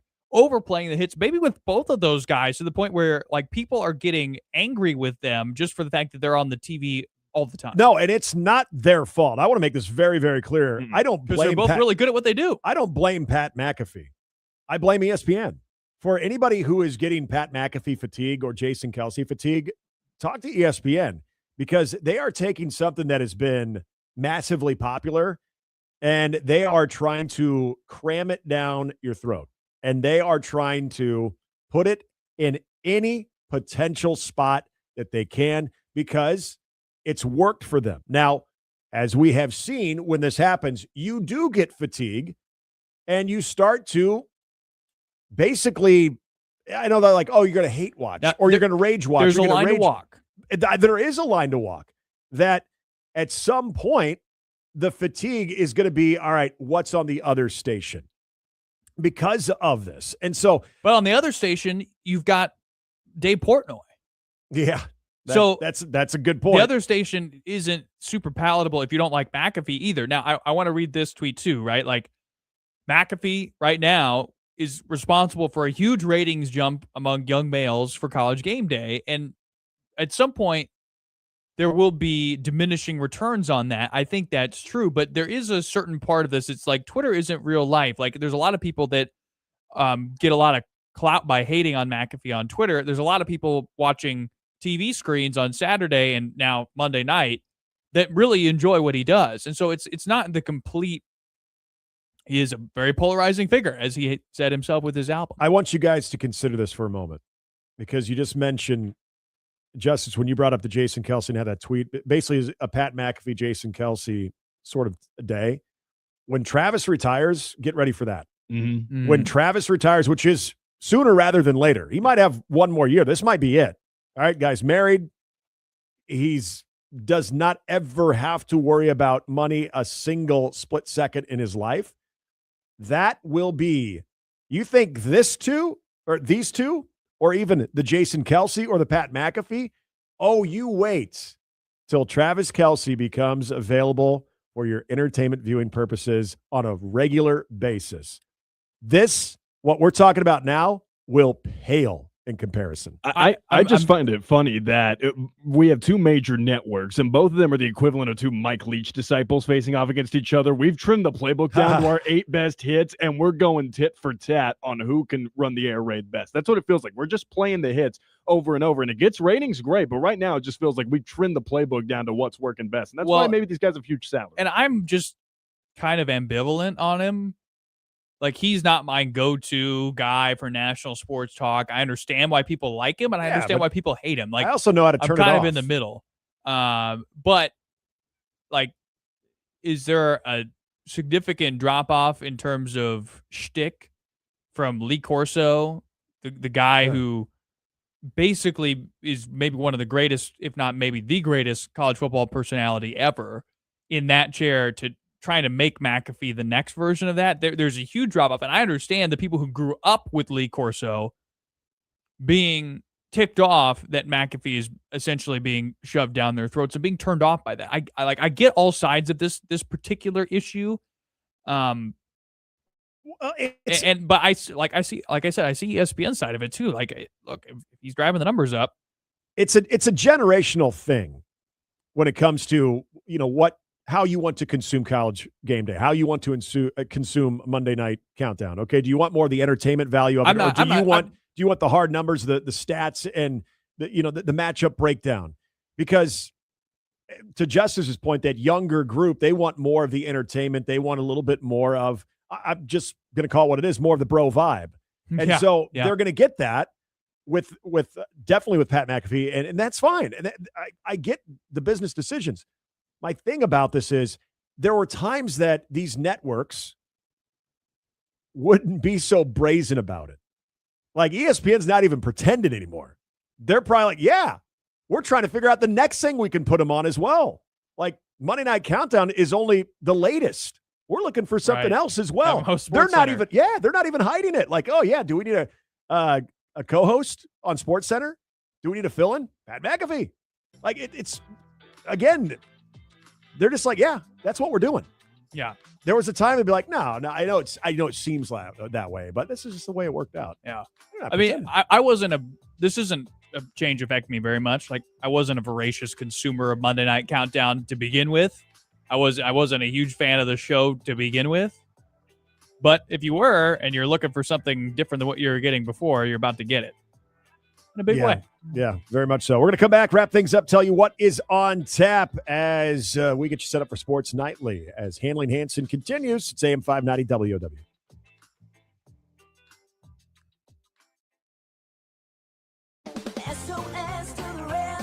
Call SOS, a trustworthy company since 1950. Their technicians don't earn commission. This equals fair treatment to their customers. SOS is a family-owned third-generation company, and now to celebrate the 75th year in business for a limited time, get a New York AC or furnace for $75 per month. Get you and your loved ones comfortable again with SOS. SOS to the rescue.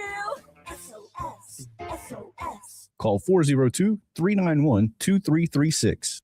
Heartland Honors 9/11 is an initiative that unites the Omaha Metro in recognition of the 25th anniversary of September 11th. The Heartland Honors team is distributing free yard signs, which remind the community to remember 9/11 and to honor the spirit of community, service, and appreciation for first responders. To pick up a sign or to get more information, just go to heartlandhonors9-11.com. That's heartlandhonors9-11.com. Thank you for your support. Hi, my name is Ty, and I recently was told that I needed to get a new roof by 2 different contractors. I was freaking out considering that my roof wasn't even that old, but I saw a commercial on Roof Max, and I give them a call and have them come out and look at the roof. They came out, they said I was eligible for the Roof Max product that actually rejuvenated the shingles and makes my roof look like it's a brand new roof that was just recently put on. I would recommend Roof Max to anyone. Learn more at roofrevivenebraska.com or call 402-679-5741.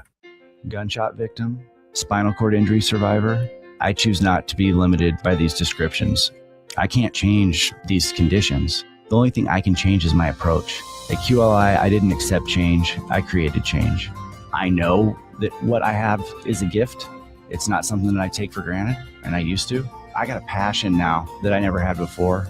At QLI, I choose to thrive. For more information, visit teamqli.com.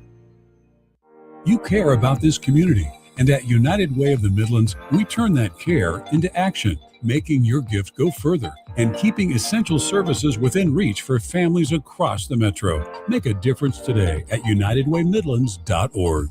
Have you been to Deer's Ford lately? We may not be the biggest dealership around, but we strive to be the best. And Fremont agrees. We've been honored with 9 Best of Fremont awards, including Best Place to Work, New Car Dealer, Pre-Owned Car Dealer, Locally Owned Business, Tire Store, Auto Repair, Glass Repair, Body Shop, and Best Oil Change. See why so many drivers choose Deers Ford Lincoln. Visit us today at deersford.com, Fremont's best award-winning dealership. Have you been to Deer's Ford lately? Superior Honda of Omaha has immediate openings for highly motivated new and used car sales professionals. High volume, great benefits, incredible support. Apply online at hondaofomaha.com or call Eric Curtis at 402-612-9126. Welcome back to Handley and Hansen on AM 590 WOW. Hey, wrapping up a Wednesday show, Handley and Hansen, AM 590 WOW. Appreciate you making us part of your afternoon. Big thanks to Andy Kendi of KETV Sports. Also, Jay Moore, former Black Shirt Huskers Radio Network color analyst for the upcoming football season. Great stuff with him. Also, Michael Lonick, the Lincoln East and Carpetland Rugs head coach of the American League World Series champions. Awesome stuff from them. And Brian Christopherson of Husker 24/7 Sports. If you missed any of the show, be sure to check out the podcast. You can go to 590WOW.com. or on your app, the free app. By downloading that, just go to the Apple or Google Play Store. What is on tap tonight? First of all, Sports Nightly follows us right here on AM 590 starting at 6 o'clock. They'll be talking to running backs coach E.J. Barthel in the 6 o'clock hour. Also, Colin Rice with Husker Men's Hoops at 6:25. And then Amy Sharp.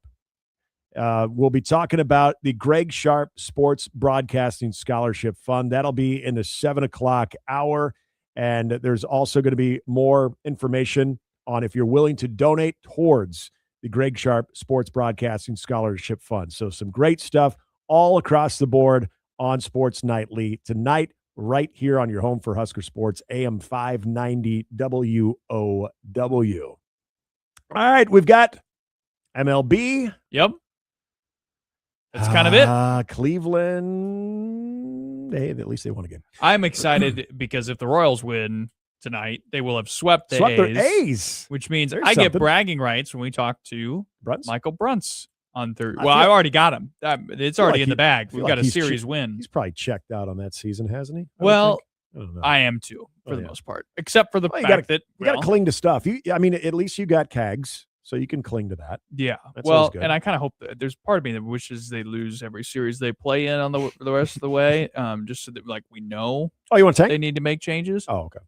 You want but to tank not for draft picks, but you want to tank to make sure that another the coaching staff gets fired.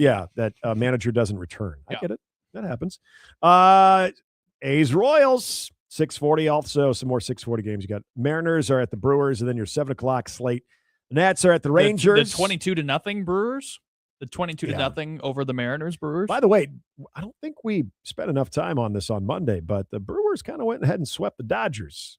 Remember, hey, this is on me. I said, Brewers, what the hell are you doing not getting Terrence Skubal? Let's just check back in October. I know. When it actually counts. That's true. That's true. But there you go.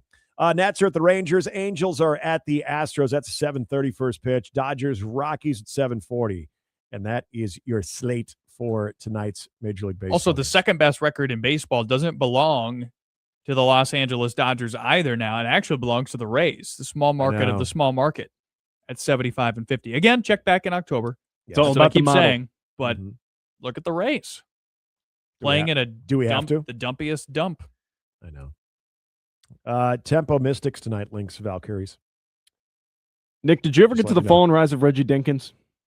I have not returned. No. We're I really get increasingly angry every time this gets brought up. I think that's why Justice brought it up. Yeah, I know. We're powering through Widow's Bay. Okay. I think we're getting to the crescendo. So, yeah, I'm committed. I'm locked in on it. But usually my wife and I start to think ahead a little bit. As we know, sometimes, especially if it's on Netflix, they'll always give you a reminder like, oh, only 2 episodes left or whatever. Heads up. So then we got to start thinking about, we don't want to, get into a situation where all of a sudden, all right, the show's over. And then the next night we're like, wait a minute, what are we watching? Then we're scrambling around by the time we figure out something. It's time to go to bed. Slow Just Horses. don't have time for that. Slow Horses is your best bet. What is it about? What is Slow Horses? British spy agency.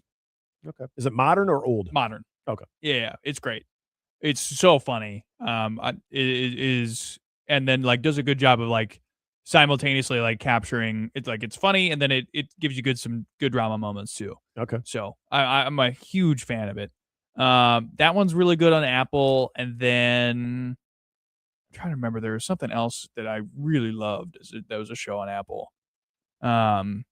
You just talked about it yesterday. You said you were going to get back into it. Well, Slow Horses was one of them. Yeah, there was. no, another he one, was though. talking. He was talking about Reggie Dinkins. Pluribus, I haven't watched. I've obviously heard great things about that one. And then, and then you've seen. Why can't I Severance? I was like, okay. Have you not seen Severance? Truth be told, we saw the first episode of it. It was so freaking weird. We did not give it another look. Now I heard it's so good. I heard you got to give it a few episodes and then it becomes addictive.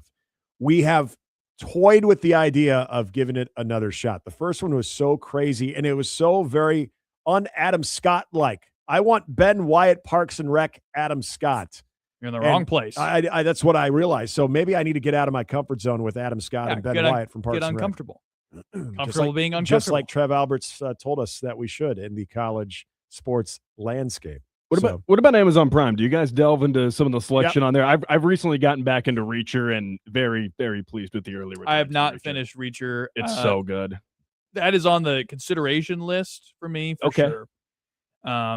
Amazon Prime's got some nice original selections. I get to like 11 o'clock and I'm like, all right, I'm going to watch an episode of a show before I go to bed. And I usually end up like bailing and be like, I'm too tired. I'm just going to read a chapter of my book and go to sleep. Very first show I watched on Prime, And they never did any more seasons of it, but it was so good. It was really funny. It was a comedy. Catastrophe. Yes. Did you? Catastrophe was great. Yes. That was one of the first Prime shows I ever watched. I used to was bawl so laughing mad. at that. God, that was a good movie or show. Good TV I mean, show. essentially a movie. I mean, right? yeah. I mean, it was 8 episodes or how many episodes? No. No. They did more. They did 4 seasons of the show. Of Catastrophe, they did. Yeah. Maybe that's what you need to go back and watch. Wow. There you go, Nick. I only remember one. I thought it was just one, maybe 2. Unless I'm looking at a different Catastrophe, 2015 to 2019. Oh, that would be huge. Is Rob a character on the show? Yes. Okay, then Yep. yeah, it's the same one. Yeah. Shane says Blaney. Lioness on Paramount. It's another suggestion that he's got Okay. going. All right. I always like. I've wanted to get into Paramount just so I can do because I've never done any of the Dutton stuff. Once Yellowstone decided that they're closing up shop and they're just going to do it's just so many damn spinoffs off of it. Even when Yellowstone was going, if you don't have Kevin Costner in it, I'm sorry, I'm good. No, I that's Yellowstone. I haven't seen any of it. That's what I'm saying. Oh, Yellowstone's good. That's the only thing good. I would I get like it. Paramount for, I think. They have all the old Mission Impossibles from like the 1960s. And as a guy who loves classic TV shows, I'm a sucker for some old Mission Impossible. That's a movie. Love You those. guys ever get down with? No, Little there's Rebel? a series. It's like 5 seasons, Grant. You got to check it out. Have you guys gotten down with Rebel and Crew? No. Spin off of Paw Patrol? Nope, that's I don't know what you're missing. I'm Haven't not in gotten the onto right that. demo for that. I'm just saying. It's out there if you want to give it a whirl. Oh, hey, or a little late K-pop Demon news, Hunters, late too. news here. Oh, Vita oh, Vea, oh, Vita oh. Vea and the Bucks 2-year extension. Yeah, you knew that was going to happen. Good job, Vita Vea. Good All for right. Vita Vea. Holding in pays off, literally. Big men gets paid. There you go. All right. Don't forget, coming up, Sports Nightly right after us. Your home for Husker Sports, AM 590 WOW. Justice Rhodey and Grant Hansen. I'm Nick Handley. Thank you all so much for tuning in to Handley and Hansen on AM 590 WOW. Big show tomorrow. And until then, have a great rest of your evening. Good night.